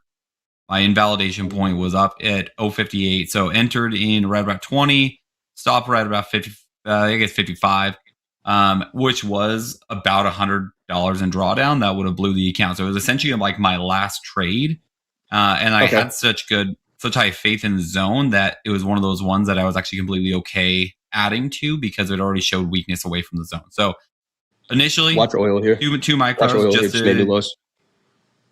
Yeah, so 2 micros just to get the position started, added 2 more, and then got pretty, like, I'm okay missing the rest of this move, right? I wasn't looking for it to be a hero trade to take me from $100 from blowing it to $3,000 in profit. It was just buying you a little bit more time on that day, right? Plus, it was like a 9R trade, so I'm not going to ever be upset about that.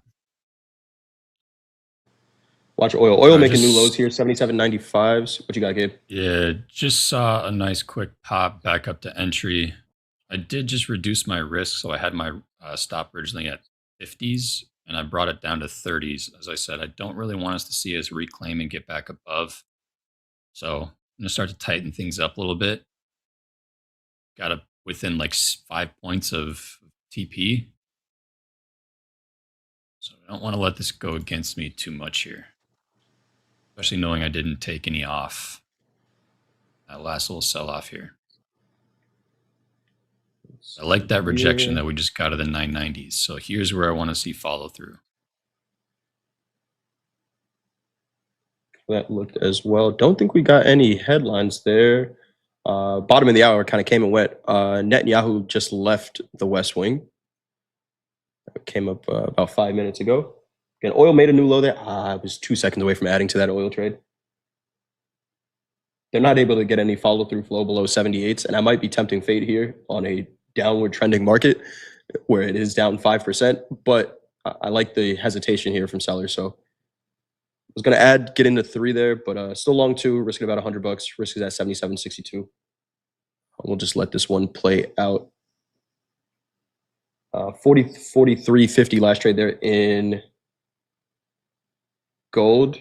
Tilt short across the board, 58% short in the S&P, 59% short in the NASDAQ, 59% short in crude, and 53% short in gold. Let's get some delta numbers up here. As soon as those load, I'll get them for you, chat. For gold, I do have a bid working at 4,042.50. Just as a quick play, I have some levels up at 48.30 and 49 even. We kind of failed to make a new low here. We crossed below the low, shot right back up it. I would like to see it retest it and then come up to that 48.30 level. If I'm wrong, it's going to be a quick one. I'm risking about $130 here. And you're looking to buy on, let me see what we got going on here. a little bit of a pullback here. 42.50. Okay, got you. I know sometimes you use those stop orders on the way up, but this one, you're looking for a little bit of a pullback. Got you. Yeah, this one, these ones where we kind of like fail to make new lows like this. Like technically, yes, did we close below it? Sure, but then we had a nice green candle right back into the range. So that's why I like these kind of plays, especially being so close to another key zone up here. I would like to see if this is what is going to propel us up to that zone. Nice rejection up there over at 28,000, Gabe. Yeah, NQ kind of getting back below 970 again. I'd love to see a candle body close under 963, make another OB. And once again, just this 950. That's all I'm asking for, NQ. Just 950. 20 points. All of those, not that difficult to get. All of those offers that we saw get filled up there in the S&P, I get these volume notifications all the time, and there were above 74.67. There was 4 instances where we've had over 1,000 contracts trade in a second in the S&P in like this 10-point range, and those were all offers just kind of sitting out there. If Andre was on screen right now, I know what he's thinking. There's paper short right now in the S&P. Now, do they get paid for it is the question, but in this area, I sure hope so. A ton of selling. Yeah, it'd be very nice. Move back down to VWAP. VWAP's right at settlement as well. Where do I get those volume notifications? I use Quantower. Shout out to alerts though, because we have Topstep X alerts now. I just got access to them, kind of rolling out in beta right now. We got price alerts, but you guys know I use Quantower for my volume analysis, just like other people use VWAP and Bookmap and things like that. But I'll get them over there, and I'll share every time they come out. But let's see. Gabe, I feel like I don't know if you were trading the overnight session last night, but I had the exact situation that you're in right now, where I needed like 10 more points for a full take profit, and then it ran against me. It was one of those ones where I was out doing things, so I didn't really watch it too well, and then didn't tip the doorman, right? And I look at it and I was like, oh man. Yeah, as long as we can stay back under 28,000, I'm okay with this right now. I'm still giving it a little bit of room, but yeah, it's always tough, man, when you see a trade get so close to your target and then turn back around against you. It's never a fun experience. I got my finger over the close button on this crude trade. I may put it back on, but we'll see what happens. What I was looking for is not happening. This was like a strictly momentum trade, and there's no momentum, so but they keep like down ticking this, and then there's bids sitting under the market in crude that keep getting filled. Another 300 lot just got filled. 77, 78. Right. I'm bailing, taking a small loss, $62. Yeah, I'm out. I don't like the closure back in at 28,000. See if something sets back up. But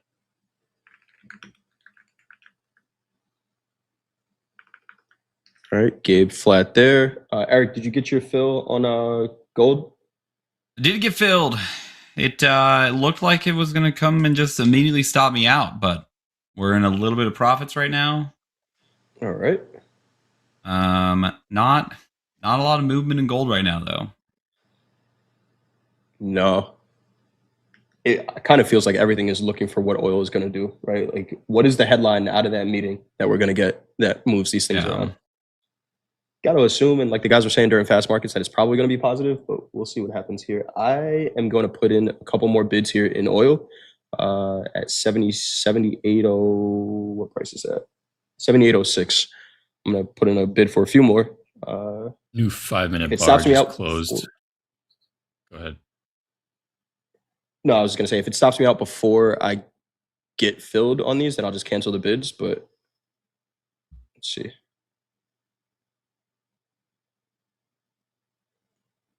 Yeah, man, NQ really caught that bid. Yeah, I'm glad I bailed.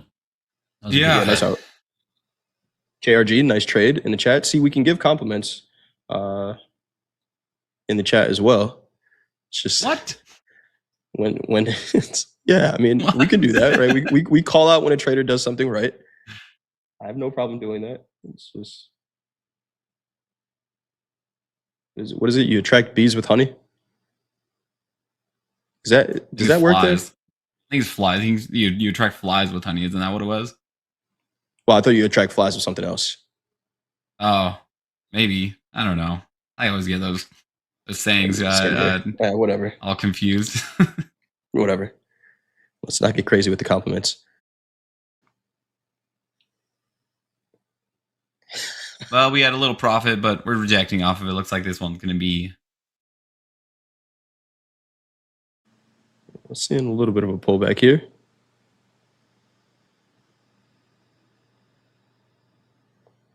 What is oil going to do? Are they going to just flush oil here or what? 77.78 new low of the day in oil. There you go. Courtney got it. Thank you, Courtney. Courtney and Josh, you attract more bees with honey than vinegar. There it is.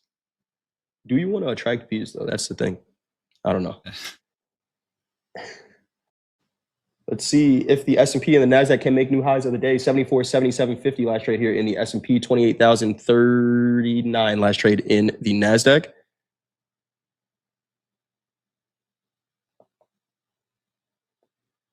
Take a look at the Dow. Dow making new highs of the day. Yeah, Cody, I'm feeling way better, man. Feeling way better. I'm out of that gold trade. Gave a little back, but that's okay. The Dow is like 1% off the all-time highs in the Dow. We talked about it this morning. If there was a bullish equity market, it is absolutely the Dow. And it is just making new highs of the day right now. Up 1.3% on the day. Might be a Dow trader the rest of the week. We'll see what happens. You got that big Fed meeting tomorrow. Citadel thinks the Fed is going to raise rates. Fed Watch Tool is saying that they're going to keep rates the same. So we'll see what comes out of that. Oil back on the bid here. Let's see if I get filled on these 78.06.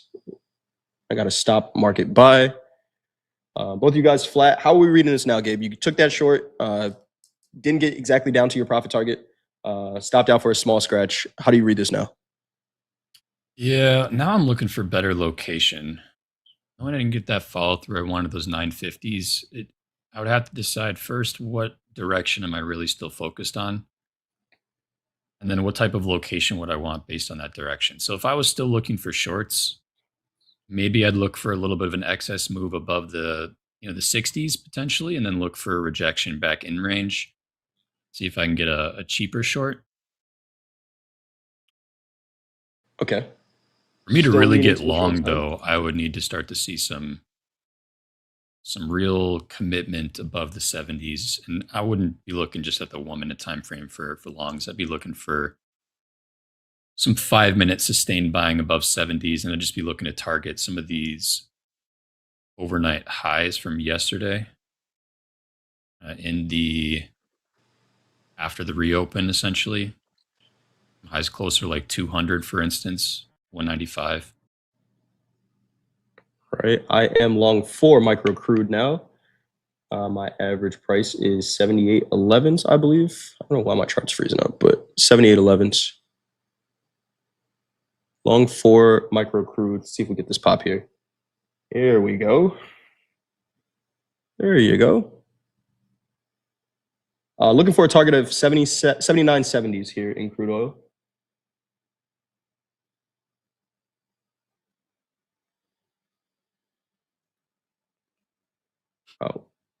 Are getting some headlines coming out here. I'll bring those to you in just a second. Kind of missed what that was, but I heard request for meeting with the U.S. So we'll get that in just a second here. Some headlines coming out. Again, we are in a headline-driven environment right now. What those headlines are going to be, we really have no idea, but we understand that they have the potential to move these markets around. Again, I'm long 4 micro crude, 78.11s. What's your trading stream soundtrack? Are you listening to silence, some hip hop, lo-fi, heavy metal, or classic ambient music, or Topstep TV? What do you guys listen to when you're trading? I was just listening to shout out to Rick Ross. I don't know if you guys saw that post on Twitter, but we had a trader meeting. meeting the biggest boss in, I'm assuming that was Miami, but I don't know where it was, but they wearing a Topstep book bag. So I've been listening to Rose's new album. What do you guys listen to when you're trading? Ooh, I think my go-to is like country, either country or Topstep TV. There you go. Nice. What about you, Gabe? I'm more in the hip hop, lo-fi category of those choices from the poll. Either that Just or say Don silence. Toliver, Gabe. Just say Don Toliver. I know that's what you listen to. I would listen to that new Future album, still rotating through. I'd say some of Don's album still at this point, but okay, I mixed it up here and there. Tory Lanez dropped a new project. Listen to a little bit of that. I did see Ross's that. album. Everyone not listening to Polka is doing it wrong. What else we got in the chat here? Elo says, I'm listening to Teletubbies. All right, I'm going to refresh my charts here because we are starting to cook a little bit with this crude oil trade. Let me share that again. NASDAQ back under 28,000. That's a pretty big selling momentum there.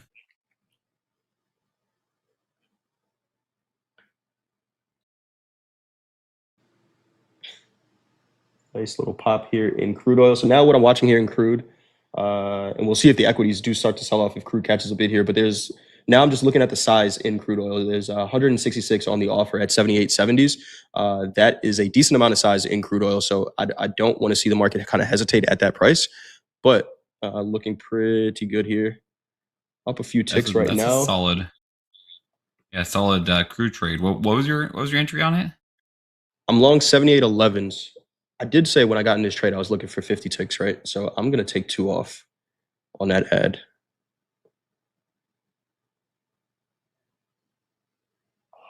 But this looks like such a good trade here.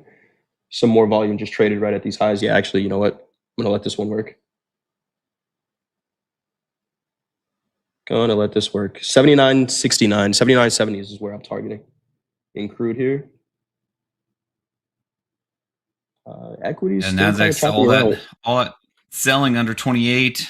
I bought right back up. Yeah, it did. Iran haven't sought U.S. talks in the past 16 to 17 days. That was a headline that came out about 3 minutes ago. Iran says they haven't sought U.S. talks in about 16 to 17 days. That kind of refutes the point that we heard from the president saying Iran is reaching out and wants to make a deal. I think we heard that yesterday. So the headline carousel that we've been on for the last 3 months continues. Not stopping now, Jay. Not stopping anytime soon. What that does mean is that this is going to give us some volatility, but yeah. It's like, hey, they called me. No, you didn't. Well, check your caller ID. I didn't see a call. Did you leave a voicemail? No. All right, I'm going to take 2 of those crude contracts off. So still long 2. The ad was at 78.06, but we're up a couple bucks on this trade here. And at this point, doesn't need to be a loser. So I'm long 2 from 78.08. And at this point, this trade does not need to be a loss. So pay for commissions on the last 2. And I kind of want to just move this target out of the way. If crude wants to trade back up to $80, by all means, I would love to take a part of that. But we don't really know where it's going to go. Really not seeing much of an effect in the equities at all. Nice out in gold, Eric. Trading 40.38, 40.38.60 last trade there in gold. So nice. Take the attempt and get out of there from there. So Eric, I want to ask, man, you're up $900 on the day. You continue to see opportunities, so you'll trade. Is there a point where you say, I'm protecting X amount of capital for what I made on the day? How does that work for you? Is it a percentage? Is it a dollar amount?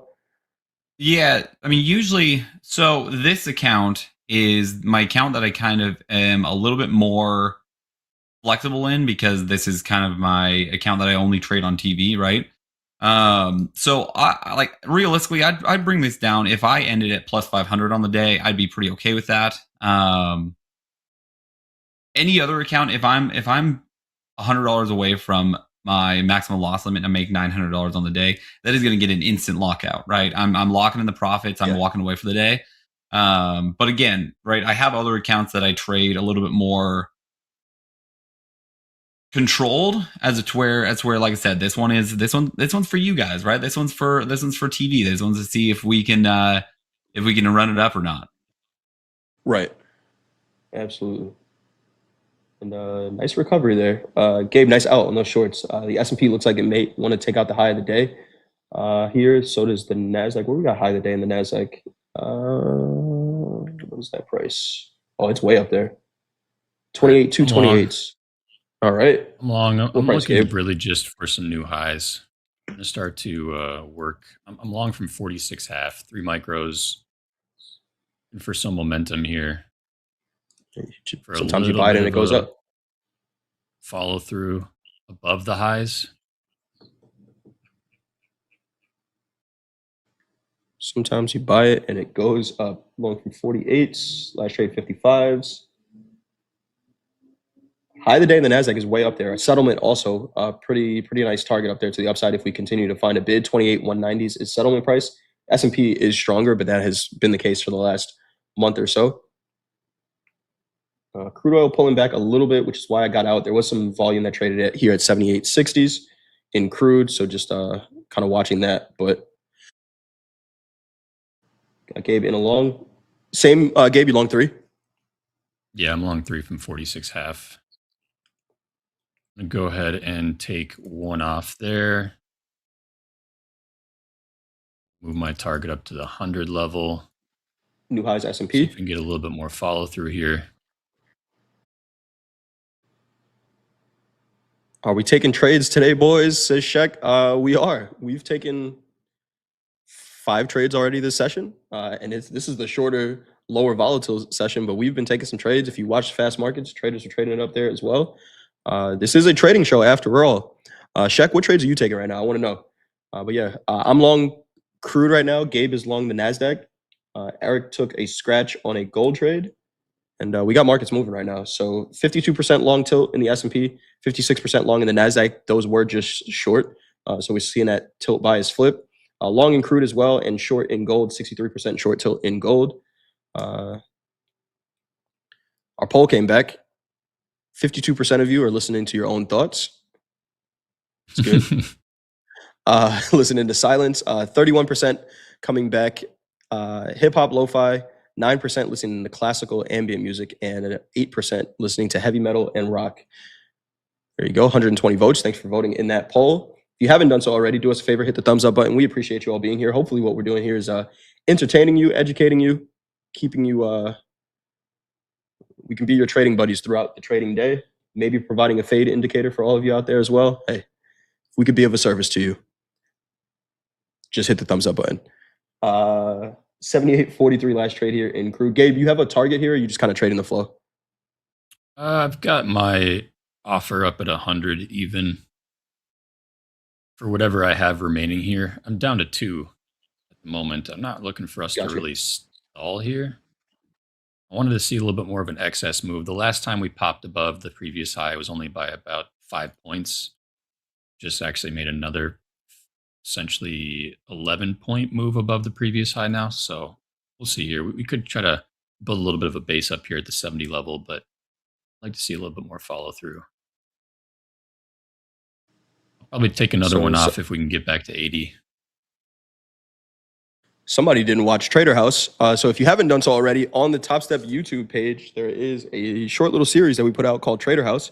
LO says, can either of you box with Dakota? That would be hilarious. Well, my friend, I've just a thing for you. Trader House episode 2. Make sure you go and watch that. Watch all 3 episodes. But we did that specifically for you, LO. Watch Trader House episode 2.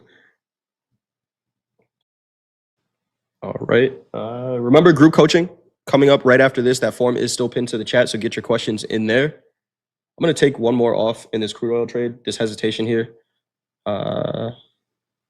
So down to 1.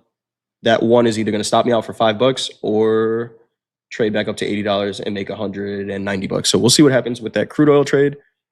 Gabe is in this long. Headlines coming out here from that meeting. Senior Israeli officials say Netanyahu and Trump discussed all areas of concern, with Iran being the primary focus, and reaffirmed their shared commitment to prevent them from acquiring nuclear weapons. So that's coming out of that meeting.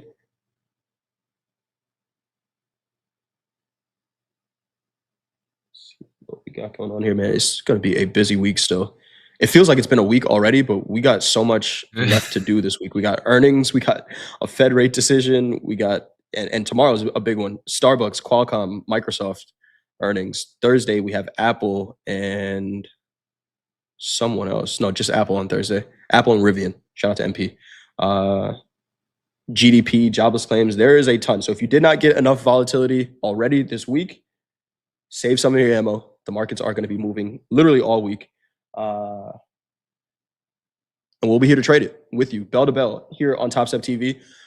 Gabe, nice trade. Keep us up to date on how this goes. Are you guys, either one of you guys, going to be back on Topstep TV? Eric, I know you're doing group coaching. Gabe, you going to be on, or you done for the day? No, I'm done for the day. Done for the day. Well, great trading with you, Gabe. Nice job flipping that bias, getting long with the market pushing up. Eric, we're going to see you in group coaching right after this, but stick around, everybody. We got more trading to do. We got coaches coming in, answering your questions. This is Topstep TV. Let's go.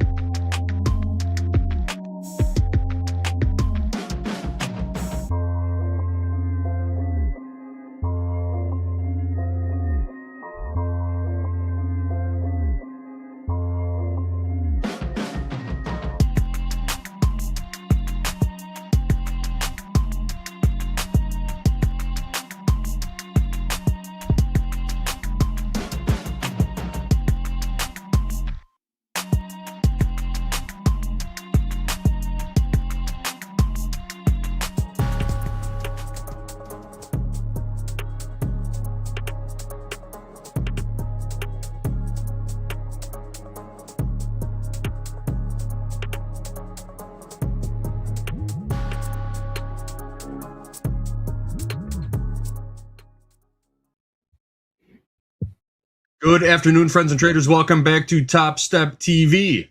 It is 12 o'clock p.m. I'm sorry, it is 12:04 p.m. Chicago time, 12:04 p.m. in the Central Time, which means it's time for group coaching. We're going old school today. I'm back hosting for the day. I'm JD, the man in the middle. You just spent the last hour with him. Eric is here. And you guys all know Hoop, also my other bookend on the right. How's it going today, gentlemen? Eric, I got to tell you, I had my headphones in during the entire last segment, but I get so tied up doing other things, writing emails and slacking people and all kinds of other stuff. Like I wasn't paying as close attention as I should have, I should say. Did you put a trade on? Did you get in the market at all during the last segment? I did. I took a loser. So roast me, chat. No, I gave a little bit back on gold. Overall it's been a good morning, up $791. But let's see here. Let's go to gold really quick. Took a long when we couldn't really close. Oh, I'm on the 5 minute. Let me get back to the 2 minute. There we go. When we couldn't really close below these lows at 42.60. And we had this nice strong bullish candle above. I took a long on the retest of that level, but it was wrong, as we can see here. So took the quick loss, moving on, saving some ammunition for power hour later. And yeah, we're gonna see what happens later on in the day. Very good, very good. Brad Sims, I realized what I said, like right after I said it. Is he slacking? That doesn't mean slacking off by any means. If you know Slack, you know. It's cloud-based messaging and collaboration tool for interoffice communication. All right. Clearing the air there. Covering. You're right. I was just busy slacking. All right. Hoop, what's happening in your world? What are you up to today? You in these markets? I hear people talking about grains. All the grains are in the green. You see anything going on? Yeah, been watching cattle. It's kind of where I got my start, and obviously grains can be hooked to them.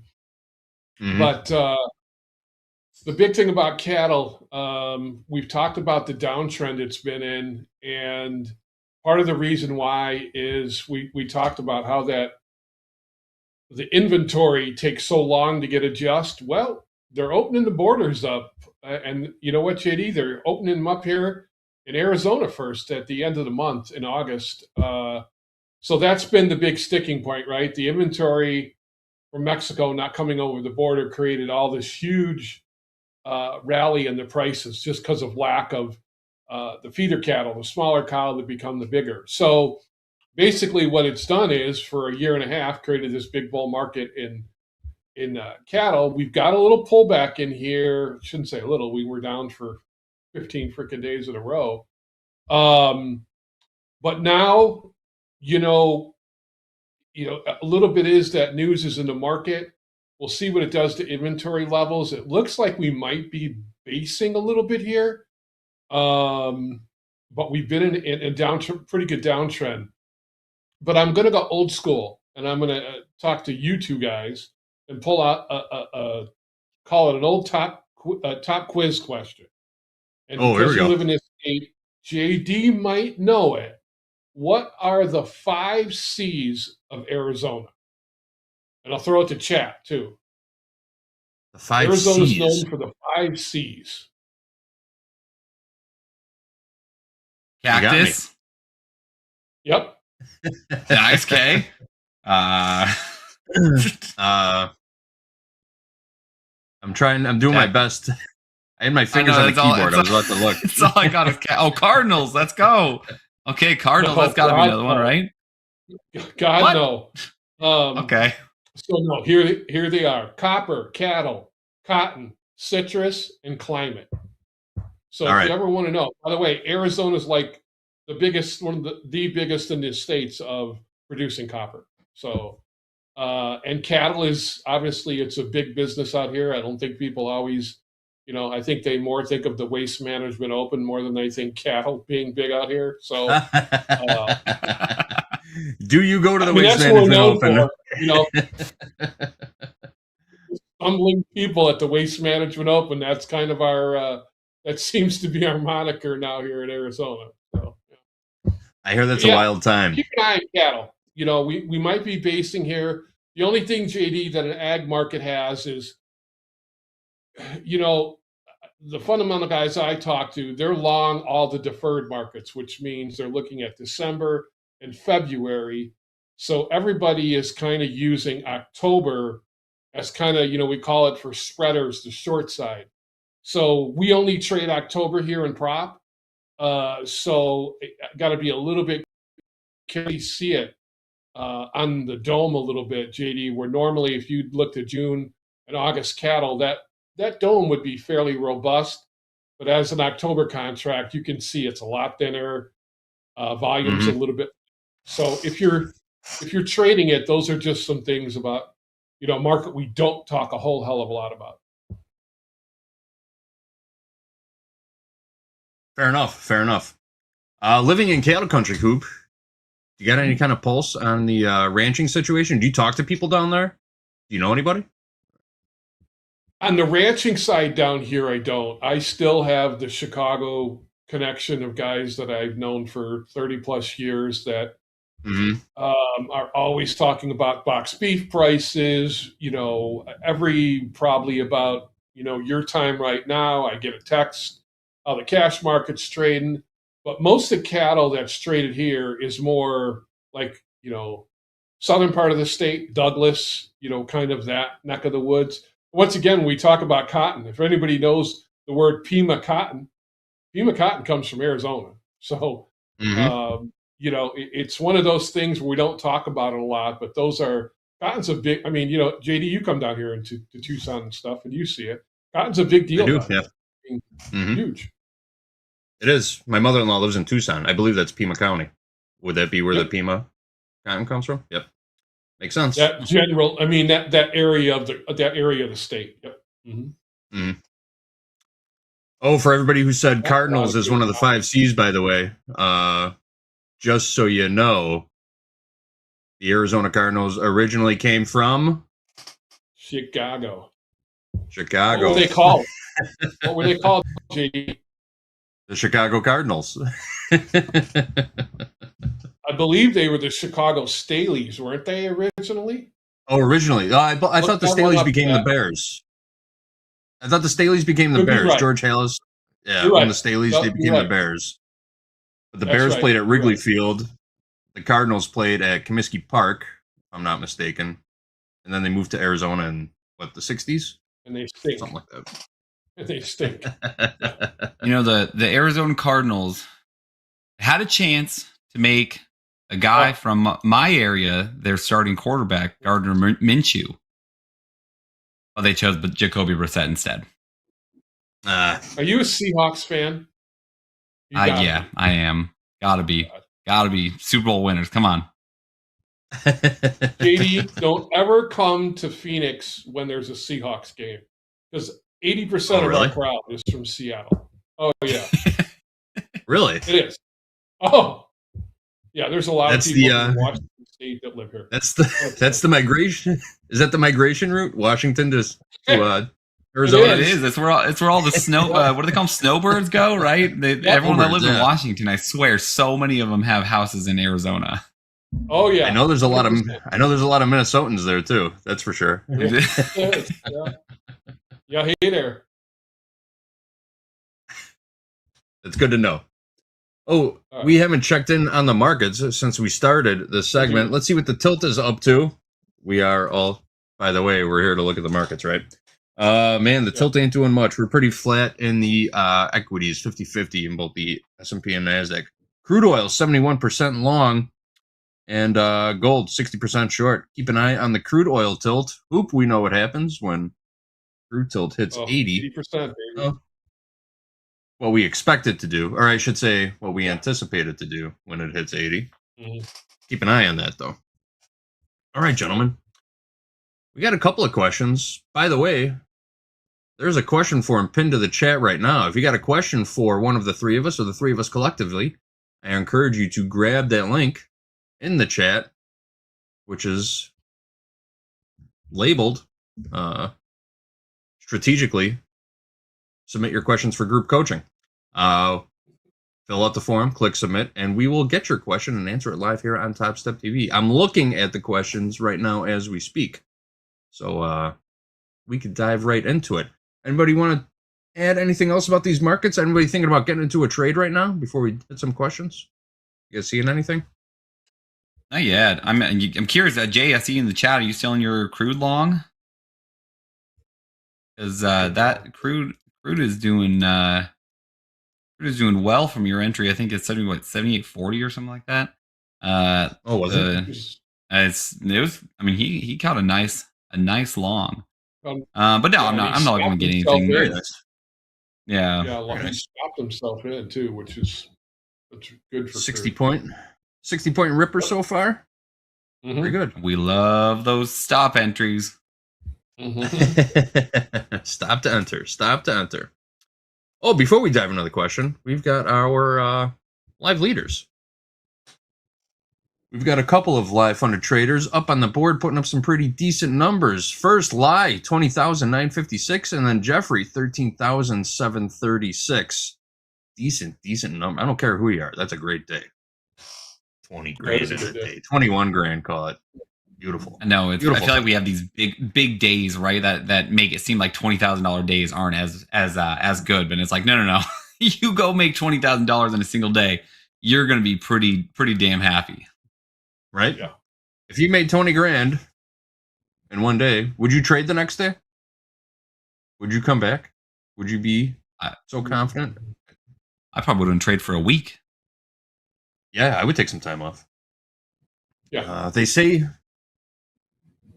big winners and big losers come back to back, right? Like you talk to 100 traders, I think 93 of them will say that their worst losing day came after the best winning day. Just because they're walking in, strutting with all the confidence in the world. I got it figured out. Yeah. This is easy. Not easy. So and fast. then boom, there it goes. But yeah, I'd probably take a couple days off too. Nice 5-day weekend. Oh yeah. Chris says I would leave trading. I don't know. 20 grand, that's not retirement. That's not really retirement. Yeah, that's juice. not. You need a little more. That's not enough for me to step away from the chart completely. I need a couple more shekels than that. Yep. Mm-hmm. Unless I'm investing that all into some, I don't know, someone that's going to promise me 100x. I don't think it's getting me away. Right? The days of the 20% savings account, 20% interest rate savings account are well past us. But I mean, I suppose it depends on where you live too. You know, what's the cost of living? How far can 20 grand get you? All right, we got the live leaders in. You guys had this morning, not even half a car.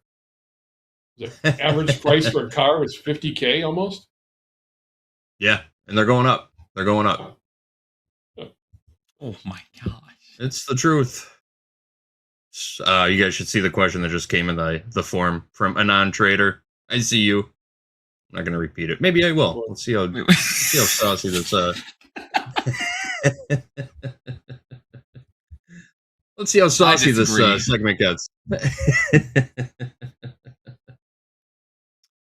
I'm going to show that to my wife later. She's going to track you down.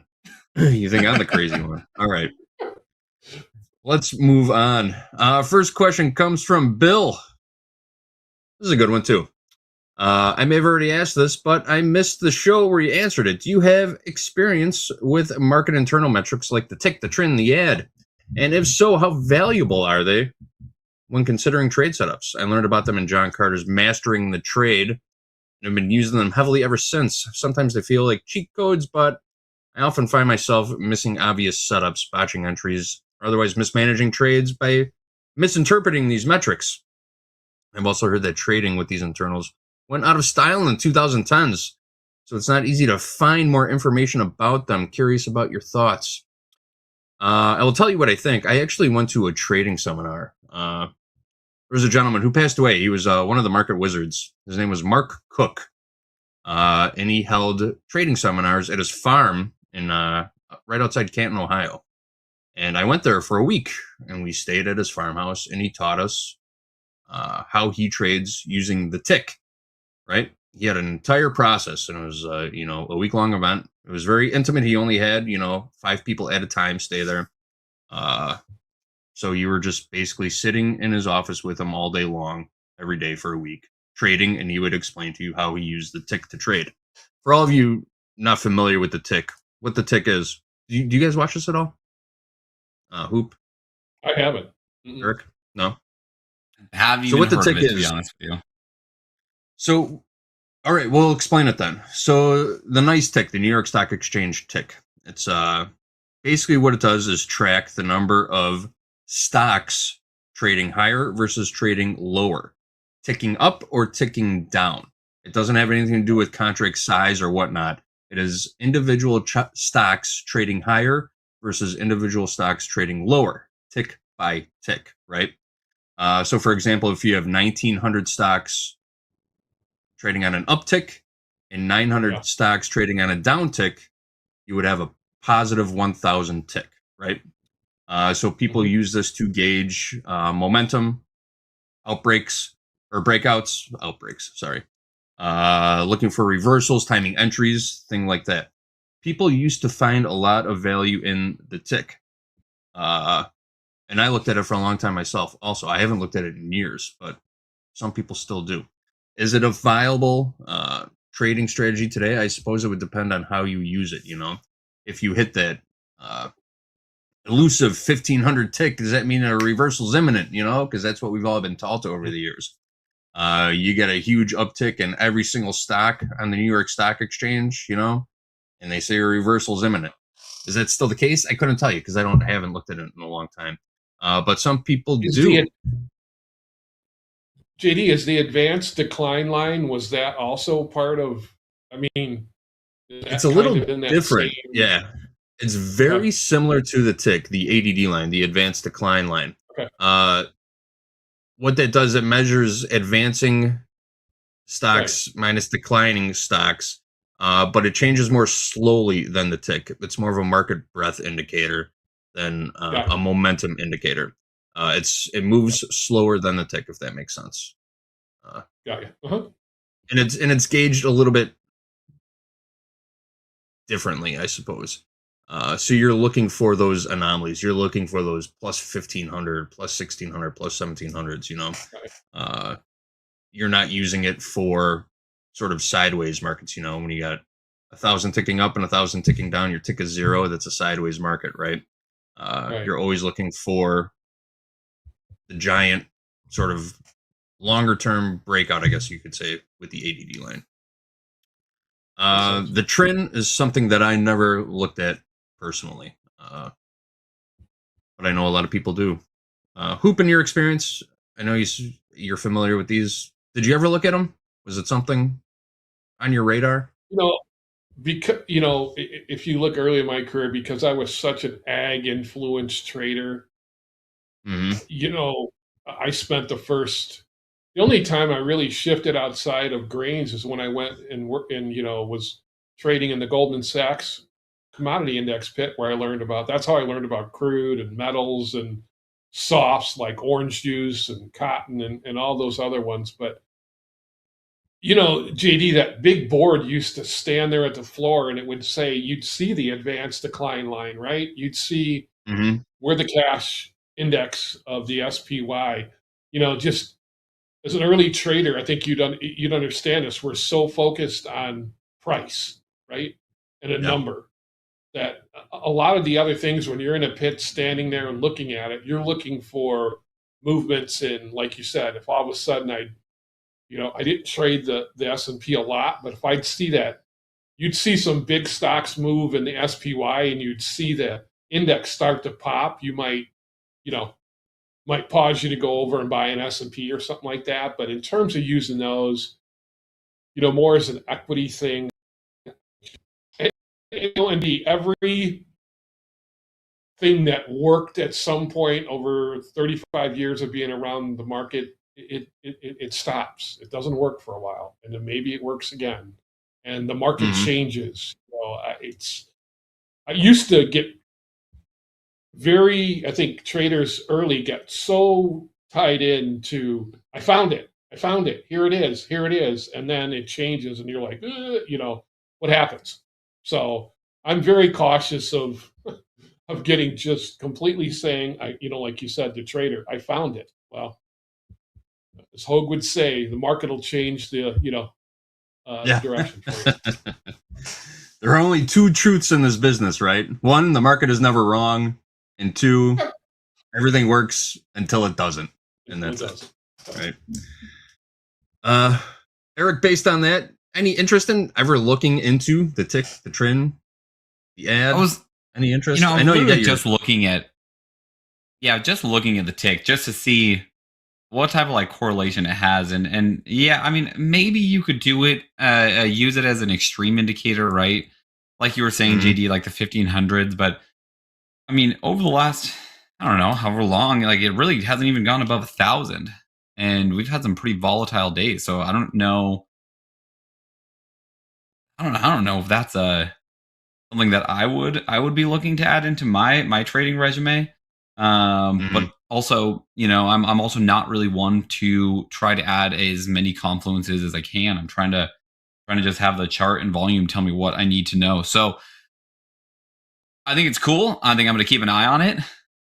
I can't say I'm going to implement it anytime soon, but definitely, hey, group coaching just coached me. So that was great. People in the chat are asking about headlines. We had a little shakeup in the markets, a little dip, a little rip in crude.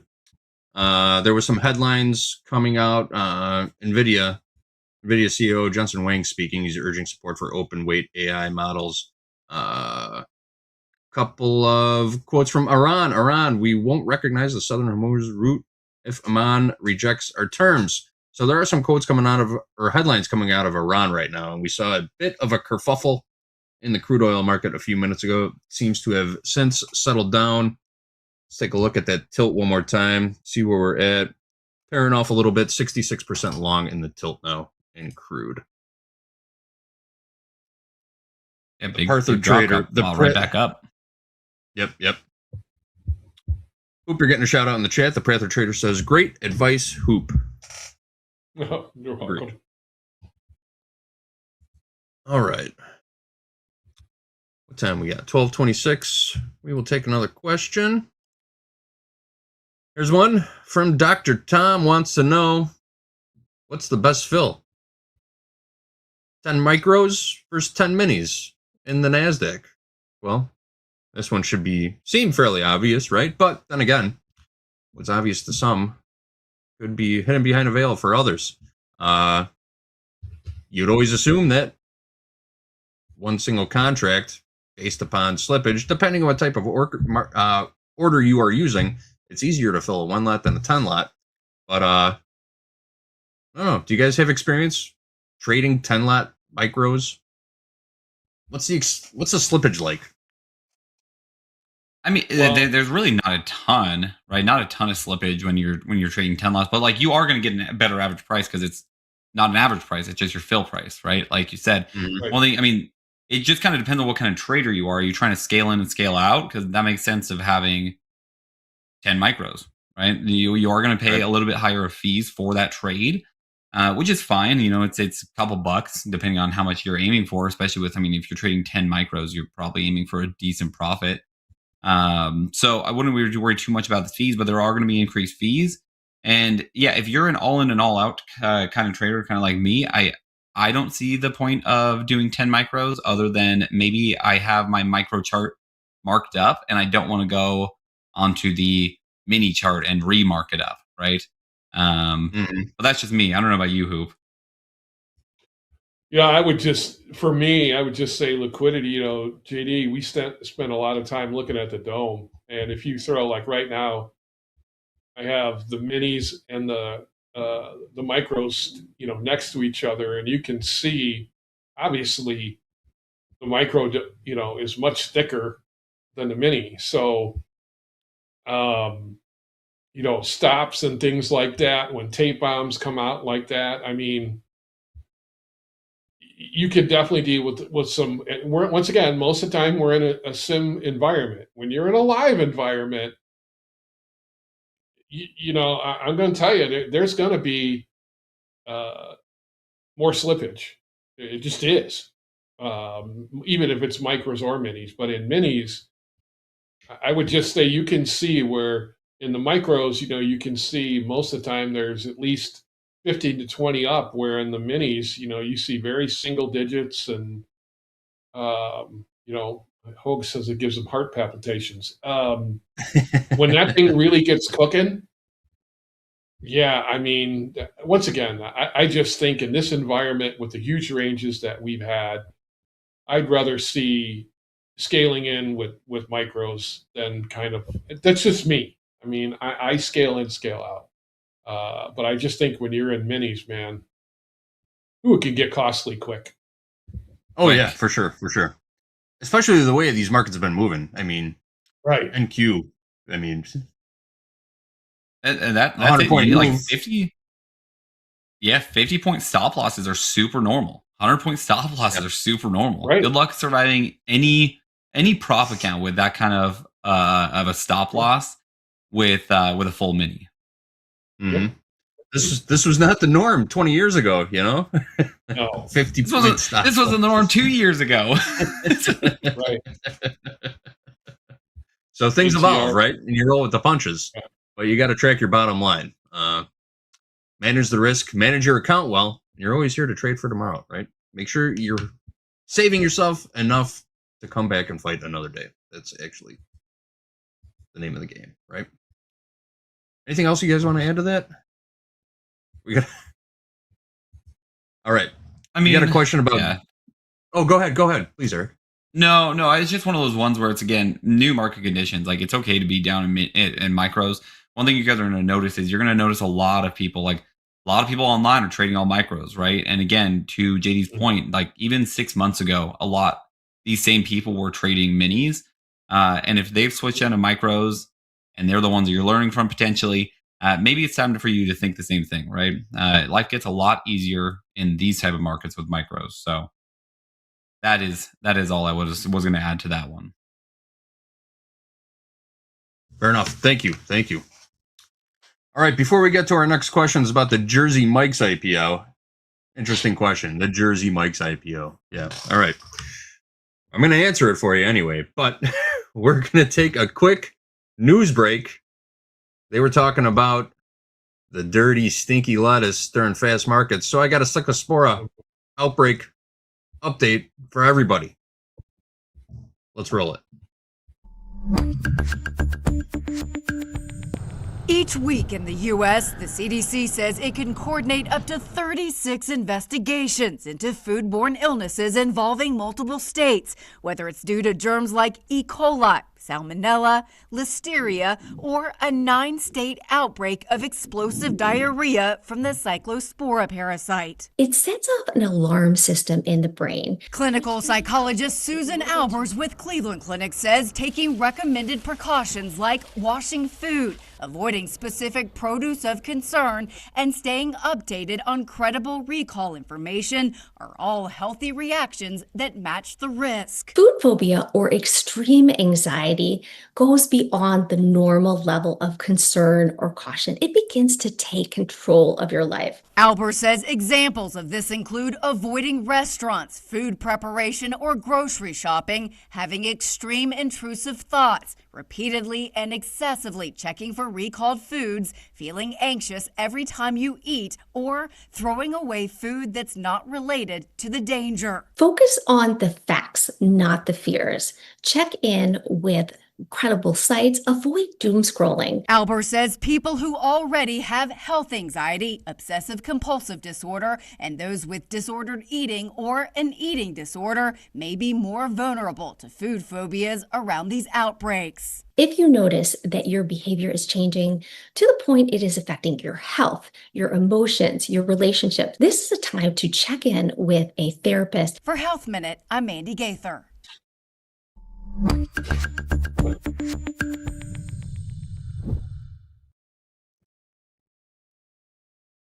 There you have it. Wash your lettuce. All right, let's move on. Yeah, it's lunchtime. Hey, JD, here's one. So, Eric, here's to prove your point. ATR in the mini NASDAQ at the end of July of last year was 253 points on a daily. At the end of June, it was 730 points on a daily ATR. So we've literally tripled our range from a year ago. So you wonder why guys are trading and girls are trading micros. I think that is a good reason to understand why the market state has changed. And for anyone holding on to those minis with dear life, that should be the fact that you can just say, okay, let's let them go. Let's get on down to micros. And that range tomorrow is probably going to get wider with the Fed meeting. So plan on that.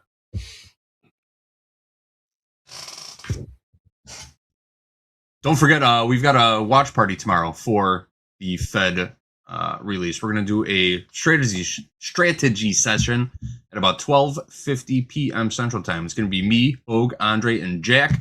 We're going to be here to talk you through, trade you through, walk you through the Fed announcement at 1 o'clock p.m. Central Time. Fed Chairman Warsh's press conference starts at 1:30. We're going to be putting that in live. We're going to watch the entire thing live right here on Topstep TV. Make sure you're here. All right. Since somebody felt compelled enough to type it, Hungry Pete wants to know our opinions on the Jersey Mike's IPO. Are sandwiches the new hot investment? You guys don't have to answer this if you want to, but I have a personal story that I'm willing to share here with you all on group coaching live on Topstep TV. I was approached last year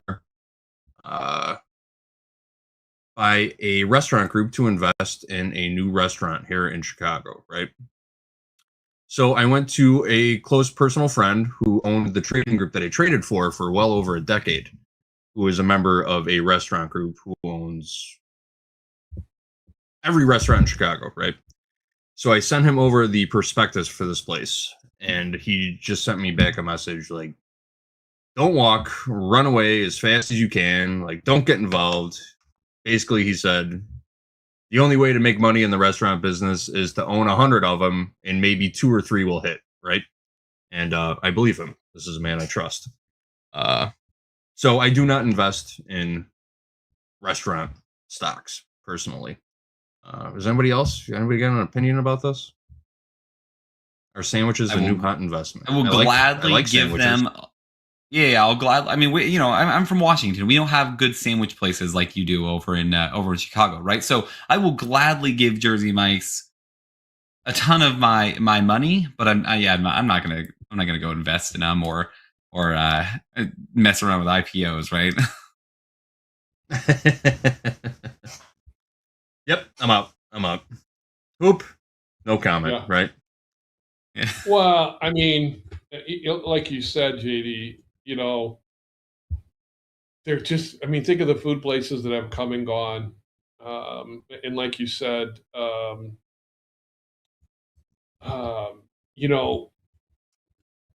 you just, once again, it's like, I loved Boston Market for a year. And, those places, eventually people's diets change, all these things. There's all these different factors, but I agree. It's just one of those things with restaurant. Hey, I like a good Italian beef out here. I'm not going to Jersey Mike's to get it, but they do sell a good sandwich. But I think food's a rough one, 100%. Definitely. A lot of things to consider. Overhead. Are you selling booze? Can you even get a liquor license if you want to? But anyway, I digress. I am not in the restaurant business. We should ask Danny DeVito. Maybe he'll give us a skinny. All right, there's our take on the Jersey Mike's IPO. Thank you for your questions. D Mills says, sorry, not a question. Just wanted to give you all a thank you and express my gratitude for all the coaches. Well, thanks for joining us, D Mills. Don't forget to click like and subscribe. We appreciate you being here and taking the time to leave such a friendly comment. Not all chat comments are horrible and toxic, right? Right, like this morning. As I'm reading the one below it. A lot of trollers this morning. We're on like a 50-50 today, right? Yeah. All right. Lou wants to know how do you see aftermarket hours in your combine accounts? It only shows regular hours for me. Oh, there's a little toggle down at the bottom. You can do extended trading hours or regular trading hours. You see that little button on the bottom of my screen? Bottom right.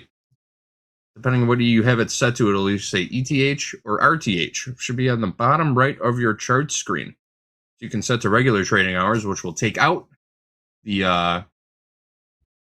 overnight session and just give you the regular trading hours.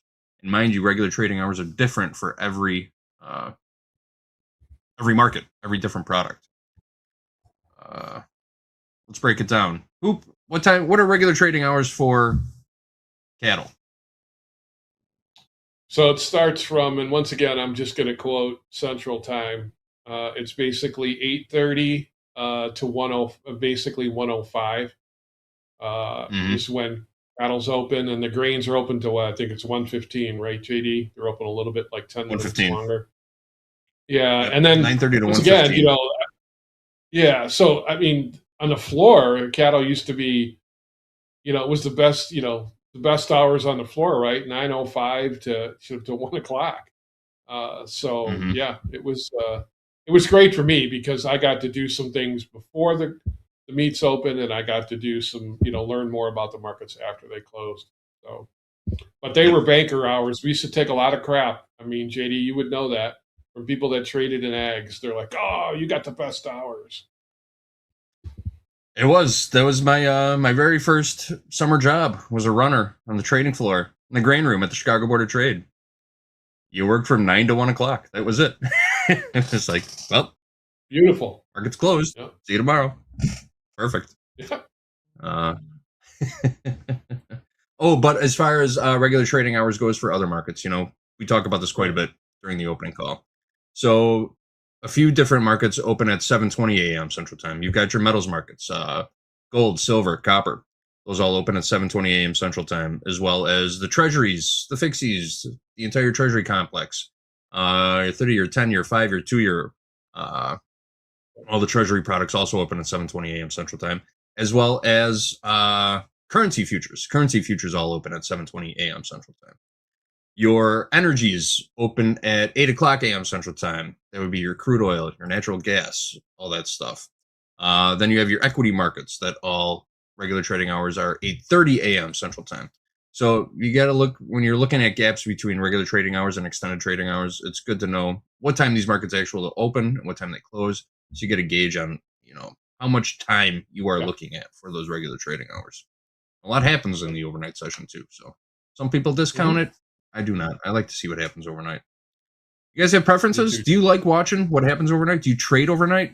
Eric, what's your style? Are you looking at everything? I do. I like looking at. Yeah, I like looking at it all. Right. I like looking at overnight highs, overnight lows.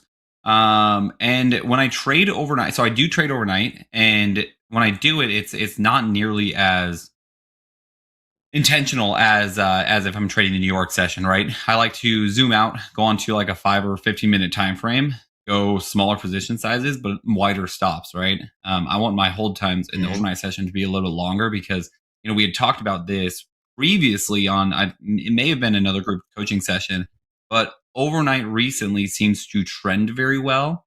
And so when I'm trading overnight, I just want to essentially follow the trend of whatever that overnight session is. Plus, living again on the West Coast, overnight session reopens at 3 o'clock my time. So by 5 o'clock my time is when the volatility. So it's 7 o'clock Central is when the volatility kind of starts getting in, and that's when I'll start looking for trades.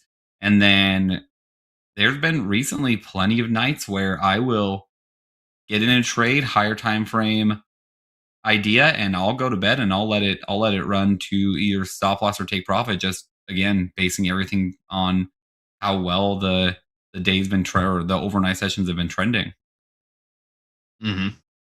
Yeah, that makes sense. Makes perfect sense. It's also good to know when we're talking about open for regular trading hours. It's good to know these times for different markets too, because institutional traders and there are a lot of algos programmed around regular trading hours. It's good to know what time these markets open, because it's not uncommon to see a influx of liquidity and volatility during those opening minutes. Hoop, do you trade around regular trading hours opens and closes? 100%. Yeah, I mean, especially as a metals trader, shout out. I mean, D is probably the one that really kind of talked about this, where directional a metal can get during Asia, and then once Shanghai opens, the market can pivot, and then when it gets to London, and this is why I love on Topstep X now, it breaks it apart so you can see the highlighted. Just go up into your indicator and hit session, and you can see it and add it if you want to see how the market acts between sessions. Eric, you said it the other day. A lot of the action happened over in Asia and London, and then during New York until really the last week. New York's been kind of a dud. So it just goes in phases. I think you can pull it apart and look at it. Like if I'm looking at gold here, I mean, it got directional and it got a bounce when it opened into the New York session. So yeah, I look at it a ton, especially when I'm trading metals. Great advice, guys. Yeah. There are two different sessions, regular trading hours, extended trading hours. It's good to know them both. Study them both. All right. With that, guess what time it is now?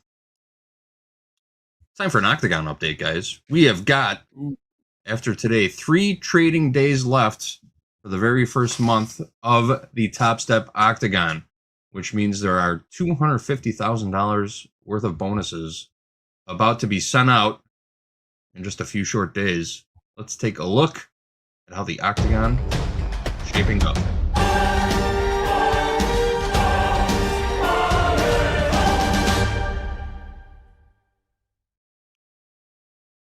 Let's roll it, this Octagon. We've got the entire month's worth of activity here to show you all. Here you see the progression of Kiara moving up and down on the leaderboard until finally resting peacefully up at top. Very well secured in the number 1 spot with $117,138 in profits for the month of July. Here's where the mix-up comes in, though. 2nd, 3rd, 4th, and 5th place are moving around. All right.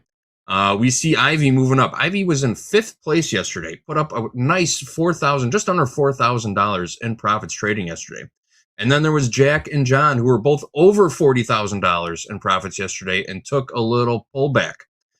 Jonathan there in 4th place moved up from 7th place yesterday too. So there is movement on this board right now. People aren't just sitting around waiting to collect their bonus. People are in there trading and they want these top spots. Kiera, I don't think she's got to do much. Just kind of got to sit there. But we know that people are putting on some size, trying to catch up right now. So this is going to be a very exciting race going into the end of the week. I'm looking forward to reporting on it for the rest of the week too. Anybody who didn't know, Topstep Octagon, anybody in a live funded account here at Topstep is eligible. And you are actually participating, even if whether you know it or not, you are involved in the Octagon. If you are in a live funded account, you are automatically put into this bonus competition. So there you have it. There's your Octagon update for this afternoon. Let's get back into some group coaching. Is that impressive or what? Yeah. Unbelievable, man. What a good month. What an opportunity too. Vying for $250,000 in bonuses. Top spot pays out $100,000. 2nd place pays out $50,000. 3rd place $25,000. 4th place $15,000. 5th place $10,000. A whole bunch of $5,000 bonuses, man. Every month. Like she's gonna make $100,000 in trading profits and then get another $100,000. She's gonna have a $200,000 month. It's like someone in the chat said it the other day, right? man, what a good year she's had this month. Yeah. Oh yeah, and I believe I'm almost positive she also took a $100,000 payout last month. So this is shaping up to be a very good year for Kiara. Yeah, that's it doesn't get much better than that, right? I don't care who you are. All right. We got any more questions? Next up, Lawrence. We got about 5 minutes left. Lawrence wants to know, when scaling in, would you say having a good buffer? Would you say it's good to have a good buffer on the day? And adding brackets, then trade minis. So I believe this question is, does it sound like I'm getting this right? Building a buffer, then scaling up. Scaling. Yeah, it's kind of what it sounds like, right? It sounds like build a buffer to bigger position sizing. And that's what I'm kind of getting from this too, yeah. Yeah, and it's kind of along the same lines of, like, you know, when like when you level up as a trader, like, you know, when you push the gas and when you size up versus when you're supposed to be sizing down, right? But I don't necessarily think that it's going to be based off of what buffer you have in your account on that day, right? It's going to be based on what market conditions and what your setup is. So I don't necessarily think I would ever increase my position sizing due to what my P&L is, because then you're just trading your P&L, and then, you know, if you start increasing your sizing, you start losing that P&L, then, you know, that can do a lot to you mentally. So I would kind of step back and just try to think, like, okay, where are my A+ setups? What times of the day are they? What time of the week are they? And then size up based on historical data, based on your system, not your P&L. That would be my take on when to size up and size down. Yeah, that makes sense. Makes perfect sense. As our good friend and mentor, Mr. Hoagland, would say, the hardest thing to do as a futures trader when scaling up is moving from one contract to two contracts. That should be the progression: 1 to 2, 2 to 3, 3 to 4, right? You're not trying to double down every time. But as far as a buffer goes, Hoop, in your experience, when you were trading, let's just say back in the day when you were trading your personal account on the floor, you know, everybody knew who the 1-lot traders were. Everybody knew who the 5-lot traders were. Everyone knew who the 10-lot traders were. What would it take to go from, you know, a 1-lot trader to a 10-lot trader back then? How would people recognize it? Does that make sense? Well, would people know if you were just sizing up because you were desperate, or you were sizing up because you were doing it the right way? I think, you know, the industry also, because you're around, you know, depending on the size of the pit, you know, 30 guys, you know, in a bigger pit, people wouldn't be as apt to know what your position is. When you're in a smaller pit and, you know, people see you, we talk about accrue a position, right? I'm normally, you know, 1-2 lot guy, but if I'm reading, you know, this is, as a scalper, if I'm reading the market right, I might start to size up, saying, hey, I'm on the right side of the market right now. But I might do it, you know, kind of like Hope says, the growler order, kind of do it where instead of hitting a 5-lot or a 10-lot or a 20-lot, I might just keep hitting 1s and 2s and build the position that way if I'm reading the market right. Because there's, you know, once again, on the floor, it was, you know, we talk why, you know, a lot of poker players and analogies get kind of, the psyche kind of gets crossed over a lot in trading, is because there is a lot of that. You know, on the floor, it was, you know, people, if they could read your face and you knew you were stuck, good luck. You know, a lot of barracudas. So I wouldn't sit in there and hit like a 50-lot in the pit if I was a 2-lot trader, right? Because people would start to know you're something's trading, like you said, JD. Like, somebody's like, why is he sizing up here? A lot of guys used to hand me orders because I never really filled orders, and they go, hey, yeah, go to the market on these. And they wouldn't know, you know, once again, there was a lot of, we call it, this is why I'm like the most skeptic, like this morning, on orders being pulled, spoofing. You can see it where, like today, when the ES kept cranking up towards those orders, and I'm like, you know what? That guy's going to pull it, and he's going to move it higher. And sure as hell enough, as soon as we got up there, they move it. That psyche hasn't changed in 35 years, JD. Eventually, the big orders get hit, but a lot of that movement and playing around of size and is it really there and all that, man, that the computers, have got a control of it. But man, when I smelled that one out this morning, I'm like, you watch. The only one that stayed there was that 1500 lot that was on the high. So, yeah, it's an art form. A lot of deception. Absolutely. I see some people in the chat asking about Kiara after we gave the Octagon update. She has been reached out to. Don't be surprised if we get a visit. Not today. But it could happen. Curb the expectations. We probably likely won't announce the winner of the Octagon until next week, as Friday is the final trading day of the month, and we will be off air when the close happens. So once we know, you will know. I can promise you that much. All right, guys, they changed a shot on us, which means it's time to get out of here. Thank you, Eric. Thank you, Hoop. Always a pleasure being back here on group coaching with all of you. Thanks for having me. I will catch you guys in a little bit. Stick around, though, folks. Trade with Topstep coming up next. Our buddy, Real Deal Zach, is here. We're going to trade it up for the next hour. Not a whole lot of action in these markets, but maybe we will run into a trade. We'll see what happens.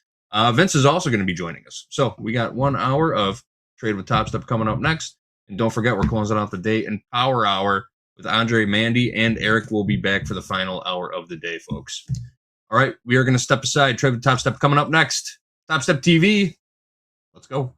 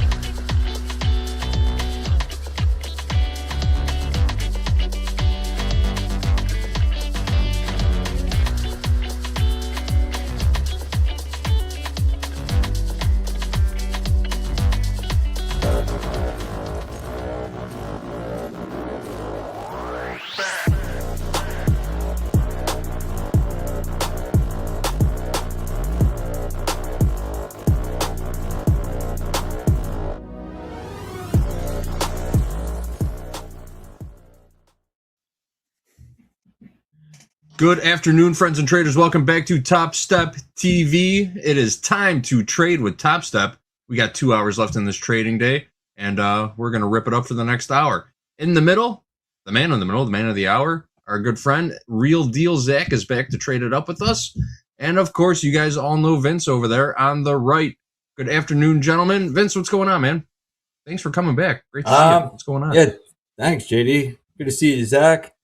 Yeah, so I battled back. I took 2 losses this morning, right, in fast markets, but now I'm up 875.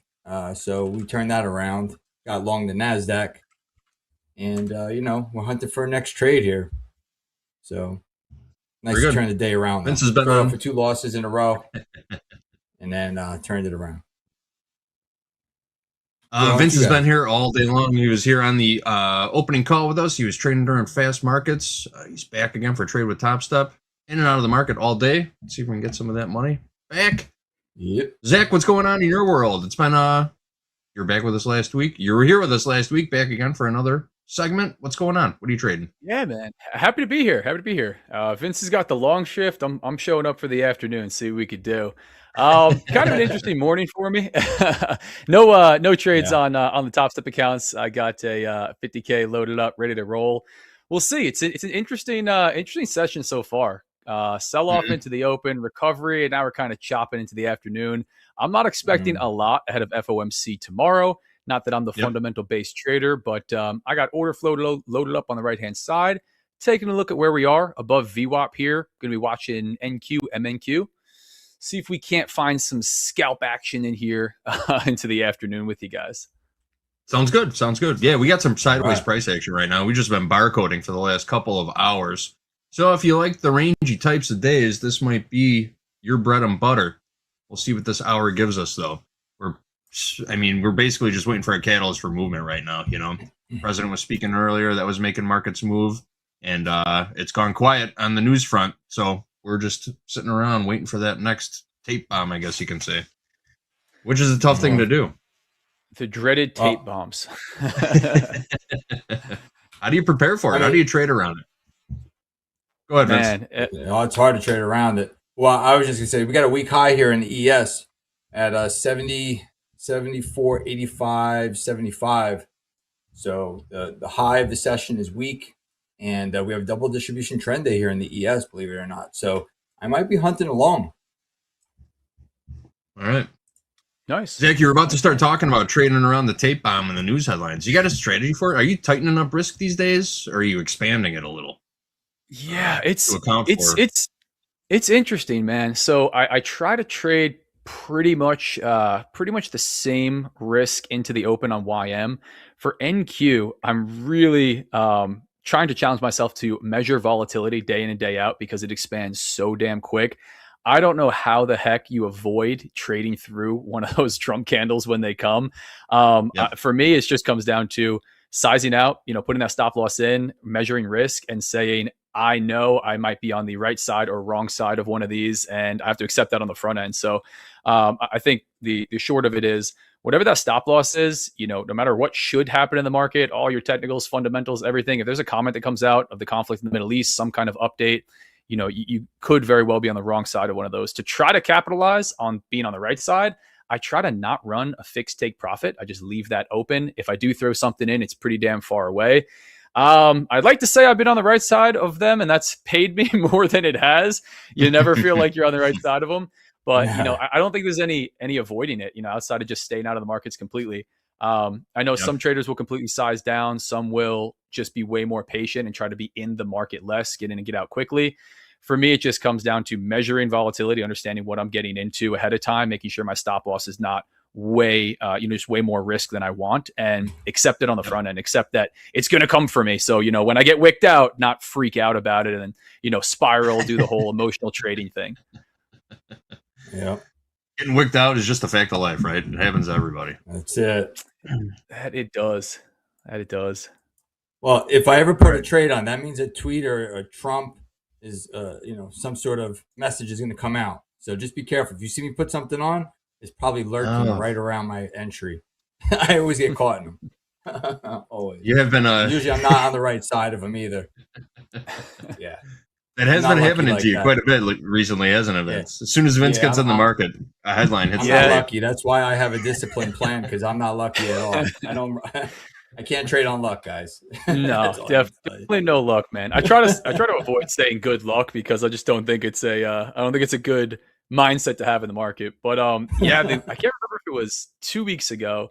I was on the wrong side of a Friday, gnarly wick to the downside. It was live on YouTube, got completely wicked out, got slipped a little bit, and then on YM, I think it was the following Monday, I was on the right side of it. You know, you never capitalize as much as you do when you take the stop loss that rips your face off. But I've been back and forth on it, man. So again, I think it's just there's no avoiding it. You know, I monitor it as the best I can. You know, I'm not the news-based trader, but I use News Squawk. It's super fast, you know, real-time news. You could get it from Financial Juice, but you know, it's on the chart before you ever going to hear it, even with Squawk. You know, maybe that gives you a little bit of an edge to decide whether or not you want to keep trading or just back off. Just part of these markets, man. Part of these headline-driven markets. So. Yeah, I think I was in that trade that you're talking about in the Dow. It was last week. I had three. I was working 3 minis, Dow minis, and my order was like, I don't know, 50 to 70 points below where we were trading, and then I had my stop in, and it was about 50-point stop, and something happened with Trump, and the Dow sold off. I think it was 240 points, and I caught, I think, like 40 points of slippage on those contracts. That was last week. It was crazy. Ouch. It traded 230 points in 3 seconds, I think it was. Insane. So there was no market. It just fell, boom, gone. Poof, up in smoke. Yeah. You know? That's the reality of trading, though. That's live market trading. You know what I mean? It's liquidity is a real thing, right? Yeah. Yeah. 100%. You trade for long enough, you know, you do realize that spreads and slippage are a real piece of trading. You know, we're so used. I mean, it's so awesome. I came from Forex and CFDs back in the day. So to come to the futures market where it's almost non-existent, it's just fills are great. You know, spread and slippage is like, you know, it doesn't really happen often outside of those instances. But they'll remind you, you know, when you are measuring out risk, especially if you're trading knowingly into high impact stuff, that's a real piece. And I know a lot of traders, and I used to think it, you know, on the sim side will say, oh, you know, the platform sucks, or the broker, you know, that we're trading with, or the prop firm, whatever it is. I've experienced it in live accounts as well. You know, when that stuff expands and widens out and you're on the wrong side of it, it's real. So maybe you take that into consideration, you know, if you're sizing out and, you know, throwing stop losses in, especially when we're at higher risk of it, maybe there's something scheduled, or at least it's just been starting to happen for the day. You account for a little bit of slippage, you know, in props, especially if you're trading big size. Yep. Couldn't agree more. Oh, Vince, I thought you were going to say something. Nah, I will say though, like live market trading is different, like you're saying. You know, I had one time where, you know, I was working an order in the ES, and I had my, you know, XFA up, and then I had my own personal trading account.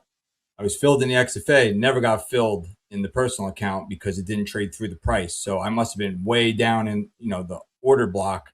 I was probably like, who knows? It was like 150 on the bid. Who knows? If I'm sitting at 99 and 75 traded, I ended up making money in my XFA, but not in my live account. Didn't even get the trade because I missed it. And it traded to the tip, but just didn't get filled in it. So that stuff does happen in live trading. It happens.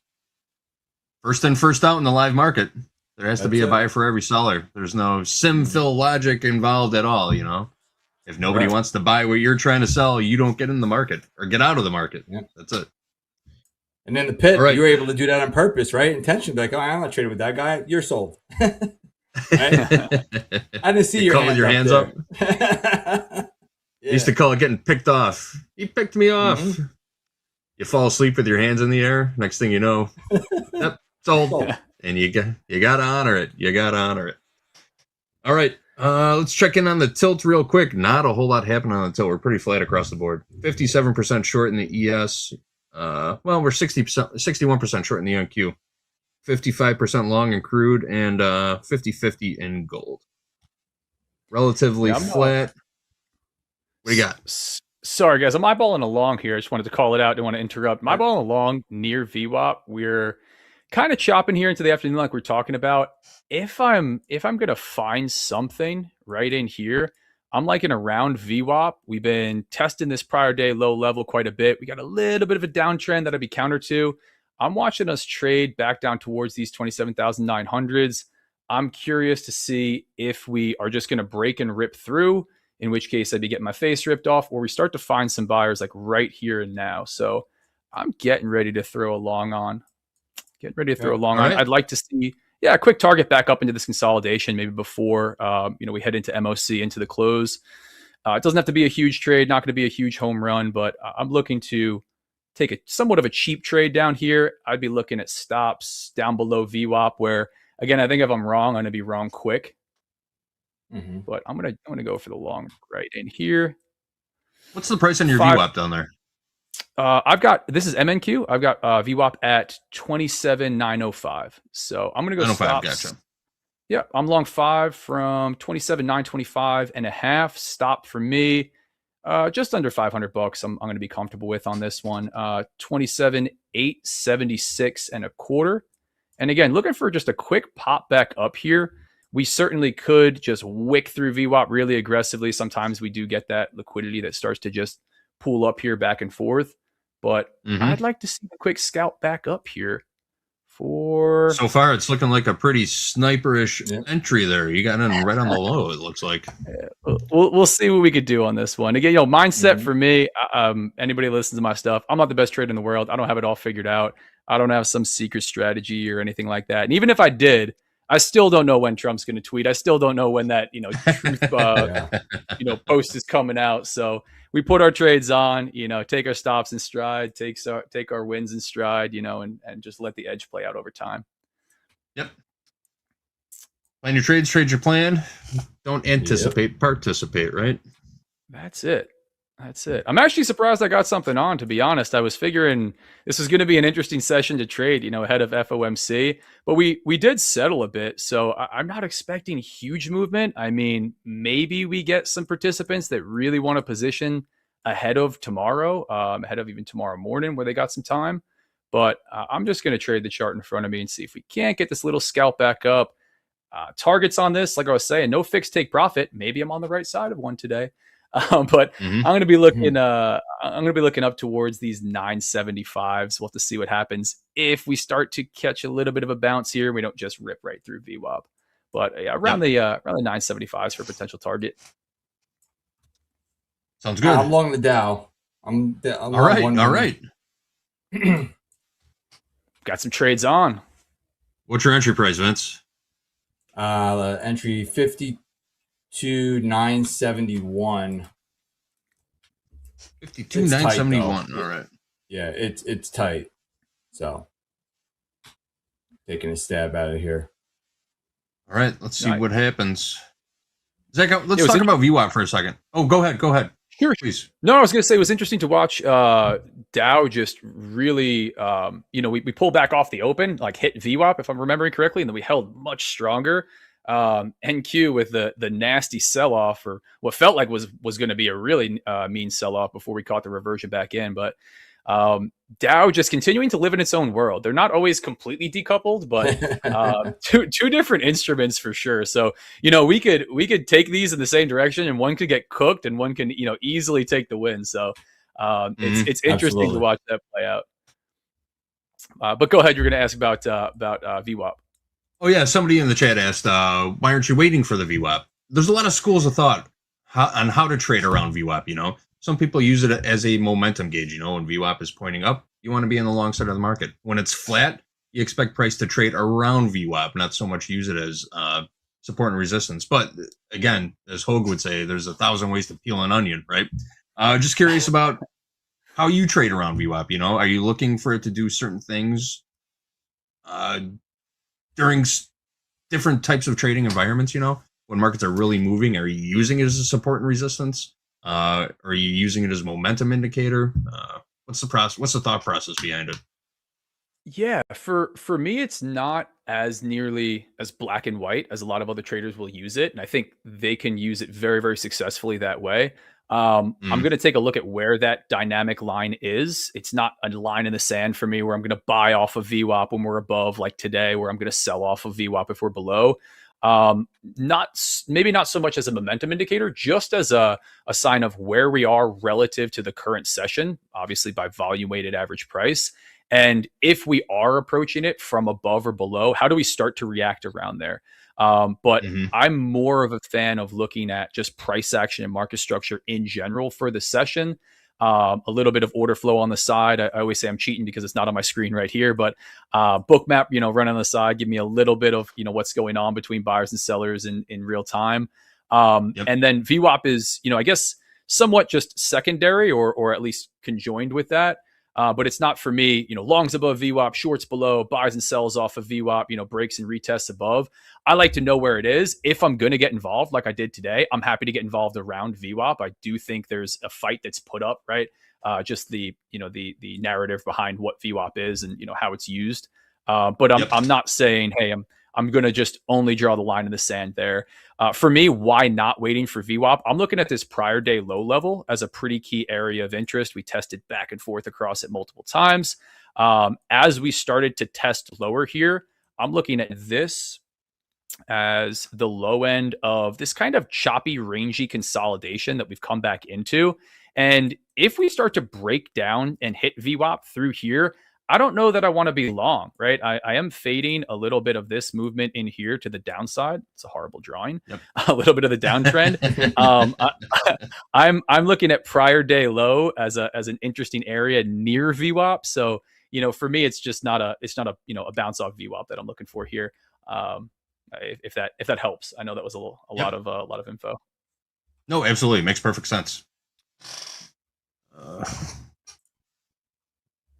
Yeah, so kind of just watching this one, talking trade management real quick on this. I'm not really going to do too much. Again, not a crazy trade. We got $500 worth of risk on.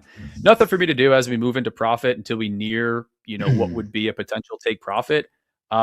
Maybe, 150, 200 ticks into profit. I'm looking to go stop to break even. If we come back down on this, letting it run, for me, I don't love to tighten up and choke out my trades. I just find I take an outsized number of stops at break even doing that. And I never let the winners be winners. And I always let the losers be losers and then a bunch of break even in between. So, for me, I'm letting this one, ride for now. All right. Sounds good. Nice. Long and strong. Vince, you feeling the same way? You're liking your trade still? What's that? Still liking your Dow trade. I mean, I don't love it, right? We've been selling off for an hour, maybe close to an hour. So I don't love it because I'm kind of buying into the sellers, but I do like that, we do have excess down here. We have lower volume. So I'm trying to trade up against this low volume. So we'll see. I mean, we could easily make a trip back to the VWAP here, which is this white line on my chart. But I don't want it to pull back that far on me, right? I could always get back in if it gets down there and then bounces off. So we're going to keep our eye on this trade. Hopefully we can get a little push here. Sounds good. Circling back to VWAP, you mentioned it. You're looking at it. How do you trade around VWAP, Vince? I mean, I don't necessarily trade around it. A lot of times it's a target of mine because I fade a lot. Because I trade ranges. But there are a lot of times where the market will come test it and reject and bounce right off of it, like a springboard sometimes too. So it all depends on, which way I'm trying to take the market. Like right now, the market's trending higher, right? So I would probably like a rejection of the VWAP and maybe try to get long. So we'll see if we get that actually. But right now, this trade's not looking too good. And we're out. All right. So we lost like $100 on that. Not a big deal. All right. Maybe 125. So look for the next flat. opportunity. Yep. Zach is still in. Got about 10 points in the money. No headlines hitting the tape right now. We're looking for, or I suppose you could say we're waiting for something to move these markets right now. Everybody out and push, right? Yep. Again, I think it's that context. And just like Vince was saying, trading around VWAP, kind of the context of the session. It's, Mhm. you know, it's FOMC tomorrow. We just don't have a lot hitting the tape. We had quite a large, not a huge movement, but quite a move from NYSE session, right? You know, where we had the, you know, the sell off, the dip down below and the recovery. I'm not expecting a ton out of these markets, right? And it's kind of the way that I'm trading it here. I'm not looking for a huge move to the upside. I'm not looking for a massive push back down, but just some more of this chop to continue in at the extreme, down around, you know, VWAP, since we're talking about it, volume weighted average price. And just for some of that kind of choppy back and forth price action to continue. I think it's a fine line we try to walk as traders, where we don't want to, you know, say, well, the market's trending, so I'm a trend trader today, and I'm just going to over optimize for what's happening or what I think is happening. And then all of a sudden the market's ranging, and I'm going to be a range trader today. But I do think, to a degree, if you're going to be a scalper, if you're going to hop on Topstep TV and, you know, try to find some trades that are, you know, going to provide a positive expected value, you do have to take that into context, right? What's going on throughout the trading day? You know, what does the news cycle look like? You know, what does the chart look like in front of you from a technical perspective? And doing that has helped me a lot in my trading, where I would just approach every day the same in the past. Here's my system. It's written down on paper, you know, very rules based and objective. And I'm like, well, you know, we had like, you know, we have war breaking in the Middle East, and we have, you know, comments coming out of the U.S. political administration, and volatilities, you know, expanded by like, you know, multiples here. Maybe I don't do exactly what I was doing a month ago that was working, because it's not the same market. But it's a balance for sure. It's a balance. Yeah. This is not the place to be rigid, right? What do they say? You got to have strong opinions loosely held, though. It's better to be flexible, Right? Yeah. Than stubborn. Stubborn will get you killed 100%. here. 100%. I think, you know, I've traded with a lot of you guys. A lot of the, you know, I usually say a lot of the best traders I've traded with, and a lot of them have been on here. They're very flexible in their, you know, their decision making, and especially when it comes to, they have a lot of confidence to put trades on with, you know, big risk and big size. And at the same time, the market moves against them, they're proven wrong. They'll flip direction very quickly and say, okay, you know, wrong on the first trade, stopped out, and, you know, I'm going to flow with the market. It's not that, you know, I have to be super rigid in my bias and that type of deal. Used to confuse me a lot. Used to watch guys do that, and I was like, I'm all pissed off after, you know, getting short and it didn't play, and I want to short it again and short it again. It's got to, you know, got to go. And I'd watch these dudes take, you know, big losses, and then like, you know, recover or just not do anything stupid like I was doing. And I think that's where it comes from, this confidence in putting your, you know, your trades on as they come, but being flexible and saying, I don't know what's going to happen next with any reasonable degree of certainty, at least right here, right now, right? We hope maybe over a large sample size. But yeah, man, it's easier said than done. I still struggle with it myself for sure. Well, sometimes that stop is just paying for information, right? It's telling you that you're wrong. Yep. So sometimes you got to take that information and you need to go with it.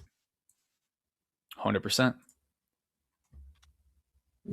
People in the chat chirping about the president speaking. The president is speaking at a funeral right now. I'm assuming he's not going to use this podium as a place to talk policy or anything. So I wouldn't expect anything too market moving coming from this right now. At least I hope he wouldn't use this podium. Yeah. Hope not. We never know, but hopefully, hopefully. All right, we're long again, guys. We're gonna try one more time. Nice. 52,958. We're long. Just a tight stop.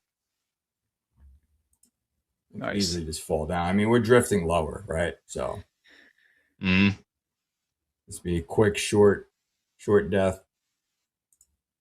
Cheap trades, man. I like it. I like it. When you're right, you're right. Wrong quick. Right. I think that's what I'm saying. I'll take small losses. You know, I'll take small losses because you only need that one, right, to get right back into it. So, do you find yourself doing better with, you know, lower win rate, like higher R multiple in general? Yes, absolutely. Yeah, I'm in the 40s probably. Cool. You know? Cool. Sometimes in the 30s, right? Very good. Sometimes in the 30s, but you know, I try to get a little bit of a bigger bite on my moves. Nice. It dings your ego a little bit, right? When you're not winning all the time, you know, some people say, "Oh, you suck," or whatever the case is. But you know, numbers are the numbers, right? If your numbers are working in your favor, So for sure. And like the negative risk to reward stuff is always going to look best, right? That high win rate approach is always going to look Right. and maybe even feel best, but it's it about does feel what better. works. Yeah. But what does the P&L say? Is what I always say. Well, what does it look like over a large sample size of trades? And honestly, Yeah. there's a lot of benefits if you could handle it from a mindset and psychology perspective of really capitalize on a a good R multiple, really nice outsized wins relative to losses. Control risk to the downside by keeping them cheap. It's just finding what works for you. But it's cool to see you trade something with tight stops, and it's beautiful when it plays. I always love to see those those trade recaps. They look fantastic. Yeah. Yep. Sometimes you don't look good, right? When you're taking loss and loss and loss, but how many traders out there have, if they look at their metrics, right? And they're 65, 65, 70% win rate, and then they're not profitable, right? And it happens all the time. There's a lot of traders out there who are winning 6, 7, 8 times out of their trades, and they're not profitable. So you got to change your head. Like it used to get to me like early on in my trading career, like, damn, I want to be right. Cause we want to win, right? We want to be winners and we want to win, but winning isn't about just winning, right? You got to learn how to, what's the saying? You need to learn how to lose, but win at the same time. So if that makes sense. It's that magic combination that we're all searching for. Being right isn't enough. How much are you making when you're right versus how much you're losing when you're wrong, and how often are you right? So, yeah, absolutely. Well, we looked like we were about to see a little pop there in the equities, but still going a little flat. Watching this thing just chop back and forth. Man, we're starting a little bounce here, and it just got met by sellers here. We're trying to find buyers in here. If we don't catch a little bit of a pop and actually have somebody step in here, I'm going to lose a little bit of confidence on this one. Not a whole lot by way of liquidity on NQ. ES has got some above and below. CVD, which I watch a bit on both of these, has dropped off a little bit. I'm wondering if we got to see the nasty wick through VWAP here on NQ and to test lower before we do anything into the close. But they're trying it. Yeah. So are you strictly NQ trader? So Zach? For me, I actually trade Dow off of the open. I really like to trade Dow into NYSE open. I love a really simple mean reversion play. I mapped it out last time I was on here. I always yap about it. If we are, holding above VWAP, or actually regardless of where we are, I love to see an initial pop to the upside to fade that back down towards VWAP, volume point of control for the session, maybe another area of interest just based on price action market structure. Same thing to the downside. If we crack lower, maybe we're trading through, overnight low, prior day low. I'm looking to fade that move back up with a long right back towards VWAP. Dow loves, at least, not every day, but enough to be dangerous. Dow loves to pull this really aggressive back and forth movement. And if you are confident enough, because when it doesn't work out, man, you look real, like we were talking about. I get comments in the chat, like, why would you sell into this strength, right? You crack 250 points to the upside, but if you have the confidence in it, if you trade it, forward test it, back test it enough, which I have, it could play out really, really nicely. Stupidly simple, which is what I love to do in the markets. And that's been solid this year. Really, really solid this year. We've, outside of the aggressive drive higher, we've really had that back and forth movement. And then later into the session, mid-morning into the afternoon, I'm working on scalping NQ. I don't know, man. I see whether it's a healthy relationship or unhealthy relationship, depends on the week and the month. It's a monster NQ. When it plays nice with you, it's like you're on top of the world. Let's see if we can get a little bit of a drive higher. We got a rippy. We got a little rippy happening here. Man. Let's see what we could do here. I wish it was in the Dow, but it's not. What are your thoughts on the Dow right now, Zach? I'm just chilling in a five tick range here. It's slow dripping me to death. What do you think? Yeah, man. Overall, I'm looking at 53,000 evens above you. That doesn't look bad. We got a little bit of liquidity up there. Looking at bookmap chart on Dow, it doesn't look bad, man. Definitely doesn't look bad. Yeah. I'm watching to see if we can get a little bit of a drive higher, push through towards these 75s. Let's see. I will go 62 stop last loss. trade. Yeah, stop loss to break even for me now, plus a couple ticks, make it risk free. Nice. You know, if we have to come back down through Nice. and chop through, you know, Risk I don't management. want this one. Yeah. Not going to take it just yet. I want to see if we can get a pop right back up towards this level. Low time frame structure, you know, a little bit back into this volume profile before we just dip back down. But let's see what we could do here. This has showed me, didn't have to take too much heat. This has shown me 36, around 36 points, 150 ticks. Not quite enough relative to the risk I had on to grab it just yet. We'll see. ES is catching a little bit as well. We'll see what we can do. Mm-hmm. Yeah. Right. Getting some advice in the chat, Zach. What do we got? Saying, don't cut it. 28,000. Don't cut it. Listen, I appreciate you guys. You know, it's for me again, and I talk about my trades before I put them on, right? For the most part, I'm very discretionary with the entries. The trade management is pretty structured. You know, like I said, we were talking trade management as I was chopping around break even.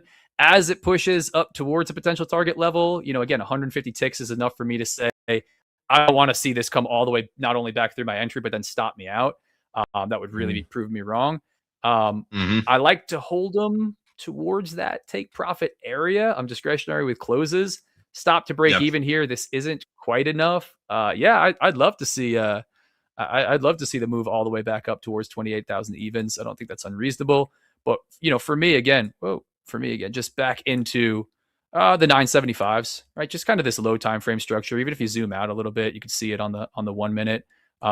Little bit of an area of high volume. We dipped our toe up here. I want to see us pop through that next level. So we'll see what we can do. Let's go. Very good.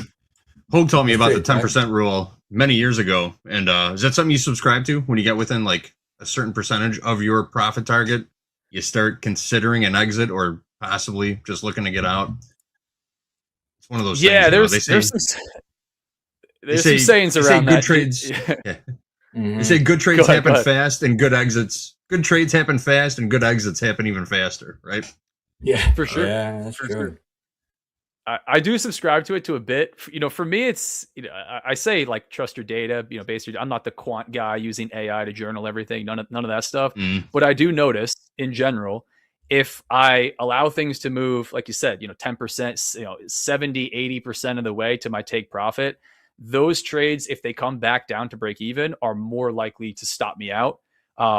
Just the same way as if the trade only moves, you know, 10%, 20% towards my take profit area in my favor, and I stop myself out, those are much more likely to continue on to be winners. So it's kind of just trusting the data. I try not to go too quickly. I like to go at a level that makes sense. You know, maybe some would argue that down below these lows would be fine, or at VWAP would be fine. This is the move that I wanted, right? We consolidated a little bit. We dipped down below this low, chopped back and forth. I want to catch the quick pop up. If we're just going to chop back and forth, I think I'm at too much risk for, you know, for the wick lower. We're going to settle around here towards, you know, the last power hour, you know, last hour of the session. So, you know, quick pop to the upside, not enough for me to grab it. I want to see a little bit more of a leg up without being a hero and shooting for, you know, hundreds and hundreds of points or anything like that. But yeah, just trust in the data. Yep. So what's your like Now we're reward to looking at risk YM. ratio average there, Zach? Right now it's I'm more looking balanced. okay. Looking okay. Looking okay? Go for it. Nice. Go for it.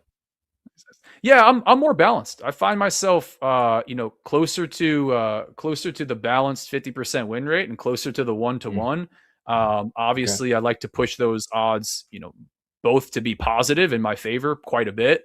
I find them to be relative. If I'm running a, you know, 65, 75% win rate, I'm almost always dropping off on my average win to average loss, right? I'm, you know, running a little bit of a negative risk reward. But for the most part, I'll run fairly wide stop losses. I'll take decent size L's. And, you know, when I do capitalize on trades, they're usually not huge outsized winners relative to risk. And I just find that works best for me, works best for my mentality, maybe for what the market makes available to me. Sure. I'll yap while this thing pushes to the upside, but something that really it's whatever makes us comfortable, right? You got to be comfortable when you're trading, because when we become uncomfortable, that's when we start making mistakes. You know, like with oversizing, that's the biggest one, right? You could take For one sure. trade with For a couple micros and you're fine, and then you change that to minis, and all of a sudden your brain starts to like misfire, and it's you overmanage it, you're scared, right? So there's a lot to say mentally in like size and that kind of stuff and taking risk. So For sure. For me, as we're watching this thing, wicking back and forth here, not quite done yet, but I'm lost confidence after that nice pop to the upside, failed to move higher and come down. But we're stopped to break even plus a couple bucks. It's risk free. there you go. For me, it was a really tough realization when I looked at early on in my trading. I looked at my trading equity curve, which I hated doing because I was just losing money. And after another losing session, it was a straight shot to the downside. And I had been listening to a couple of people, and essentially the comments were, if you're losing money trading, it's hard to face this. You'd probably be better off with a fixed 1-to-1 entering randomly than whatever complicated, complex thing you're doing that's losing you money so consistently. And I took that to heart, and I really simplified. Go ahead. No, I'm saying that's interesting that you're saying that. Yeah, that's interesting. In random market conditions, right? And that's stop at break even for me. Random market conditions, which we know we don't have, less commissions and fees and spreads, which we also, we know that would eat into it. With 1-to-1 and entering randomly, you're close to break even. You're right there. So if you kind of settle as a baseline and say, well, at random chance and a 1-to-1, I'm at least not losing money. I'm doing better than most traders that are consistently losing money, and I certainly was for a long time. Can I push those odds in my favor a little bit? Can I try to find on a spot on the chart that's not random, an area of interest based on whatever technicals or fundamentals that I want to use? Can I try to push the risk reward in my favor a bit by maybe structuring my trades when I have a spot on the chart that makes sense, that's a good invalidation point, and can I hold my winners a little bit past a 1-to-1, to a spot that makes sense? And that was like eye-opening. I never wanted to accept that, but after a while, man, when it was this complex, overly crazy thing that I was trying to do and it was just nothing but losses, I had to realize wow, I'm way worse off, than 1-to-1 with random chance. Let me come back to that as the baseline and try to build out from there. So I do find myself more balanced in risk reward and win rate. And I think that's kind of where it stems from. Did you ever experiment with trading 1-to-1 with random entries? You don't have to there was that time in there where, again, my chart was littered with indicators. I was strategy hopping, listening to just way too much. When I really cleared everything off, my goal was to just find good areas of interest, which was subjective, but good areas of interest on the chart, support and resistance, supply and demand, order blocks, objective levels, like whatever I wanted to use, and start with a 1-to-1. And could I enter and then hold my damn trade all the way to a stop loss or all the way to a take profit without adding in and widening out the stop loss and without clipping every winner early, which is exactly what I was doing that generated such a horrible, equity curve. And that experiment, the answer was yeah. And how quickly I was able to not just start making money. And, obviously this isn't enough. We're talking very, very basic here, right? For anybody listening to the chat, this isn't a robust edge that's going to, make you a millionaire. But was I able to stop slowly bleeding money day over day by doing something that was just the dead opposite of what I should be doing? The answer was yes. And that built a lot of confidence and gave me something to work from for the future. So not just complete experimentation with 1-to-1 randomly, but, coming back to basics after realizing that definitely helped. Yeah, absolutely. Absolutely. That's a great topic of conversation. Going back to basics and just simplifying everything, taking everything off your chart, starting over. Simple. Sometimes that's all you really need to do. Just remove things from your chart little by little and, try to get a clear picture of, just market structure, right? Market structure can help. A lot of the indicators are lagging, remember? So, the move already took place and you missed a chunk of that, right? So you may not end up with the best trade location sometimes because you're waiting for the indicator to tell you when to buy or sell. So I like market structure, and then sometimes you preempt the trade, right? But, then the indicator might confirm the trade that you took and you have a better trade location. Yeah. I'm a huge fan of it, man. I was overcomplicating everything so early on. I was using so much information, or I was taking in so much information I wasn't even using it. It was just confusing me. And I think Like a fire hose. I think a lot of Figuring a fire traders hose. yeah, a lot of traders confuse difficulty with complexity. Trading is extremely difficult, and it's still today super duper difficult. But just because it's difficult doesn't mean it can't be simple. Simple doesn't mean Right. easy, for lack of a better term. So yeah, I think keeping your charts fairly clean, trying to simplify what you're actually using day in and day out, allows you to utilize the tools that you're actually using, not be so overloaded with information. You could apply your discretion within reason. You could actually focus on the stuff that matters, not tilting after a loss, not being frustrated and confused about which direction you actually want to be trading, structuring and managing your risk the way that you should, right? I was an example of that for a long time.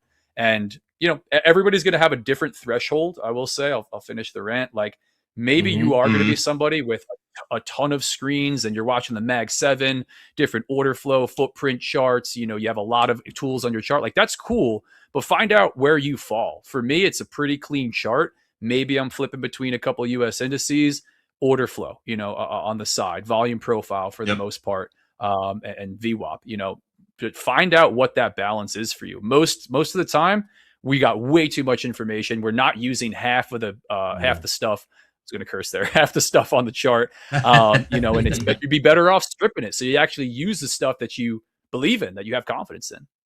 So, Sure. And when you break it down, the rules are extremely simple. You sell it higher than you bought it. And at the end of the day, that's the game, right? You can make it as complex as you possibly want to. Can.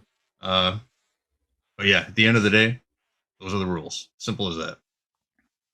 Yep. All right, we just took risk off the trade. We're risk free, letting it ride. 53,000 trading Dow right now.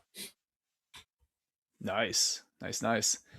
Yeah, I'm out for break even on mine, watching it push back up. Again, I like my management. We'll see if this one does turn out to be a push to the upside. But nice, dude. Really clean trade. Thanks. Hopefully it can keep going. All right. These markets will just turn on a dime sometimes. You think it's good and then right down. Yep. Yep. I do like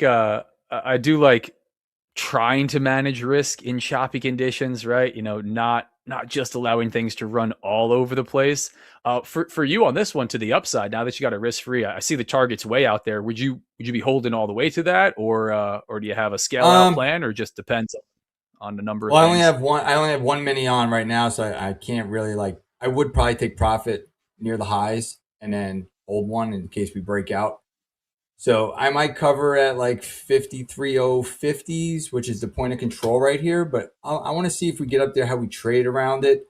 Sometimes we'll fall back, right? Sellers will come in and push it down. Or if we pop through it, I'll try to hold it a little bit longer. Nice. Looking good. We are seeing a little pop here in the equities. Nothing coming across the wire. Still just feeling a little choppy. We got some offers up above in the ES. We got a 300 lat at 47. A little bit at 43. I'm sorry, 74 and 73. Yep. I said 47. A couple offers up top, we wanna take 89 that. and whatnot. Yeah. Could run right for it. No news coming across the wire. We did have settlement price for crude oil. Your official September contract of crude oil settled at $79.26 a barrel, down 335 or 4.06%.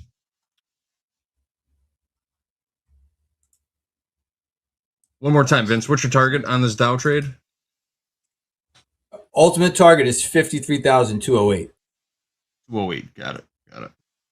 I mean, the more realistic target right now is 53,050. But 208 would be my ultimate target. Mm-hmm. That would be Tilt taking is out flat the high of the across session and, running the stops above the market for a little bit more. Yep. Tilt is pretty flat across the board. Nearly 50-50. Crude just ticked up a little bit to 62% long. But it seems like 62. Just like you were saying, Zach, A lot of people just sitting on the sidelines waiting for tomorrow. Yeah, FOMC tomorrow. What do you think? You think they're going to raise or what? There's some talks about it. It's the probabilities are ticking a little bit higher. I think it was at 30% this morning, moved up to 40%. It's pretty high. I'm gonna save my comments because I'm definitely not the fundamental fundamental trader. I know I know when to say I don't know, and I know when to yap. This looks good, dude. I watched NQ frustratingly enough trade right up to the 75s before catching some sellers, but yeah, I'm sitting patient. I saw a couple of comments in the chat about this time to trade. It is a tough hour to trade, right? You know, ahead of your power hour, you know, coming into MOC. It's interesting. I think it could be good if you are that kind of choppy range. You like that calmer market conditions. Directional movements, you know, outside of big trend days, I don't know that you get too much traditionally between 2 p.m. and 3 p.m. Eastern. But I don't tend to do horribly in the slower moving markets, you know, into the midday on NQ. Gives you a little bit more time to think on low time frames. So all about finding, you know, what works really well for you and just waiting for the market to come to you no matter what. Absolutely. You are allowed to demand better trade location. Sometimes it works against you, but a lot of times it works in your favor too, right? So it's give and take. See the drive higher into power hour for you, man. That looks good. I like the I like the invalidation point. You know, it's nice when you do catch a, you know, near a low, right, on that chart that you got pulled up there, where, you know, if we blast back through, maybe we're going to retest VWAP. So if you can get stop to break even at a spot like that, even on my trade, I wasn't too unhappy with it, although we tapped lower and pushed to the upside. If you get your stop to break even and your entries near a pretty good invalidation point like that, I like those to hold on to. They could turn into be really nice trades. Yeah, that's what we're hoping for here. The only thing is we traded right to the TPO point of control, which is 53.017, and kind of backed off a little bit. I want to see us get above that. I feel a little bit better. But we're looking decent right now. Hopefully no tape bombs come out, right? No Trump tweets, unless it's going in my favor. Because 99% of the Trump tweets have been not in my favor. I need some luck, guys. Bummer. That's a bummer, man. That's a bummer. It is. You know what? It's good in a way because you don't get that euphoric feeling, you know, that you want it to happen, you know? And it's completely random, you know? Well, someone consider it random. It's random. Yeah, man. I don't know. You don't believe that, do you? If we're talking about it, I don't know how you anticipate it at our level. I'd love to be able to. I'd love to be the the insider on that one, but it's really tough. And even like I'll go as far to say is like maybe directionally it's not random. Like maybe we are going to move in one direction and some of that. But I don't know how you account for the volatility. Like how much is it going to move in whatever direction and in which way first, right? Like how do you account at all for that volatility expansion? So it's tough, man. I don't know how you manage those outside of like really, really small size, you know, swing trading or, you know, intraday swing with, you know, just a couple micros and super wide stops. I just brought my thing into profit a little bit. So if we pull back, I'm gonna bank some money here. So I just moved it up a little bit. It's locking it in? Yep, locking in something. A little something. Beautiful. Psychotropic Thunder in the chat thinks that Goldman has a red line to the Oval Office. I think a lot of people used to think that, but I don't know. Well, for the right amount of money, everybody's got access to something, right? Just ask Mr. Beeks. Good point. Let's go around the horn here, checking all these other markets. I've been looking at the NQ for a little too long. Let's give some love to the S&P. Last trade in the ES, 74.69.5. Last trade in gold, 40.23.80. Crude oil, 78.99. Looking at micro Bitcoin, too. Last trade in MVT, 63.695. Last trade in the Dow, 53.016. You hold this through power hour, Vince? You're I don't adjusting know. your stop already. Yeah, I mean, I have it in the money. You know, I have a decent amount of profit in the trade from the risk was. So it's even if I took it off here, it's a pretty good trade. I think I was only risking. I don't know, what was I risking here? I was risking not even $100. So I think I was risking like $90. So we're three times risk right now. So not bad at all. Not bad. Not bad. Yeah. Just like we were talking about, man. Low win rate, high R multiple. You don't need to be That's- winning half your trades to to be coming out green. There's an example of it. It's always nice when you get to see it work out. Tried it, you tried the long first, right, on YM, took the small stop, and now here you are pushing in profit. Yeah, so like the awesome, stop I took, I think it was only was it I think it was less than $100. It was around $100 on that too, I think. So right now, right, if I took this off right now, I took that loss and I'm up, right? One time my risk. So solid stuff. Very good. Very good. Well, look at that, guys. The hour is up. These hours always go by so fast, don't they? Yeah.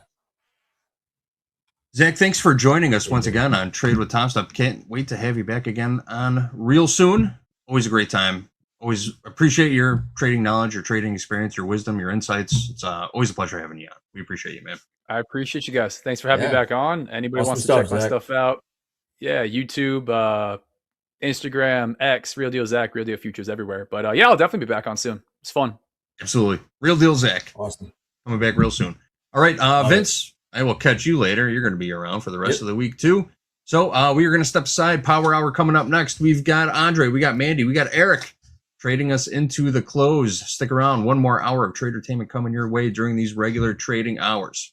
Topstep TV, let's go.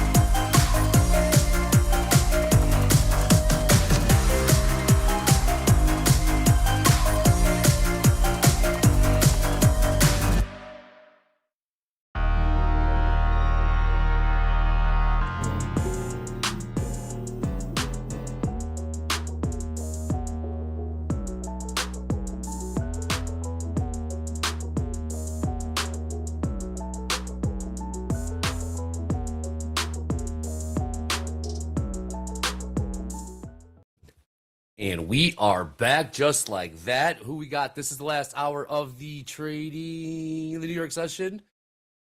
We got Mandy in the house. We've got Eric in the house. I am frozen. Look at that. Oh no, I think we.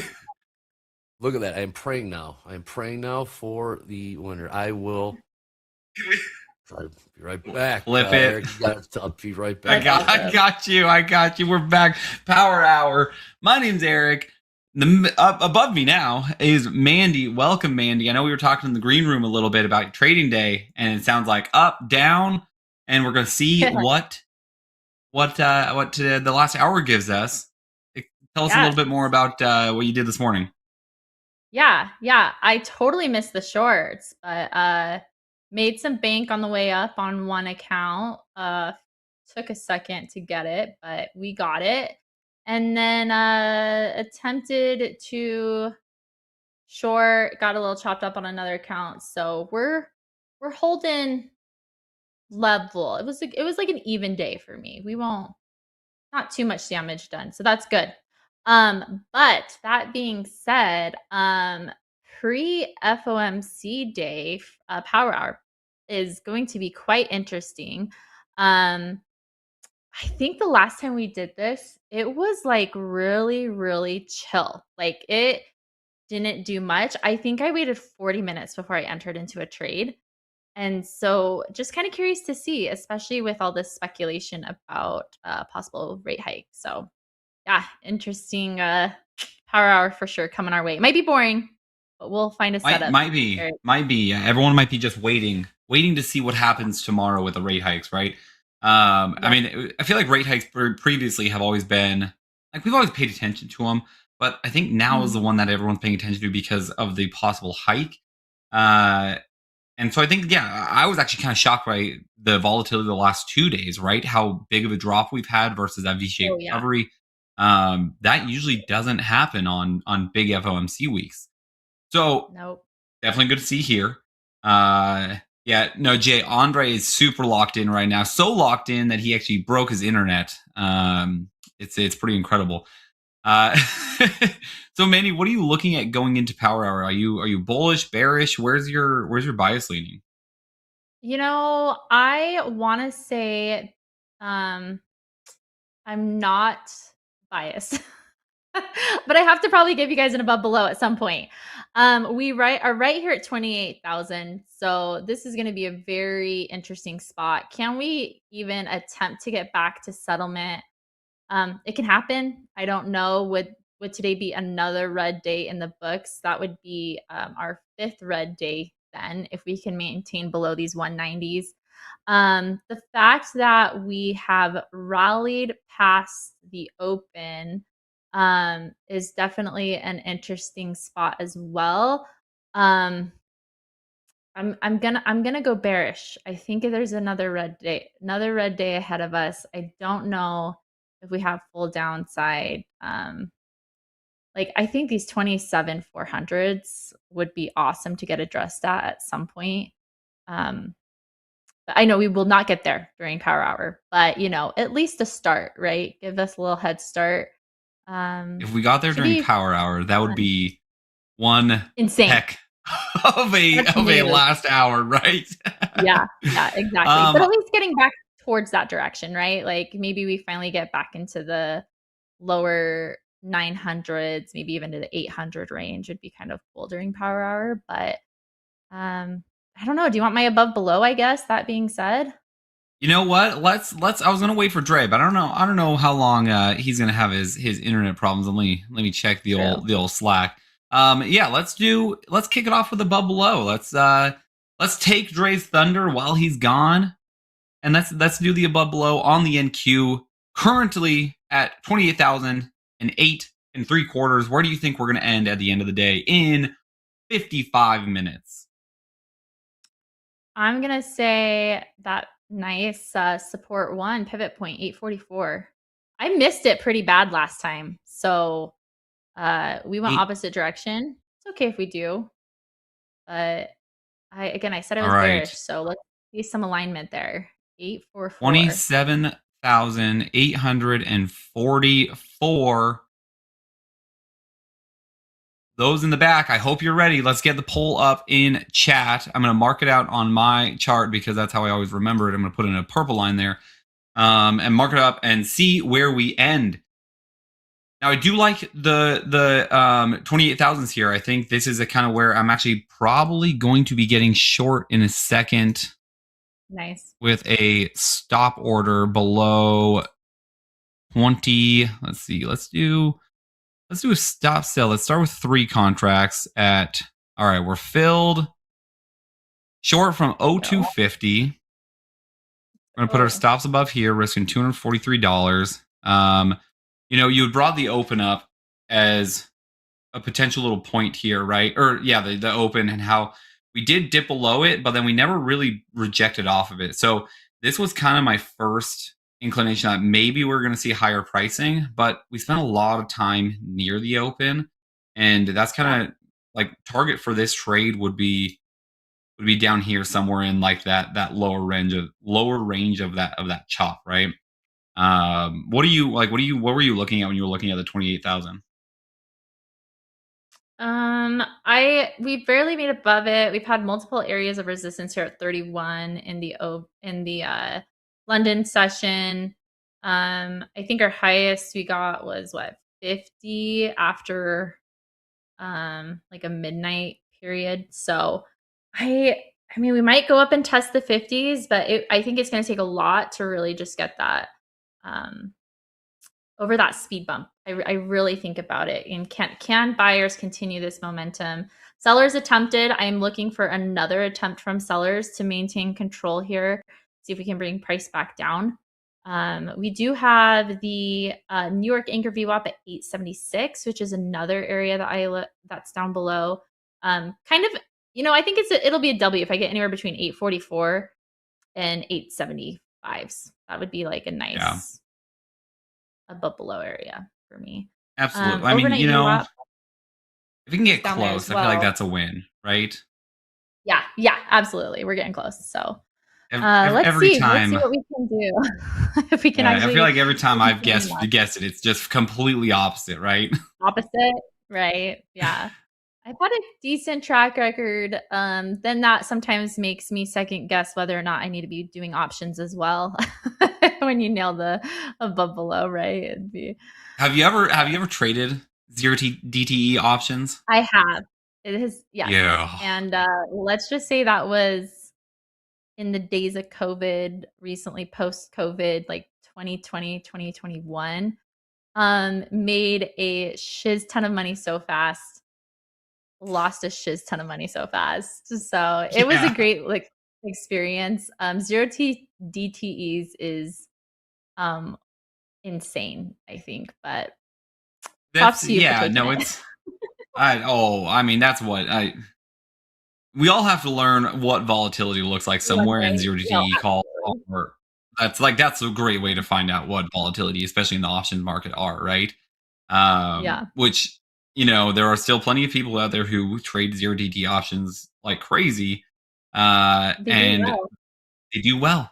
And you know what? That's just not my strength, but that's just why I'm actually really excited for those single stock futures to come out once they have a little bit of volume behind them, right? I'm interested to see kind of how they're going to trade. What's your guess on how long it's going to take to really truly get some volume in there? That's a fantastic question. I don't really have a ton of background in that sense, but I could see it being, 6 months to a year, honestly. I think anything takes time to establish and find, and the thing is learning that's going to be a new market environment, right? And so it's different. It's a different instrument. There's going to be a lot of different nuances that you're going to have to learn, and so of course paper trading is going to be essential. But yeah, I'm really curious to see how it's going to work out with some big players, and how can us little tiny guys over here manage and handle any volatility that may or may not come down. Right? Yeah, and that's the thing is the spread is there enough interest? Is there are we going to be having interesting spreads for a long time? That's going to be something that is going to be curious. Like you talked about that volume. That's going to play a huge factor. Yeah, I mean that's the thing is like I feel like they just launched this week. There was a total of what 41 contracts traded on Netflix or something like that. So I'm kind of with you where it's going to take a couple months to get some true volume in there, get some big players, right? I think there can be volume built up from us little guys being excited to trade it, but I think until those big players get in there and start actually reading how these markets are going to move, I think that's when we're going to start seeing that. And then that's when I feel like I'm going to start getting really into those because I'm not a huge options guy. I don't like when the Greeks and everything like that mess with my trade because I don't understand them very well, right? So I'm definitely excited for that. That's why I came over here to futures. I started with Forex and then options and then learned about futures. And I'm like, oh my gosh, this is my happy spot. Like this makes so much more sense to me. There's less variables that are attached to price action for the most part, right? Aside from like news or tweets or whatever, numbers. But all of that, it's, because with Forex, you're dealing with two products that are trading against each other. Like there are two variables going on that are exchanging that price. I felt like that was a more difficult read or understanding for me or a good basis. It was difficulty for me finding profits. But then, options, the Greeks and all of that is the theta decay. Yep, absolutely is what is so hard for me to truly understand it. But that's where bigger risk, right? Can pay out higher reward, but how often are you hitting those big wins is few and far between. So future stocks are going to be fun. And I think that this is the thing too, is I've never worked for some sort of big institution, but like how much market research is considered enough for them to understand, like you talked about, Eric, about learning how the market moves, right? And so I don't know the timeline on that, but yeah, we need to watch for that volume as it comes in. 100%. I'm excited for the volume because then we can start seeing prop firms start bringing it out, right? And we're going to love that. Really quick, looks like NQ doing pretty decent, holding below that 28,000 level. While we're in this trade, we're going to go around the market a little bit. Pray for that position since I'm not going to be managing it. So let's take a look at crude oil. Crude oil, man, Jay, you're in the chat. What a trade, man. I hope he didn't get shaken out on that news candle there because it has caught a nice bid and is kind of consolidating now. But is this the consolidation to run a little bit lower, or is it we're going to push up a little bit more into this bearish leg here, right? 79.08 was the last trade there. Let's take a peek at gold. Man, am I glad I cut that gold trade earlier. I was long from like way up here. Because now we were trading at 4,023.70. Mandy, do you trade any other markets other than like NQ or anything like that? Yeah, so I have been doing a little bit more backtesting with ES and gold. NQ, I mean, if we were sitting fast markets, what was that yesterday? Had 100 points in like 2 minutes, like can my account or my sizing withstand that? My preferences, and I'm starting to realize it might be a little too much for me, a little too much volatility. As a very short term scalper, I mean, looking for maybe 40 points without getting wicked out can be a little difficult. So I am doing the back testing, doing my due diligence before I go over. But yeah, back in January with the volatility of silver, I actually did really good with that. And but once the volatility traded silver back in the volatility area. Yeah, I wasn't. Oh my! Full silver or micro silver? Do they have micro silver? Okay. Yeah. I didn't touch it with a 10-foot pole on that one. No, and I actually did really, really well with it. But that was very short-lived and fun. But to be honest, after that, gold is what has kept my interest. I need to be better about trying gold at night, an overnight session for me. But yeah, I'm going to be honest with you guys. I am open to looking at ES a little bit more. So yeah, we'll see. ES is definitely one of those ones that moves. I mean, if you're used to NQ, from what I've seen, I used to trade ES a little bit as well, and they very well, like, they move in tandem in the sense of they have a lot of the same reactions, right? They can be, one could be going down, one could be going up. They could be separate in that sense, but I feel like the actual movement of NQ versus ES are very, very similar. So I think that's an easy one to kind of swap between. You actually get a decent amount of questions about that in group coaching, right? Is like, if I'm switching Right. ES, what do I have to know? That's the thing. It's a new product. So there are so many different nuances. Like, I always love to talk about this a while ago. It's actually been a while since I brought it up. NQ has a heartbeat to it. Like, it has a rhythm in which it maintains, like, it typically maintains, right? In higher volatility circumstances that, might have a little bit of like AFib or whatever, right? Being a little crazy. But yes, you got to learn a little bit more. And that's what I'm trying to do, is doing my due diligence, learn that heartbeat a little bit better so I kind of know the nuances. But it can give you a lot less head fakes. And I think that might be a little bit better for me. But I got to do my due diligence. Got to do the paper trading first, Eric, before That's I hit it on right. the real account. So a little That's more right. time. Maybe I'll do it on air here in the next week or so. Take the losses in paper, so it's not as bad when you're in the actual Yeah. environments, right? As far as like overnight goes, you said you're looking at maybe trading gold overnight. One thing I've noticed recently is NQ's been kind of moving at night. Have you just not enjoyed like seeing what NQ does at night, or because I know back in the day, gold was like what you traded No. overnight, right? Yeah.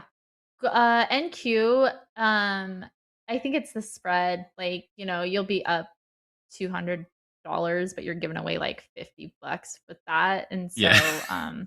it's is it really worth that? And it's funny, it'll come and hit one level and then just completely reject off of it, and sometimes doesn't have a nice follow through.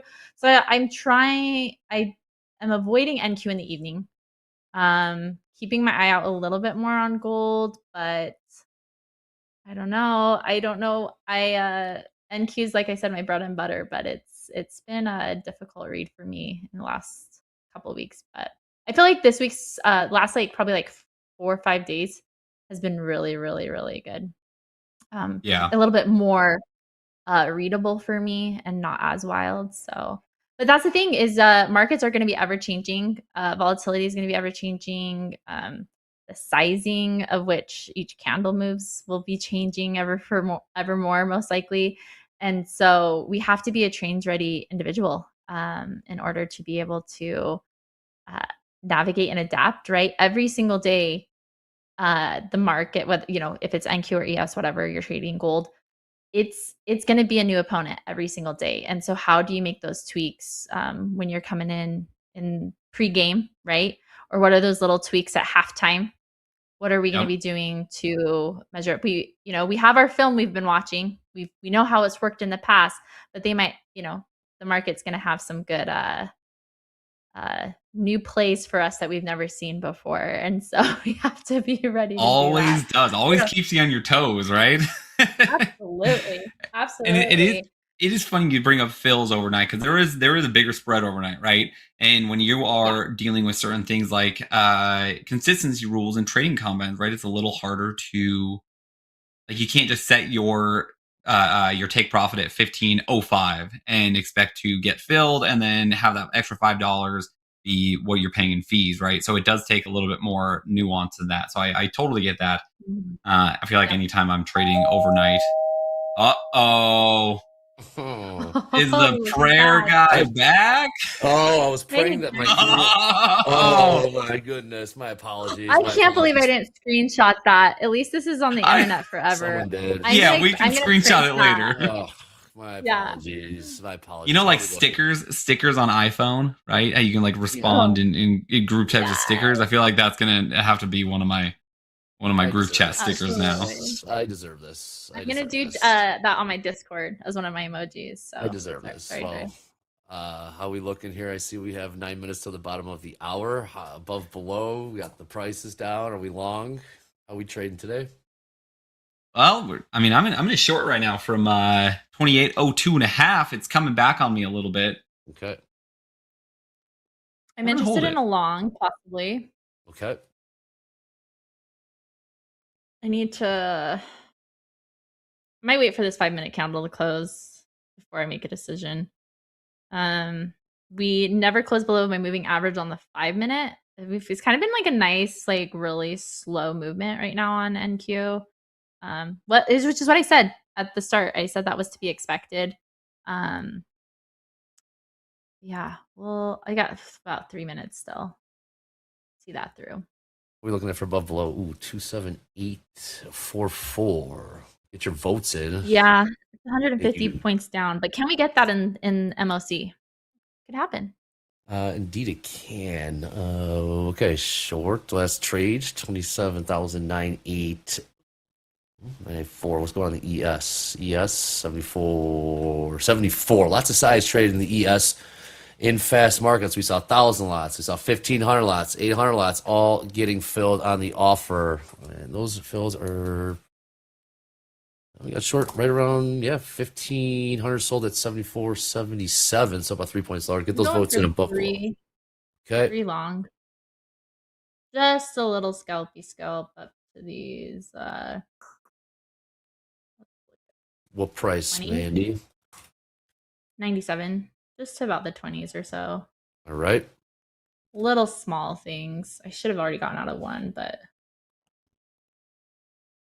Okay, we got short and we got long. Shorts and longs. Where is your risk, Eric? My risk is up at 43 Okay. even. out of one. Okay. We're gonna see how this goes. I like the initial reaction off of the short, but I don't like how we're catching a bounce before coming back closer to the New York Open. So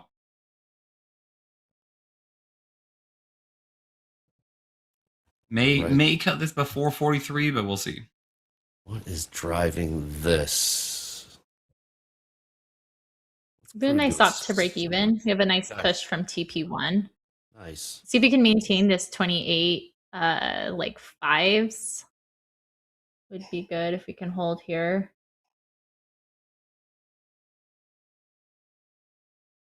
What's the range been like here in Power Hour? Look at the 5-minute lower end of 27,944, upper end, pretty much right here in the NQs. Trading what? 28,010. Mandy. I like it, Doom. Doom in the chat saying we'll both win. I'm cool with that.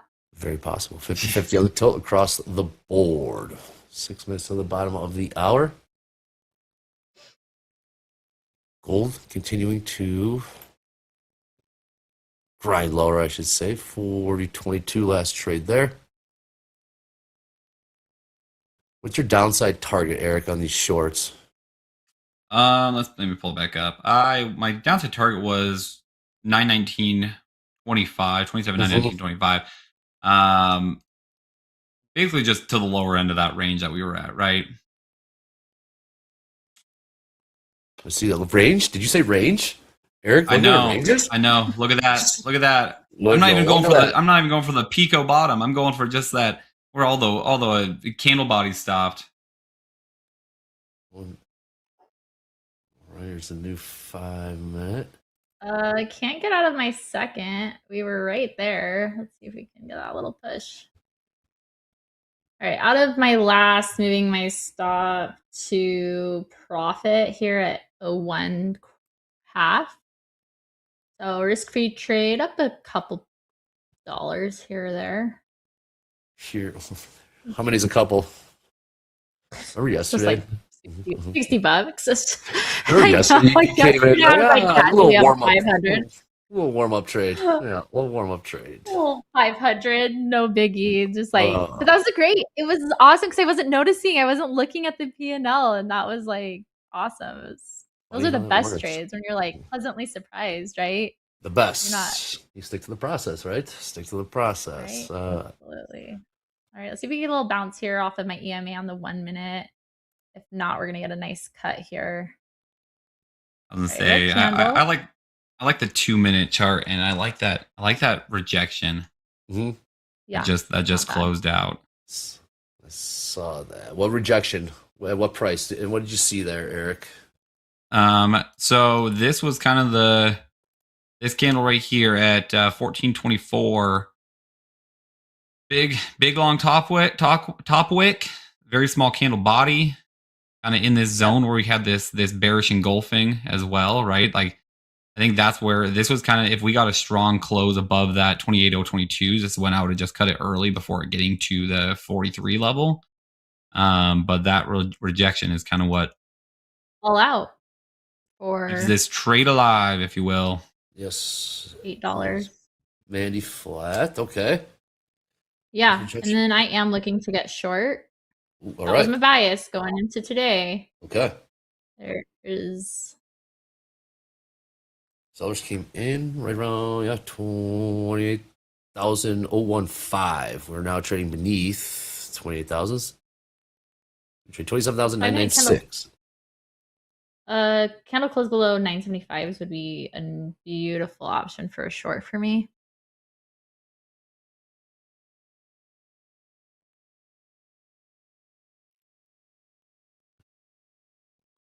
Realistically, what I would be looking at is how we manage price here at the 951 level 2 where the New York Open is. Oh man, we lost him again. My goodness. Those storms over in Chicago are just getting everyone, man. Right. Oh, Eric, yeah, where are you? I am so sorry. I have not bothered to connect any of that in my brain. Yeah, I'm in Washington. So Shut up. Let's go. I grew Yes. up in the Pacific Northwest. Did you? Come Yeah, I was on. a Washingtonian. Yeah, I graduated from a Washington high school. Yeah, I guess Let's go. we can chat about this later. Let's not get too nitpicky. Yeah, we'll go here. Here. We'll do the east side of Washington.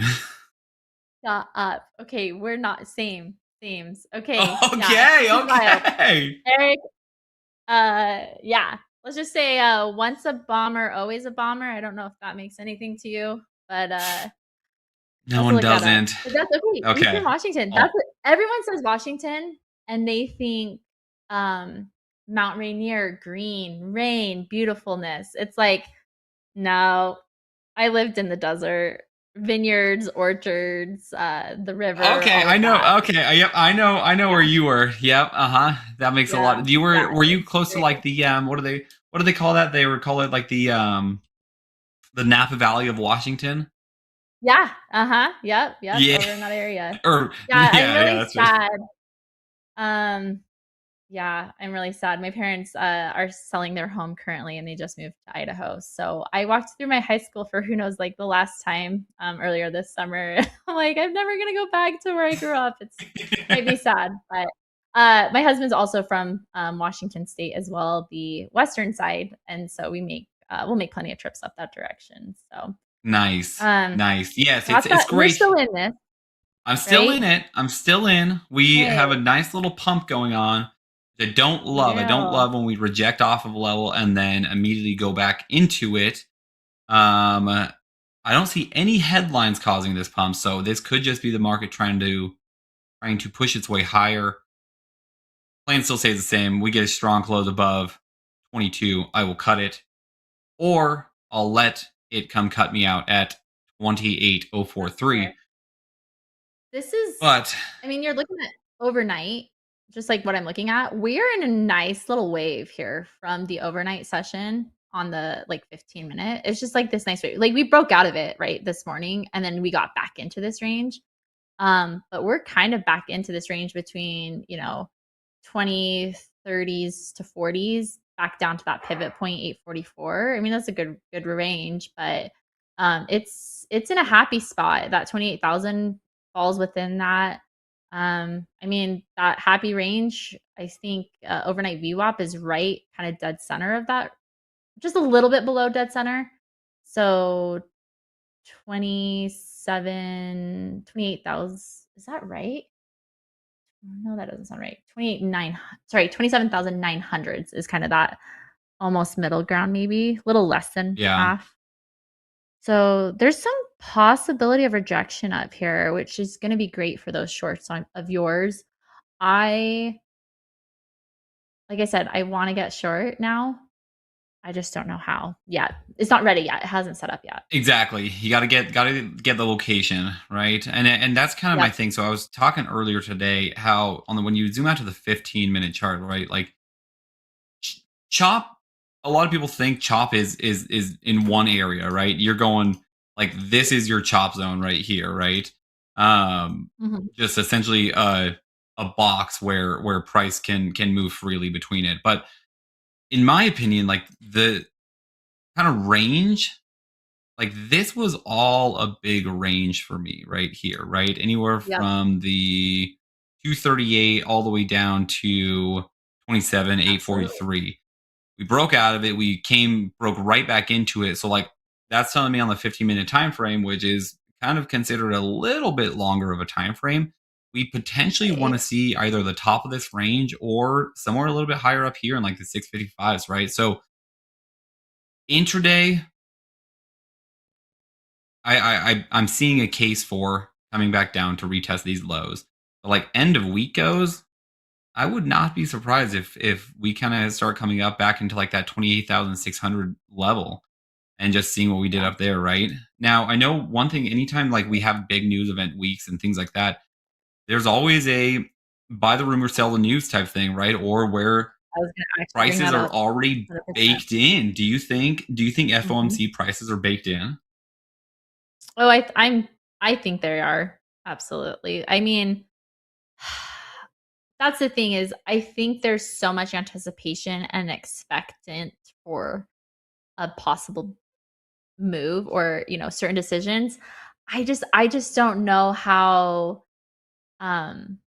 strong or how outrageous of a move we're gonna get. I think I hope it's more muted, to be honest. Like it's, everyone's expecting everything to be so like wild or different or, but I think it is completely priced in. You just gotta sit and wait and look for some good opportunity. There will be opportunity, but making sure you have the right time to enter is gonna be Absolutely. key. The question is, yeah, do you even want to enter in after the news the Q&A, right? And the discussion there, or do you just let things play out and then see how we do the next morning? It's could be tricky. I don't know if we're going to go with the initial thought. I think it's going to be counter, but I'm not going to It'll participate. be It's all yeah, guessing. oh It's all no, guessing. definitely. I will be here, I believe, for Power Hour afterwards, so I will participate So after. fun. Um Yeah. but Mo just said in the chat, I think they priced the hike. So if there's no hike, market will strongly reverse. I'm in Yeah. full agreement with you, right? I think we have priced the hike in, but anything Yep. can happen. All So speculation. ACH. Yep. yeah. Absolutely. And that's it, right? All I'm gonna right. sit out of FOMC anyway. Like I'll never trade FOMC, but I like Yep. having an idea, at least a in mind speculation of what to see. Because then you can trade the reaction maybe after the comments or anything like that. Yep. So we'll see. Can't Should wait be a to big day. see the trends that occur with Rarsh and what people are gonna love and connect to him with his, Yeah. high Yeah. types or statements, his opening words, right? What's gonna be on call sheet? Those are gonna be Yeah. fun. What was it? Was it just good afternoon Yeah, for Powell? exactly. Was that it? Is he It gonna was open literally up that's all with it good was. afternoon? Yeah. Yeah. What's gonna be the thing? Okay, this is looking better for you. You're still in this? It's I'm green still in trades, it. right? I'm holding this. I like it. We're getting across here now. I messed up earlier on that one account I went down on earlier today by front running it. Gonna hold to my process. This is a stupid long candle, stupid long, yeah, candle. It's a 5-minute candle that just opened and now we're starting to sell off. So there will be opportunity. This is looking amazing, Eric. This is What was a your downside again? downside is 27,919 and a quarter. Ooh, But beautiful. I'm Love looking it. at I love it. 950s Get out of as one. a Killer potential, trade. spot to get some out, right? Lock in some profit. Like I'm actually gonna do limit buy. We'll take a partial. Take a partial Nice. at Okay. 954.75. Beautiful trade. Got And most of then the actually just gonna let this is that one the fill move. right there so we can realize a little bit of the loss that we took on gold earlier.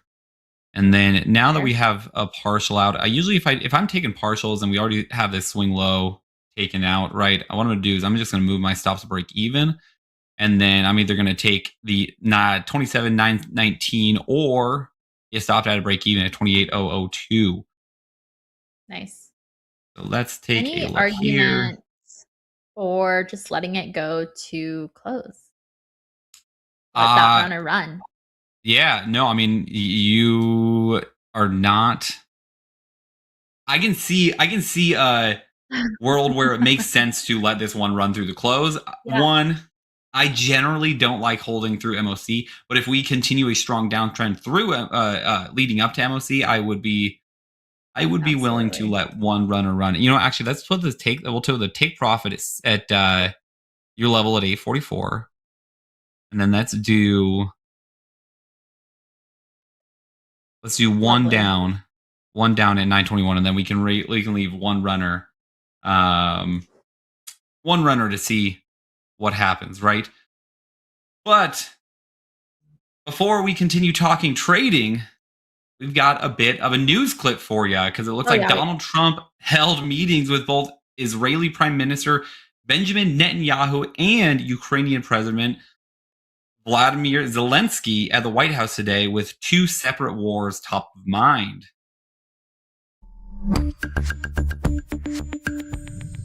It's not often we have two different world leaders at the White House on the same day for separate meetings with the president, but that's exactly what we saw take place here Tuesday. President Trump hosted both Ukrainian President Volodymyr Zelensky as well as Israeli Prime Minister Benjamin Netanyahu. These meetings took place ahead of funeral services for former Republican Senator Lindsey Graham in Washington. Now, both of these meetings stayed behind closed doors, but we did hear from White House Press Secretary Caroline Leavitt afterwards, who called them both positive and productive in a post on X. And we know that the war in Iran, as well as the war between Russia and Ukraine, were expected to be discussed. When it comes to the war in Iran, a major question hanging over this meeting between Trump and Netanyahu is just how aligned are these two leaders when it comes to the war in Iran right now. Trump yesterday acknowledged that there is a little difference between them, although he said overall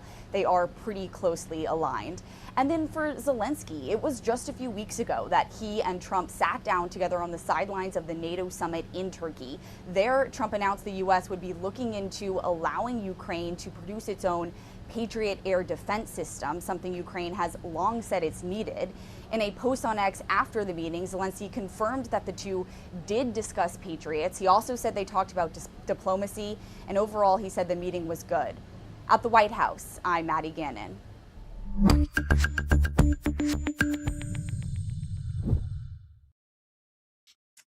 Looking good. Well, as long as there's no more meetings for the rest of the afternoon and no more tweets, that's all I want. There you go. Just let us run into MOC with no interruptions. But while we are waiting, let's take a look around the markets and see what everyone else is doing. So crude is doing crude things right now, right? Not moving a whole lot during this time of day. Gold looks like it did find a nice little pop off of the 421.90 area. Put in a little double bottom. Chat, do you guys think these double bottoms get swept to continue higher? How do you guys use these relative equal lows or relative equal highs? Do you guys trade to them or trade away from them? I feel like I always trade to them. Well, the problem is they don't necessarily always need to be filled right away or swept right away. Mandy, do you have any preference on relative equal highs or lows? I try to anticipate like the movement off of it, like a bounce off of like a double bottom. So I guess the answer would be away, right? That Yeah, would be like the correct you're answer. expecting a bounce off of the double bottom.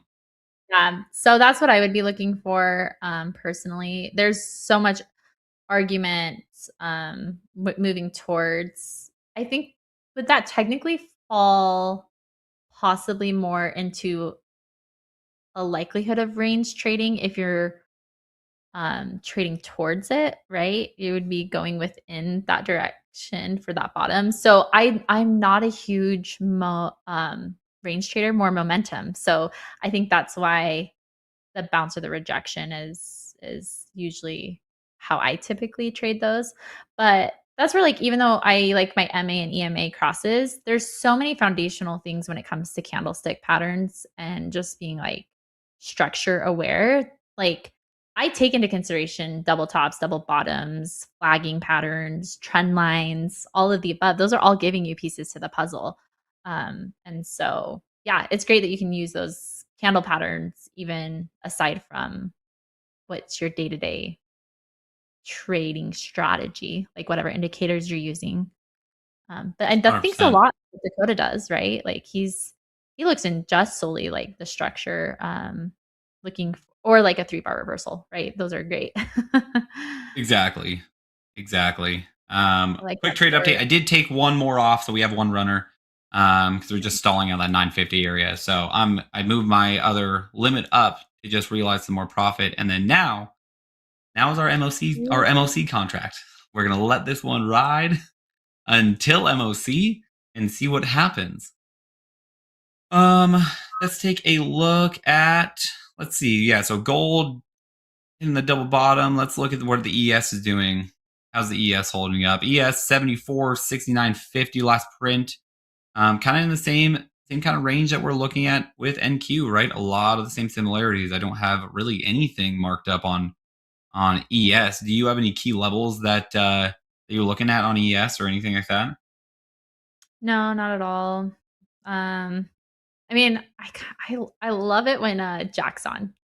His SPX levels are so fun to watch and see them go and tag or hesitate at them. Um, I keep putting Summer of Indicators top stuff. I want Jack's SPX levels as an automatic indicator. He's like, that's gonna be a lot of homework and stuff, but I totally get it. I should do the homework on my end, right? I do love those levels as well. I watch them on fast markets and I'm like trying to figure out, I'm like, okay, how do you, like, how are you doing this? I gotta figure this out, because it seems like those levels actually work pretty well for him and his trading style. Absolutely. My problem is I also don't need to add any more horizontal lines on my chart. I feel like I already have plenty Same, Eric, plenty of same. them, right? We are coming on yesterday's low. We haven't tagged it yet. They're at 939. So another speed bump we have to get over in order to see continuation to the downside. Might not mean anything, but that's definitely where we started rotating again back to those 28,000s.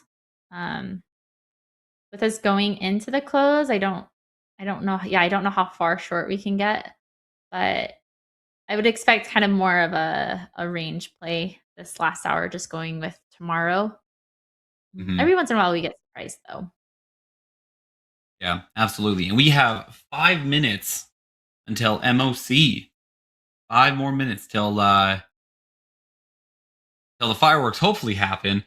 I'm wondering if MOC today is going to be as mild as it was yesterday. I feel like yesterday's MOC wasn't that heavy. All right, let's get that another leg down for you here. Getting close. But before, I know we're close, but before MOC, we asked for you guys to tag us in hashtag Power Hour. But James, take us away with what you found, or Dr. Volatility. My bad if I offended your alter ego. Take it away and show us what hashtag Power Hour gave us today. That's right. I didn't go to fake doctor school for 18 years for nothing. Hey, everybody. We're going to run through your hashtag fast markets and hashtag power hour content, the stuff that you are tagging us on X, Reddit, and everywhere else you can find us, starting today with Joe Trades. TopStep is crazy fast with these payouts. Decided to take a small 1K payout in this account, and it's been exactly 3 months since starting this XFA, the longest one they've had open. They go on to explain their trials and tribulations in the market, but you are taking that 1K payout, so congrats to you, and thanks for tagging us on X. Be sure to keep sharing your progress as you go. Next up, from Uncle Bugatti, familiar name in this Twitter space, the power of 1 to 2 micro NASDAQ contracts only had $300 of daily drawdown after the payout. And looks like you're chipping your way back up. Look at that. Sometimes you can make a good amount of money trading a few micro contracts. If you're trading the mini, you're not finding success, maybe drop to the micro. You never know what might happen. Thank you, Bugatti. Moving on from Henry. Henry, closing out the last week of July by hitting my 5-day payout requirement on Topstep. Time to reward myself for all the grind, and this is just the first account to cross the finish line. A few others are still cooking. You know, there is no better feeling ending the month strong than hitting your 5-day payout prerequisite. Make sure that when you do get your payout, you post that pop card on the X and tag us because we love seeing those shiny, shiny proof of payout cards. Next up from GS Trades, tough day, back-to-back red days on the Topstep combines, and you know what? Sometimes that's going to happen. Here on Power Hour, we show a lot of the green, but the truth of the other side of the coin is just as real. Sometimes you're going to have red days, and sometimes they are going to be back-to-back. But GS Trades, don't give up. Keep jabbing away and keep coming back tomorrow and fight. Chip away at that account. You never know. There's a lot of people out here talking about bad days that they've been able to turn around, so keep it up. And we're going to end this one strong. This looks like a long wall of text, but don't worry. I'm going to TLDR it for you. Joshua Trades, one of our live funded traders, recently contacted our risk management team and requested they change their daily loss limit from $1,200 down to $1,000. That's right. They are tightening their daily loss limit because they're feeling like they need a little bit more management with this live account. They're having a little bit of trouble. Seems like they are used to trade copying from the combines and the express accounts, but now they only have the one live account. But you know what? There is nothing wrong with the sizing down on your daily loss limit. Tightening it up can save your account and keep it going in the long run. If you remember Joshua Trades, I believe they are over 111 days in this live funded account. So before you boo-boo a DLL, take a look at your own account and then take a look at how many days you are still active in it. Anyway, that's your hashtag Fast Markets, hashtag Power Hour content. We still got many more days this week ahead of us, so keep tagging us on the X, and we'll keep showing them. Back to you two. Tightening up your DLL, man, that's how you get 111 days in your live account. That is legendary. That's that legendary. is some, yeah, that's some mature trading right there. Nice work. Yeah. And Uncle Bugatti shouting out the micros. Man, I feel like we were just talking about this in group coaching. Micros are where it's at in this volatile market. In case you missed it, I'm going to try to get this out before MOC hits, but in case you missed it, we looked at what July was like last year for its ATR range, and it was like a 240 point range for an entire daily move back in July. Wow. And July this year is a 700 point ATR. So it is almost 3 times as more volatile as last year, just a single year change of the volatility. But we have MOC coming out in 15 seconds. I'm long just because of the EMA on top. I totally forgot MOC is happening. Convince me to hold this runner and then go against me. I see how it is. Yeah. All right. MOC is out. I will have those numbers here shortly. Looks like a light one based on how price is moving. Not going too crazy. MOC, S&P, negative 335 million. NASDAQ, positive 292 million. Dow, positive 346 million. So we've got a nice break where we got the S&P negative, NASDAQ is positive. But again, they're kind of small MOC numbers, right? We're slowly growing on the S&P, 400 million to the negative, to the downside, 261 million to the upside in NASDAQ. Pretty light MOC. As I've said before, what is this? An MOC for ants? Kidding. We are getting prepared. Thank you for that laugh. I would have been embarrassed and had to end That the is stream right great. now. That is Uh, very funny. Good for ants. True. A lot of nothing really here. yeah, big old nothing burger. I guess we're just gonna. Are you still in your long? Yeah. It's still not invalidated yet, but we will see if we can get another push or not. I'm okay either way. I'm okay taking the L on this and that allows you to win. I think there's potential to the upside, but Yeah, and obviously those MOC numbers can and will change. So we'll keep you updated on what those come in at again. We'll keep an eye on them. Where's your downside or where's your stop loss placed? Where's your kind of level of invalidation? Stop loss down at 20, just below New York Anchor VWAP. Okay. Allow it to go and tag it. We got super close to it on that last swing down at 29 quarter. We're not flushing. We're not. That's the only thing going for me. That's the only thing going for me here on those longs. And you're MNQ, right? Yep. Okay. And two MNQs? Two. Yep. See if we can just add a few drops to the bucket. I wasn't expecting much today during power hour. Just practicing the process more in this combine with the fact that tomorrow should be the fun day, maybe. Yeah, 100%. I'm with you, right? That's why this position has been on for pretty much the entirety of power hour, right? We have it's given me one signal and that's it. So I'm glad we at least got something on. Looks like we are getting a little bit of a push up. Again, nothing really too crazy. The lighter MOC makes sense for everything coming out tomorrow and later this week, right? So it's nothing. Yeah, nothing to any surprise. Nice little battleground here. Yeah, No one's taken over yet. And what do we got? 961, 930, a nice 30-point range where no one really knows what to do. And at this point, I've already taken partials. So if we pump up here and take me out and just rip at the end of the day, I'm at break even, so 28,002. But we'll if we dump down to I have my take profit at your level at 844 just to see if we can get down there. Great. Coming on another little speed bump here at 65s. We need to push over some moving averages right there in the way. Ooh, this is looking like a great long for you. I'm going to take out one here, move my stop to break even. Nice trade. Thank you. It was this right here. We never crossed on that 15 minutes. I like it. Good trade here. Looking good. Oh, and MOC is building on the buy side on NASDAQ. Another 10 seconds here before another possible round of volatility coming through. Yeah, let's take a how look. We push it. If we push.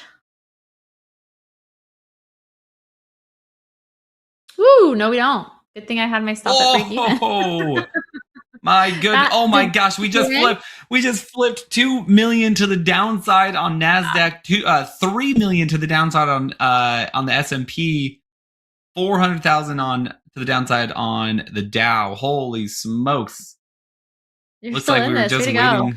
I'm still in it. We're holding this one to the close. My goodness. That was quite Longest, power hour trade, maybe. Maybe for the entirety of power hour. Let's go. But while we love the dust settle from that last re-up on MOC, we do have some live leaders to look at the end of the day. Wow. Look at that. It's Lai at $20,956 and Jeffrey at $13,736. I think those were actually very similar to what we updated earlier. So that means they took their money and ran. Nice trading. That's yeah, those are really good days. I know one thing we talked about earlier is how we've been showing some pretty big P&Ls on the live side with our live leaders, Oh, right? yeah. That sometimes it So makes like those wild. $20,000 days look small, and then it's like, no, if you had a $20,000 day, like that would be That's a killer day. that's a killer day, right? So don't let So good. these $100,000 days that we show sometimes make you think that $20,000 is a small day by any means. Not at all. Okay. Well, that was quite the candle. At least, hey, good news. You got some profit, went break even. Yeah. Risk-free trade there. That's the trades we like. We still haven't tagged. Did we tag your 19? Or no, you have yours down low. There you go. I have it down low. Yeah, nice. Do it for the auto lick. Yeah, down low. We are There you go. still Here's another leg down for you. Yep, 2.2 billion to the downside on Nasdaq, 3.4 billion to the downside on S&Ps. How much Those did I fall the last minute? You're getting close to I overnight guess view up. we're gonna find out. Because man, we got your above and below number down there at 27,844. I've got one micro contract looking for 27,844. What? Can it No find way. it? Can it find it?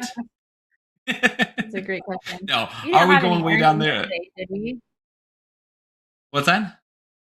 No earnings today, right? Of No, I don't think there was any earnings today. I think that's later this week, isn't it? What is it? Apple. Oh, who else had earnings? nobody significant. Yeah, it was a couple. Intel. Did Intel have earnings later this week?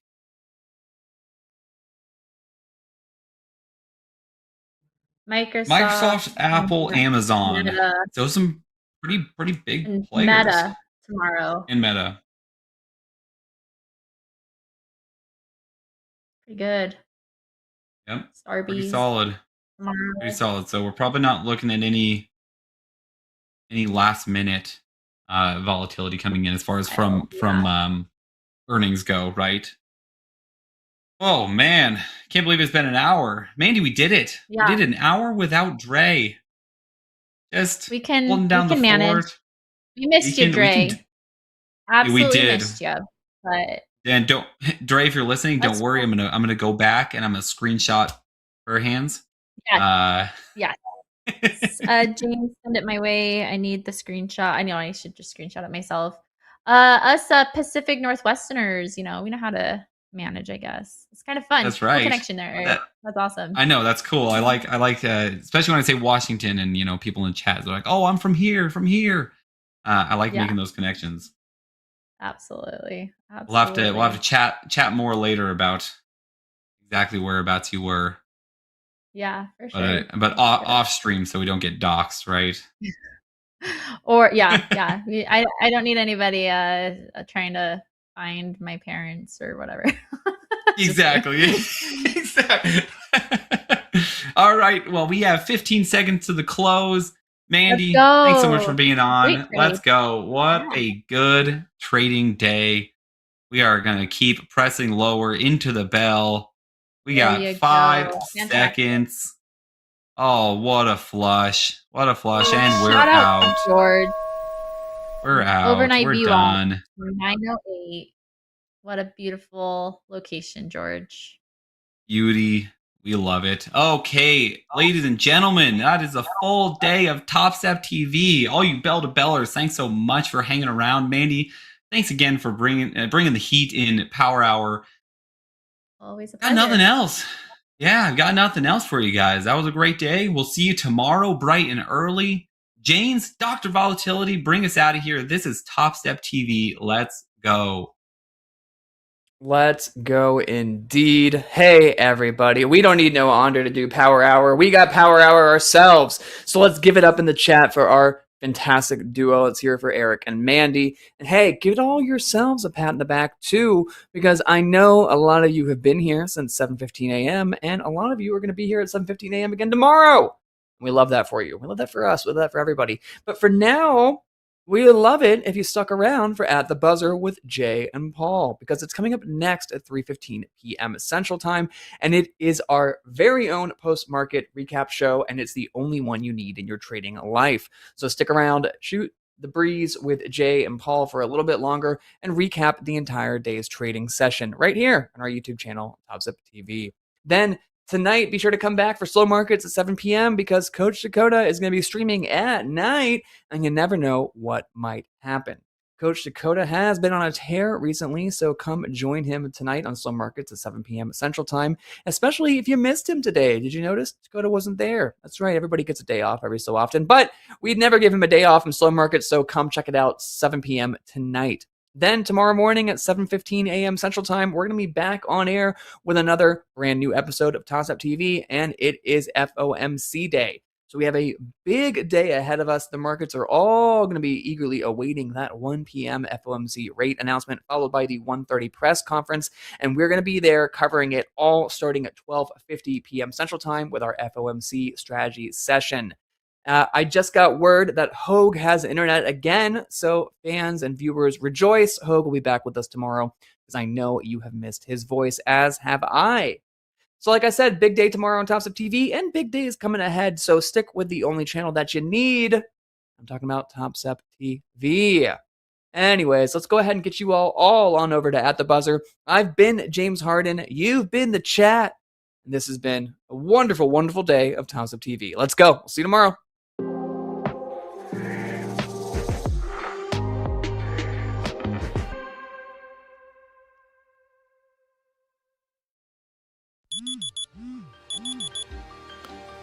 Most people won't see it.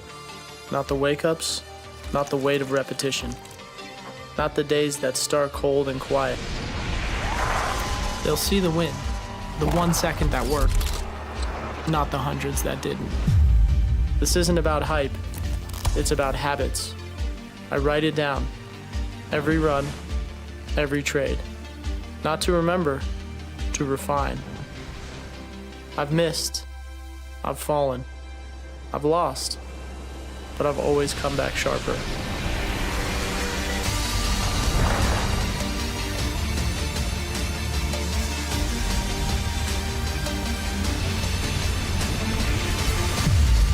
I don't train for motivation. I train for execution, over and over. Whether I'm in the pipe or in the market, I'm chasing the same thing.